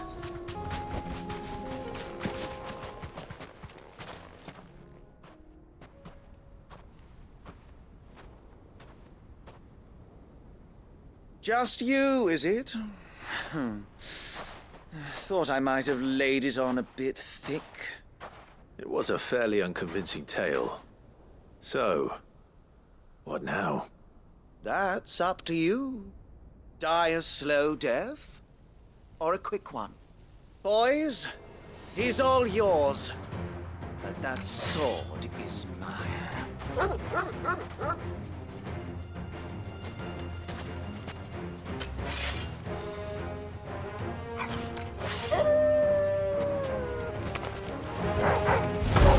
Now we can pretend this didn't happen.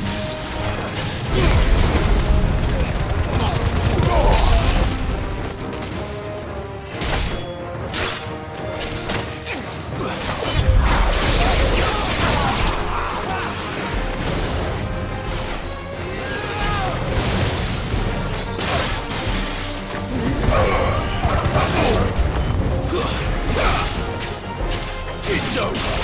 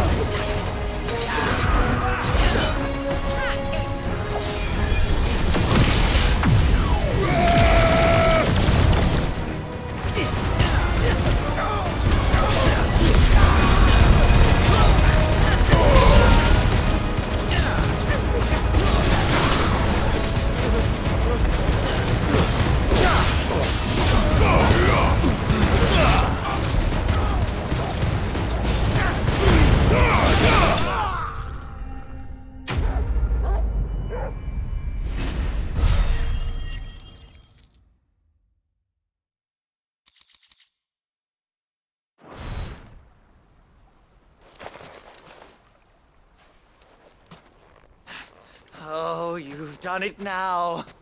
Go on. Tell me what I've done. When the Borgwyn finds out you've killed his men, he'll have your head. He only wanted that bull of a manservant, the dim one always clinging to Karen's skirts. You weren't even supposed to be here. Who the hell are you anyway? What were you going to do to him? The Borgwyn wanted him to get to Karen. I was only supposed to point the lump in the right direction once he arrived in Dalamil. But then you turned up. Well, go on then. If you're going to end me, end me. You're not worth the effort. Now be gone, before I change my mind. Fucking coward! I need to find Goods. Right now.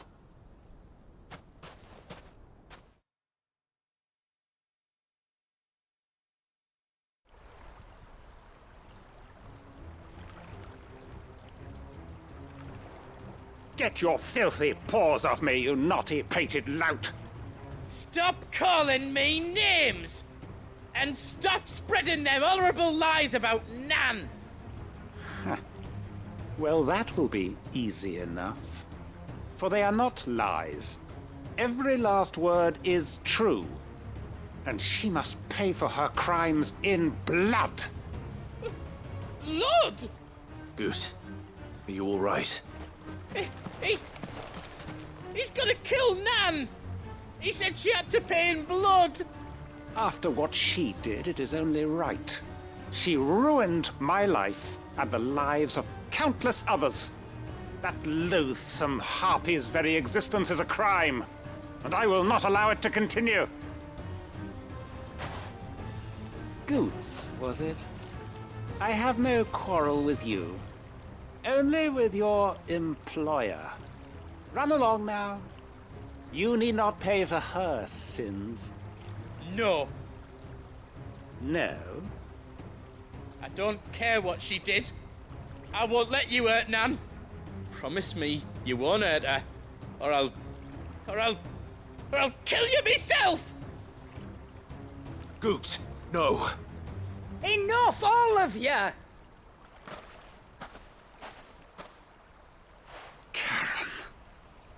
But how did you? You're a sight less clever than you think you are, the pair of you. Did you think I wouldn't notice the two of you slinking off together? Well, the whole thing got me thinking, who in Dalimil might bear me a grudge? And a certain snivelling shit I ran afoul of in my fairy years came to mind. Though it was just Bogan back then, wasn't it? I thought the years might have taught you some sense, but I see you're the same pants-pissing craven you've always been. What was it we called you? Wet legs? You bitch! Everything that happened, it was all your fault! And now you'll finally pay for what you did to me!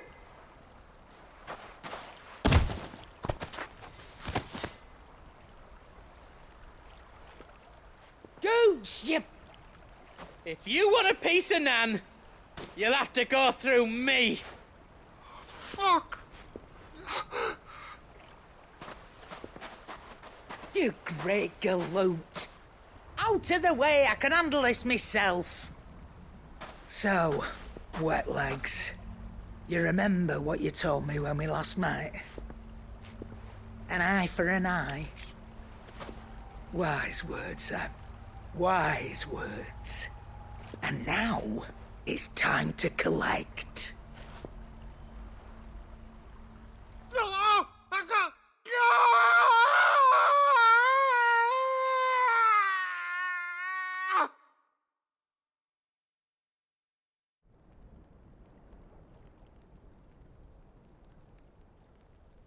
Sorry to keep you waiting. Is he... Dead? No. But I reckon he wishes he was. It ain't easy going through life one eye short of a pair. After all, I should know. You don't mean... Oh, don't tell me you didn't notice. Lost it to old Wet Legs back when we were working the same routes. Said I'd stolen from his strongbox. I'd done nothing of the sort, mind. But that didn't stop him taking his little revenge. So I took some of my own. Sorry, lost everything. His coin, his clients. Always knew he'd be back one day to claim his due. But he crossed a line dragging poor Goots into this. He didn't hurt you, did he? No, Nan. Still got all my arms, see? Legs too. But what if he comes back again? What if he does? First we take the other eye, then we work our way down. He'll learn his lesson soon enough. But something tells me the Wet Legs has learned it already. Right. Let's get you back to the hideaway. You've attracted quite enough attention already. Ta-ra, Clive. Remind me never to cross you, Karen.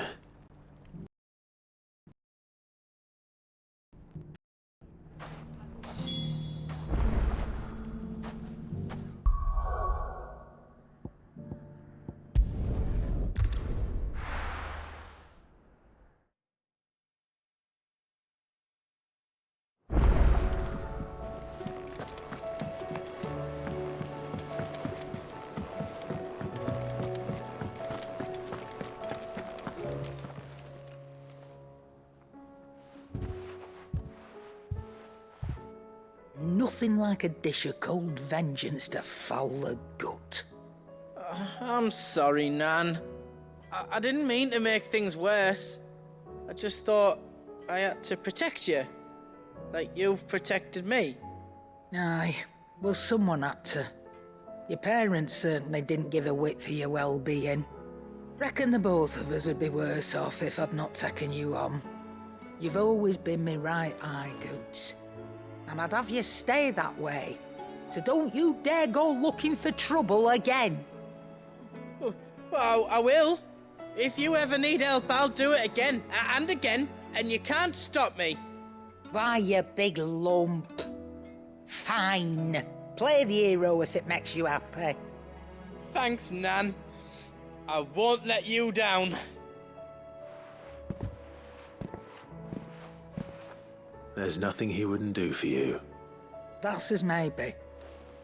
But if he's ever to make his own way in life, he'll need to start looking out for himself as well.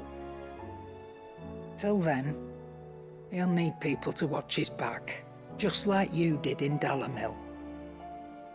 Don't think I didn't appreciate that. Of course. His family. Stop it. You make me one good eye, mister. I don't go thinking that'll do you any favours. A potion today'll cost you the same as it did yesterday.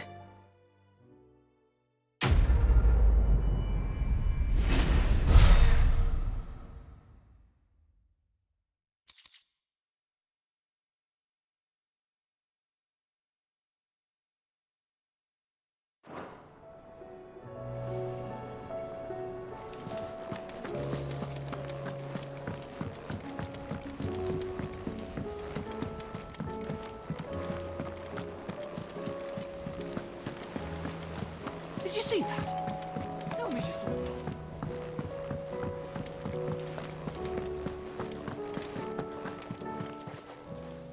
How may I help you today, Clive?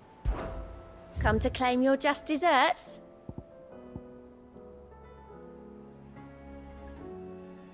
All done? How are you doing? Quick look.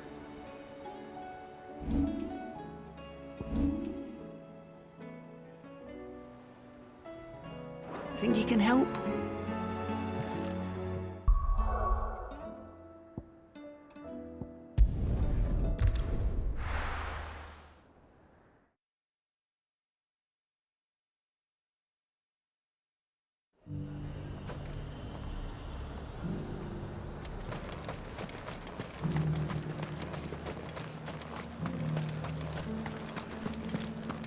There were ghosts at the gates not days ago.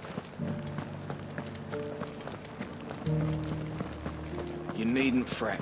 The creatures have...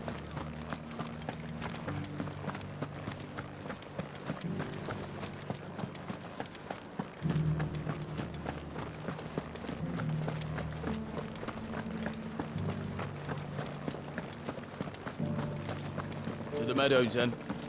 That's what the captain said.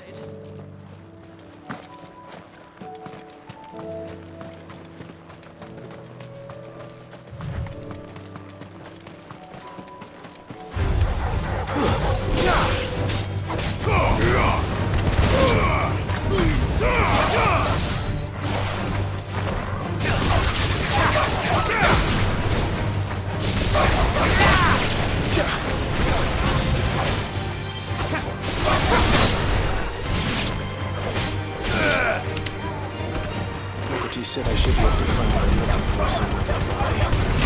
Bright blue dragons and bright yellow flowers. Easy enough to spot.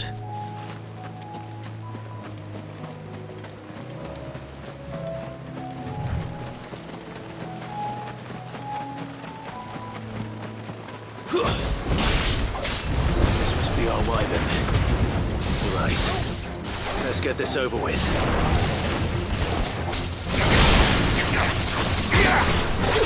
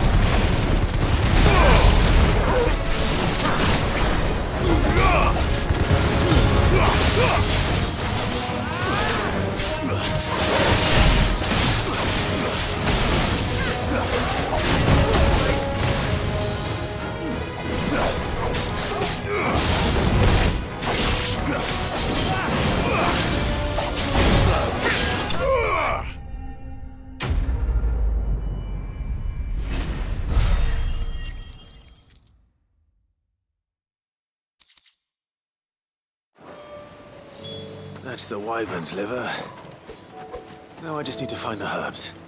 Bright yellow with a heady scent.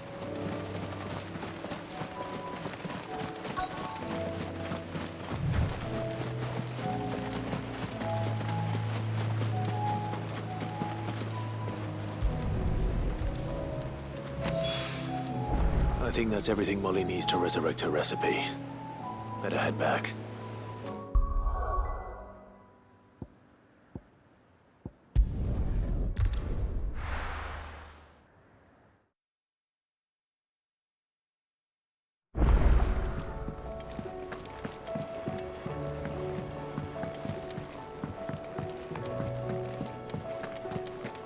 It seems the hideaway's lost its... So, did you have that word with Tomes then? I did, and he was as helpful as ever. He told me exactly where to look, in fact.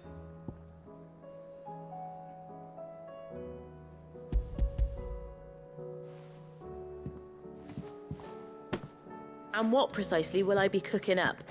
Or is it better not to know? Blueback wyvern liver. And, a herb known as Saint's Bonnet. Ah, wyvern livers, was it? Well, at least it weren't actual worms, I suppose. Now then, you stay right where you are. I've got some cooking to do. Let's hope these grand old chefs of yore knew what they were on about.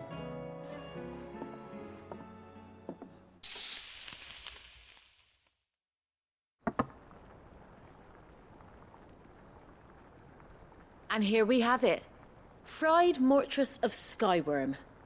Ivan's offered to make sure it's fit for consumption. Well, I say offered. He as good as begged. And rightly so. Is there any higher honour than partaking in a slice of culinary history?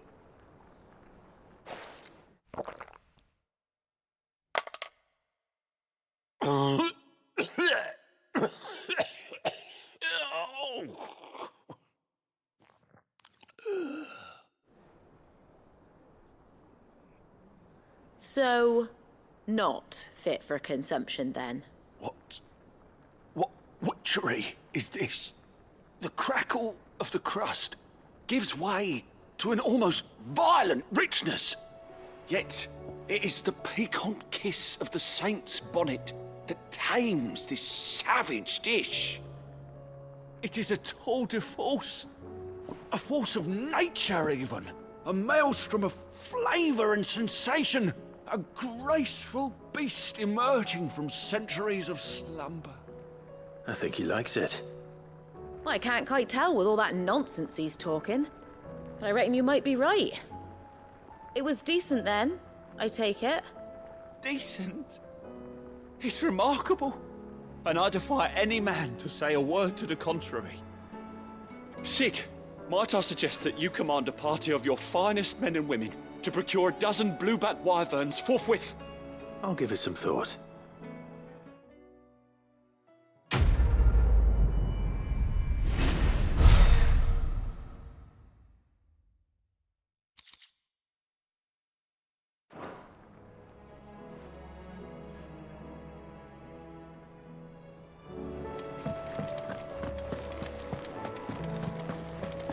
Did you see the pair that got pulled into time?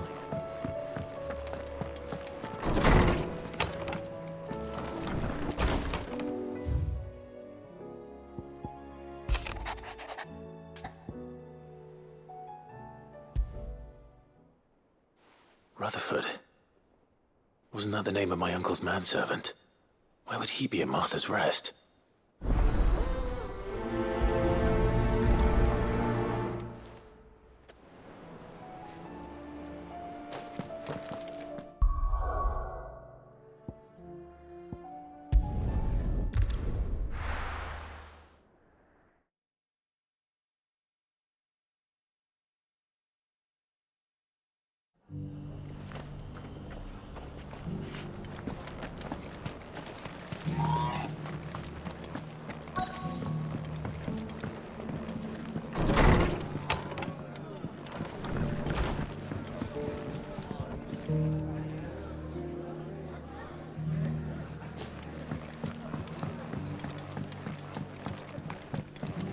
My lord Marquis, it is you. Then you received my letter. I am Sebastian Rutherford, Chief Steward of your Lord Uncle's estate. Of course. We met once before. Yes, my lord. Thank you for coming. And what was so sensitive that you couldn't put it in writing? 1,000 apologies, my lord. I did not mean to offend. I merely... It's all right. Continue. I am here at Martha's Rest, at the behest of your Lord Uncle, tasked with learning what I am able of the realm's current state of affairs. And what I have learned is grim. The fall of the Mother Crystals has left Storm in a state of utter disarray. The subsequent darkening of the heavens has only made things worse. Akashic attacks, once unthinkable, are now commonplace. The gears of governance have ground to a halt, and without a steady hand on the tiller, the realm threatens to drift into utter chaos. Your Lord Uncle, however, believes there is a way to avoid this fate, and is determined to see it set in motion. That sounds like quite the undertaking. It is. Hence my having enlisted the aid of several colleagues serving the 7 high houses. Alas, I have lost contact with 2 of those colleagues already. They are both able-bodied and trained in the sword, yet in these dark times, even that may not prove sufficient to keep a man safe on the road. So you want me to find them? I'll need to know where they went. One I sent to investigate the Republic, the other the old Imperial capital of Oriflamme. That doesn't exactly narrow it down. I suppose I'll start in Dalimil and work my way east. Thank you, my lord. I shall pray for your success and safety.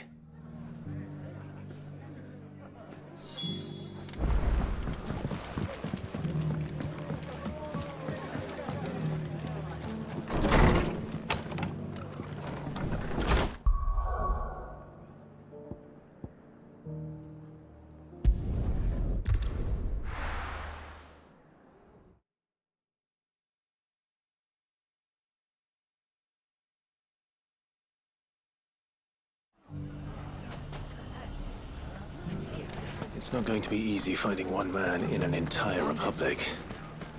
Let's hope someone here's seen something. Mummy? The gentleman of the town guard.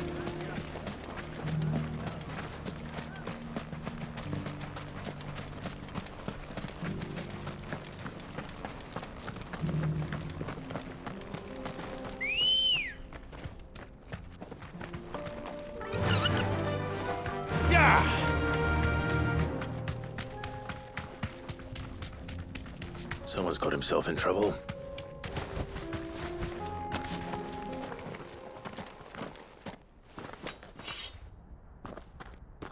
I don't see your master here, so you can start by giving us all the coppers in your purse. I already told you, I have nothing. Then maybe we'll take that pretty outfit and the steel you're wearing. Please! These men are trying to rob me! I'll deal with this. Thank you. You that one's master, then? If you'd kindly pay the coin he owes us, we can pretend you didn't draw your blade on Republican soldiers. Or you can go back to your garrison and I won't report you to your captain. Oh, you're more than welcome to. He hasn't had many visitors since we slit his throat.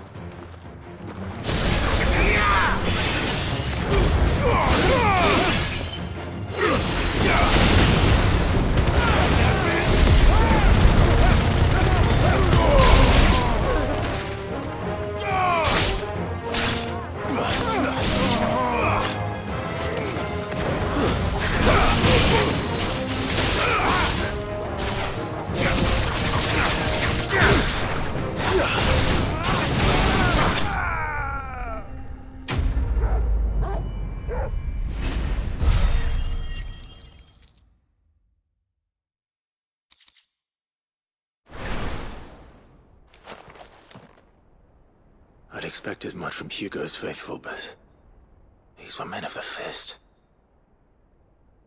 Much has changed in the Republican army since they lost their rock. You've seen this kind of thing before, then? Many times. I was sent here to observe the situation. You're one of Rutherford's men. He sent me to look for you. Well, then you have my thanks. I fancy I could defend myself against one, perhaps two, but a whole regiment. I arrived in Dalimil several days ago, but when I called upon the captain of the local garrison to make inquiries, his men confiscated my effects and locked me in a cell. The captain is no more, and his men make the rules now.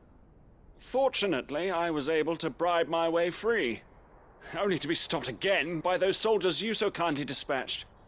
What of the Fist's Central Command? Surely they wouldn't allow such lawlessness amongst their ranks. I would imagine they are unaware of it. Most of the army has fallen back to the capital and hunkered down behind her walls. Those who weren't recalled now rule the fringes unchecked, answering to no one but themselves. Then it's worse than we imagined. You should return to Rosaria. It's not safe here. I'll find a caravan heading north. You won't mind if I borrow one of these soldiers' coin purses?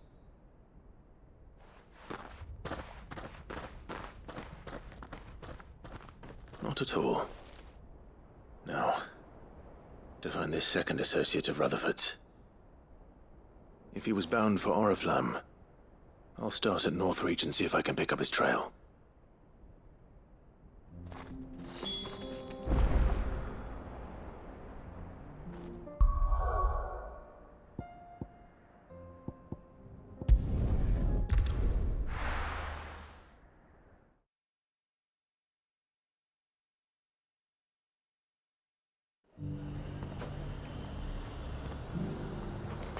There's a lot of road between here and the capital. Rutherford's man could be anywhere.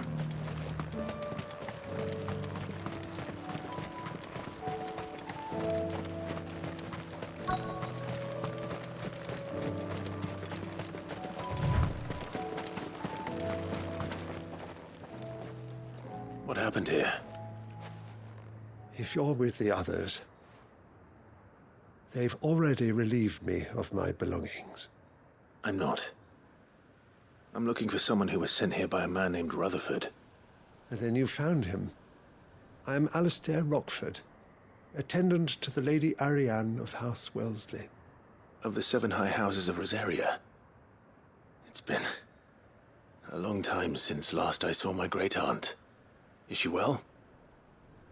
My Lord Marquis? Yes. Yes, she is. The Lady Dowager has granted me leave to assist your Uncle Stuart. I was on my way back from the old capital when I saw some villagers being robbed on the road here. Bandits? They looked more like field hands, but it didn't matter in the end. I did what I could to help the victims, but all it earned me was a pommel to the temple. Which way did they go? South, toward the gate. All right. I'll take care of them. Founder knows I've met enough of their kind. You head back to Northreach, visit the Vale, tell them I sent you. Thank you. I shall. Founder be your shield.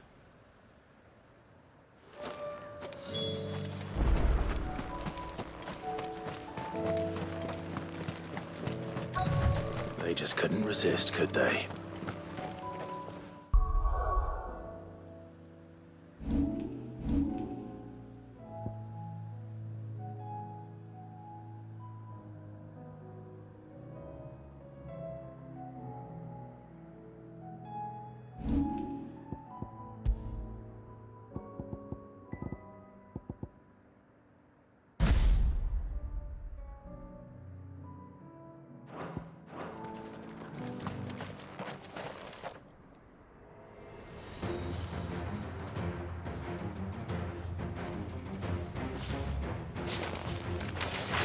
This one's ours, pretty boy.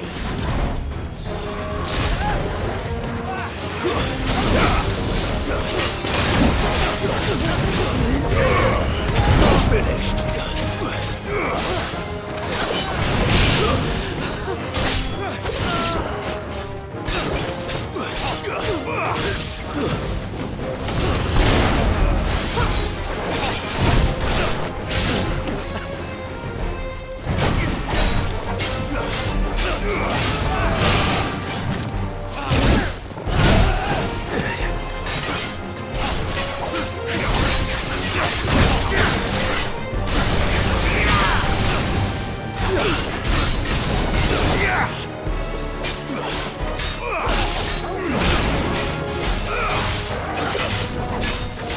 Nice try.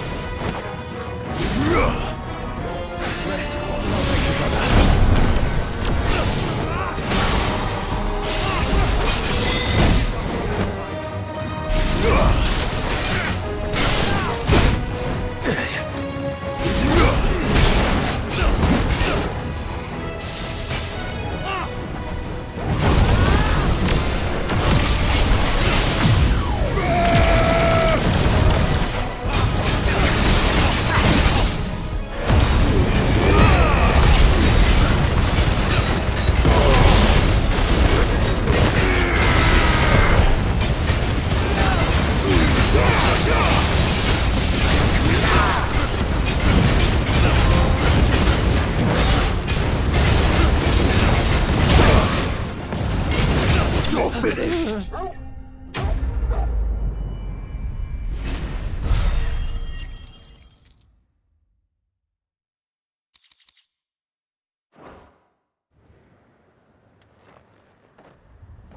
Make for the town while you can. There may be more bandits nearby. You don't need to tell me twice. Many thanks, traveler. This looks to be all of them.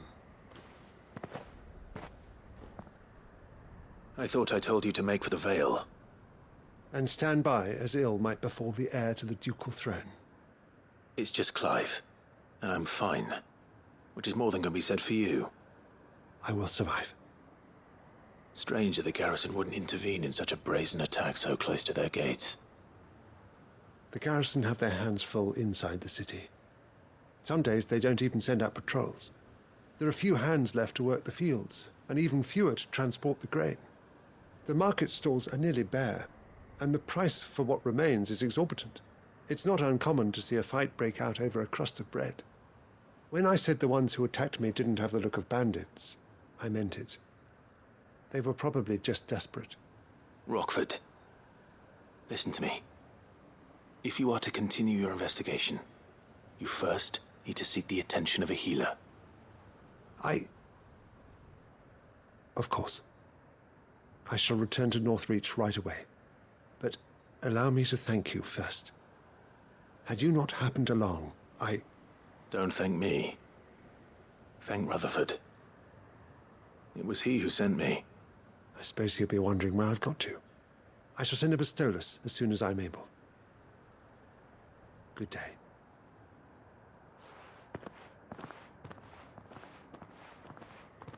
My uncle certainly has his work cut out for him. If it isn't already too late. I should go and tell Rutherford that his colleagues are still in one piece.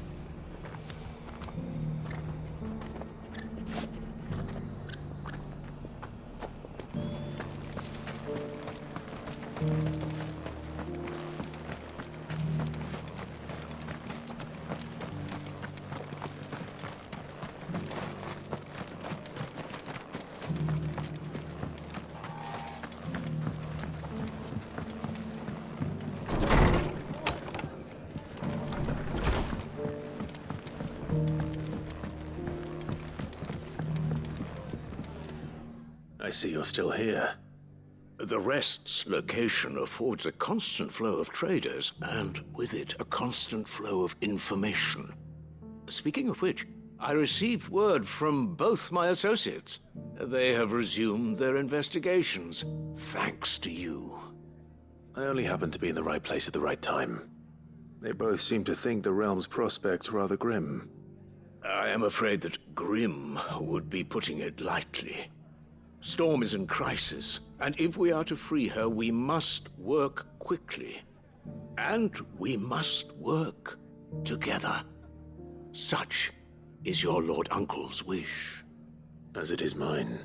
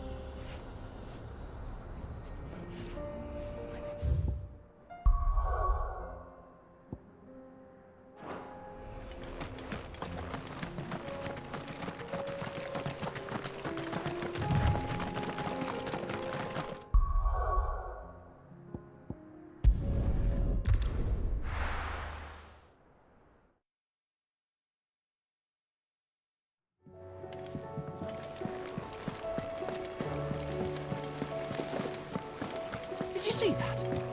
Tell me you saw that.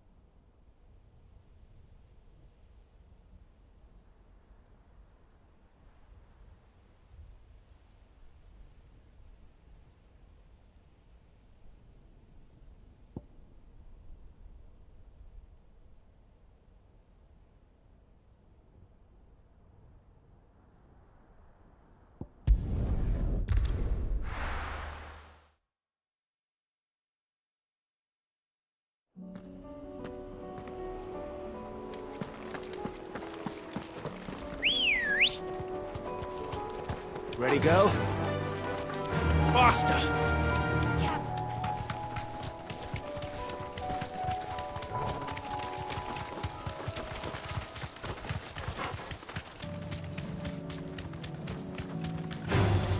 Time to fight.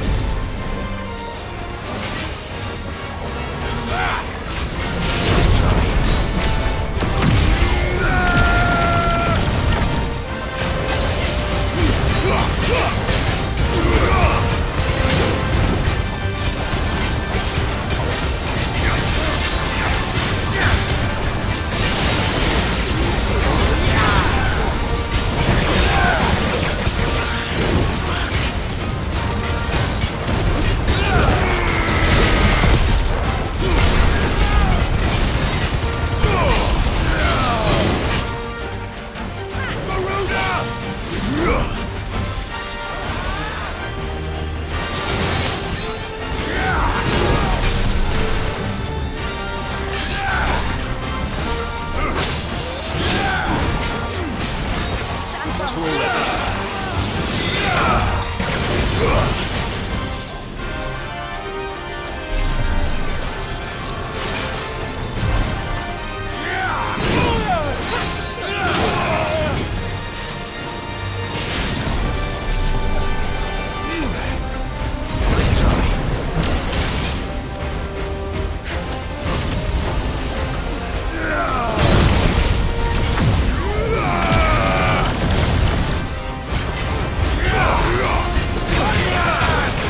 I can't go on.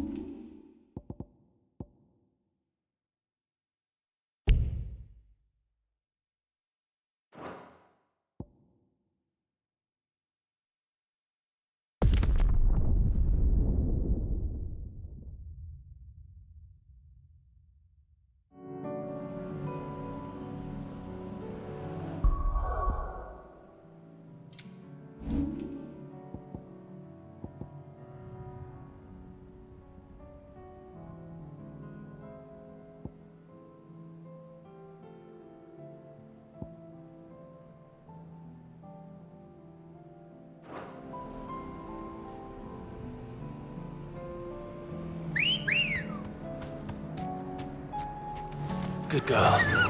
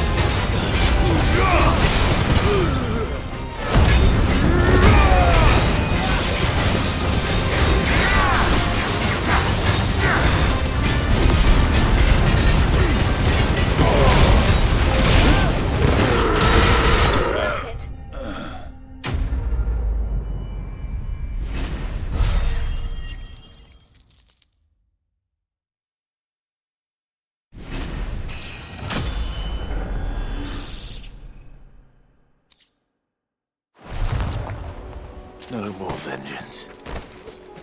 No more war.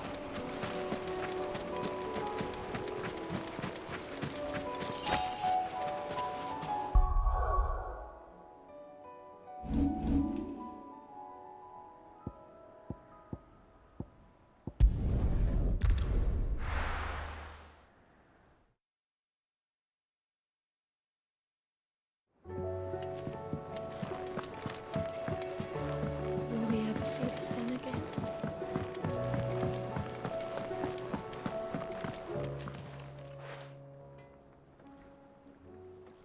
Let me tell you a story, Clive. All right.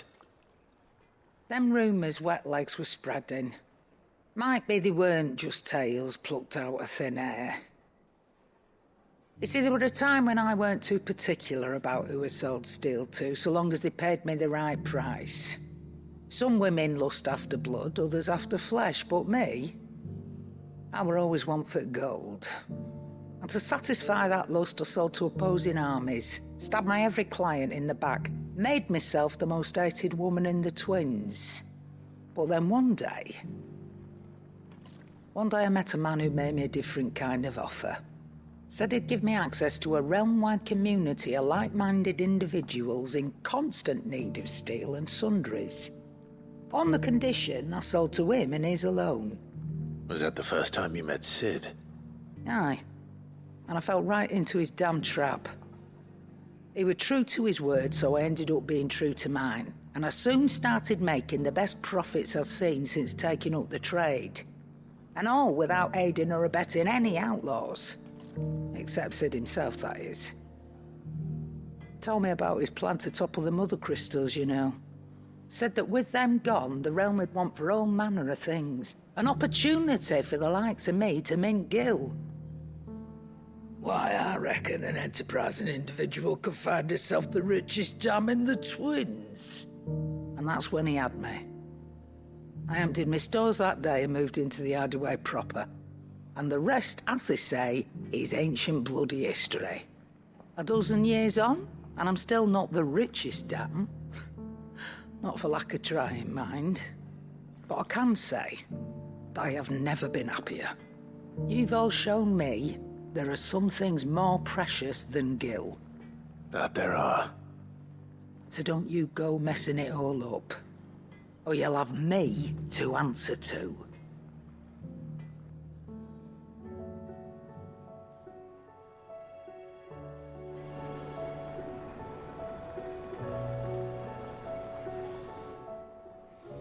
Aye, it's a dangerous world out there.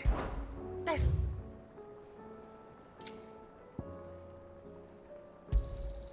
You're rubbing me blind, you know. Finished, are you?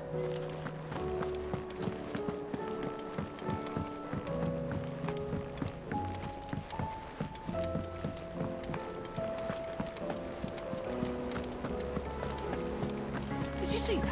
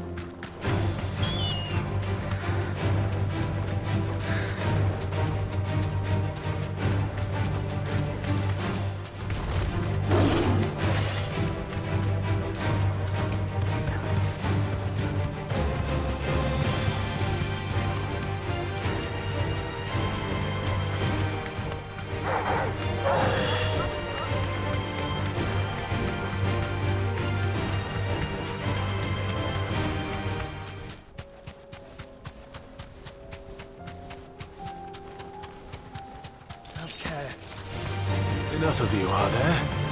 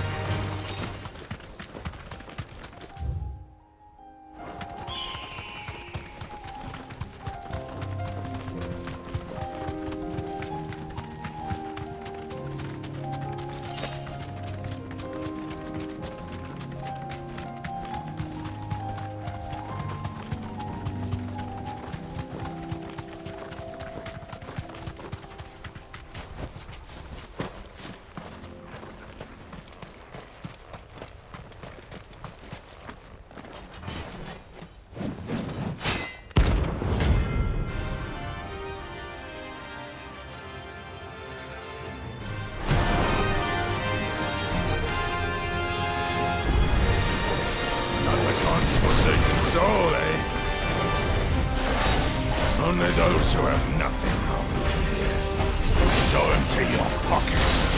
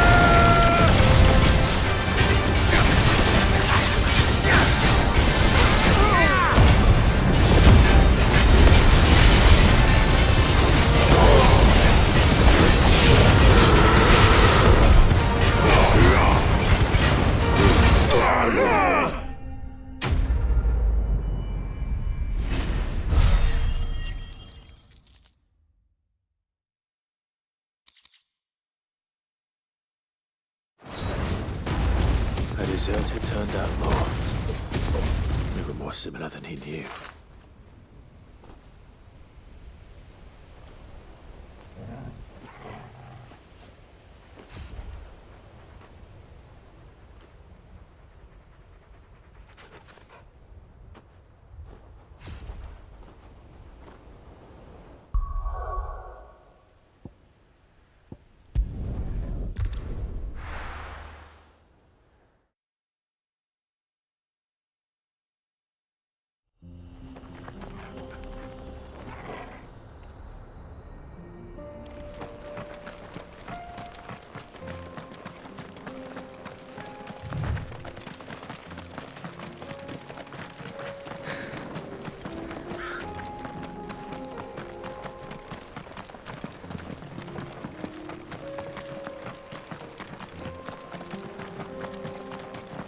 We can use the ruins to cross the ravine. Assuming they would allow it. The echoes have a will of their own.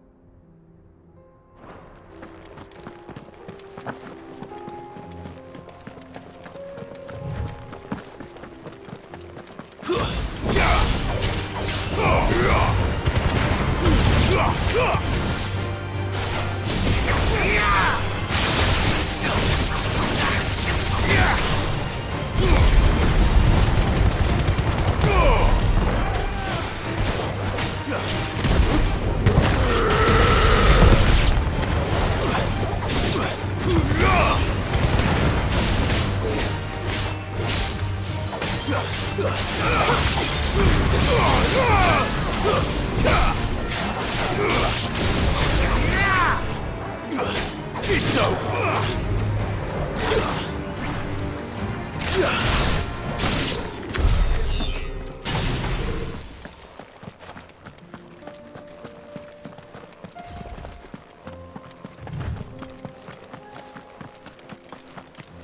Tell us about Yote, Joshua. She's strong-willed, loyal, and deadly with a blade. Much like Clive, but with better manners.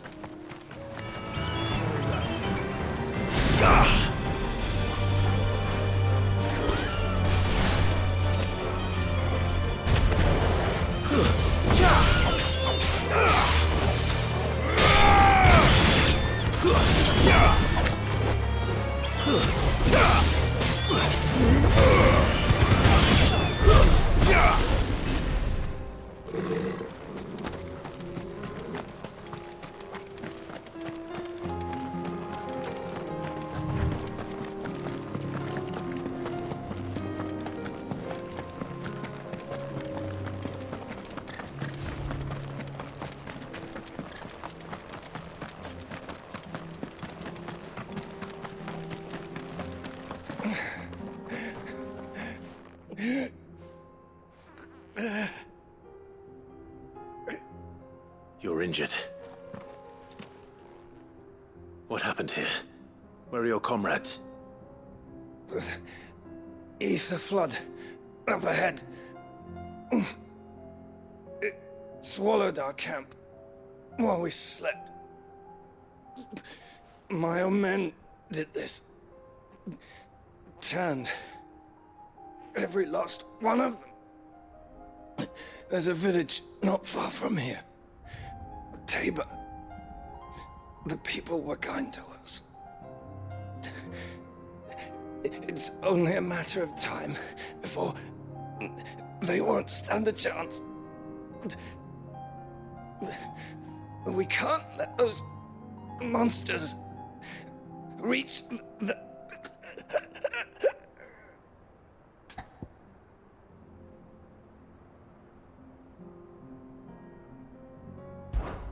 I'll go. You Catch your breath. Thank you. Our encampment is up ahead. Just off the track. They must not reach Tabor. Forgive me, Lord Kupka. Rest well, soldier.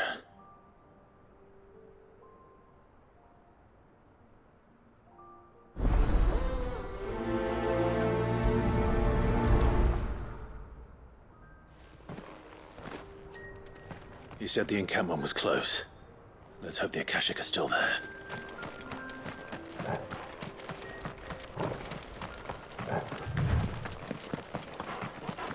Another ether flood.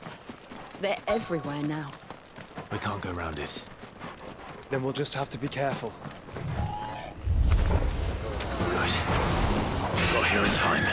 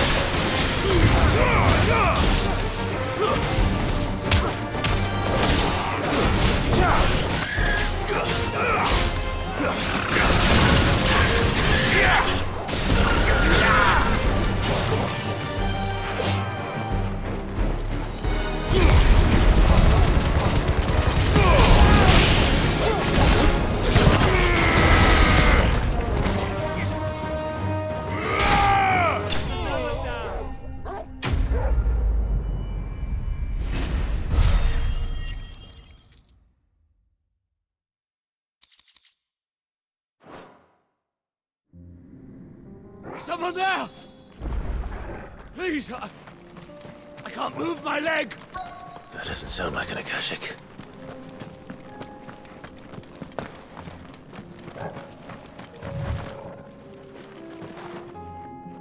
You're with the battalion? I am. I heard the fighting. Are the others? Taken care of. One of your brothers in arms told me what happened and asked for help. Another survivor? Where is he? Tell me. His wounds were too deep.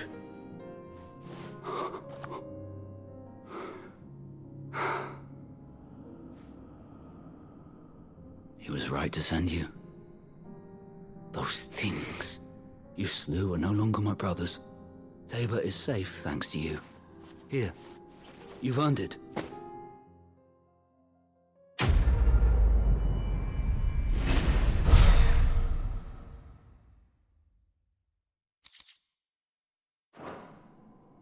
You seem familiar. Have we met? You must have me confused with someone else.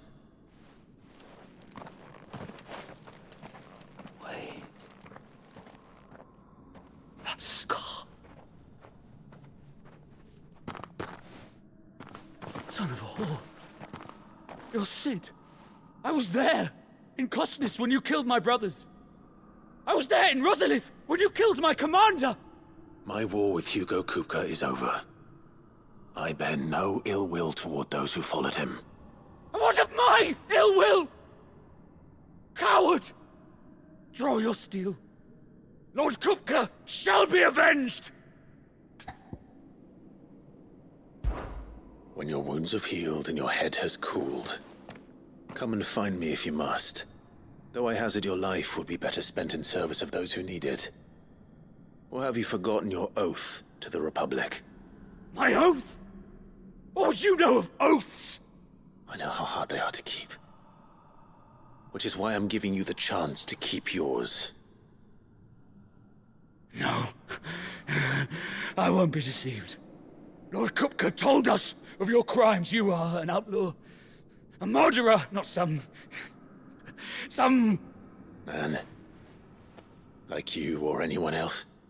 I am nothing like you. But if you're not gonna kill me, then go. Leave! Just know that I will find you, Sid. Someday.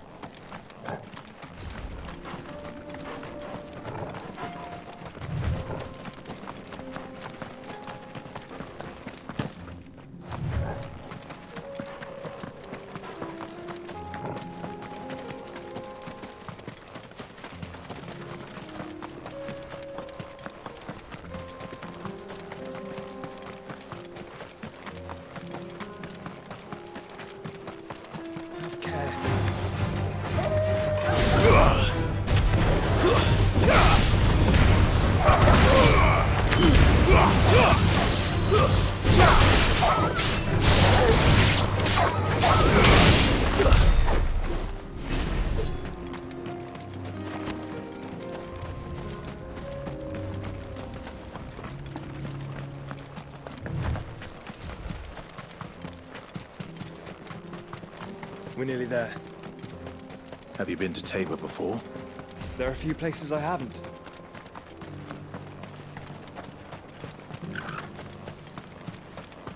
Where now, Joshua? There is a residence just inside the city gates. She awaits us within.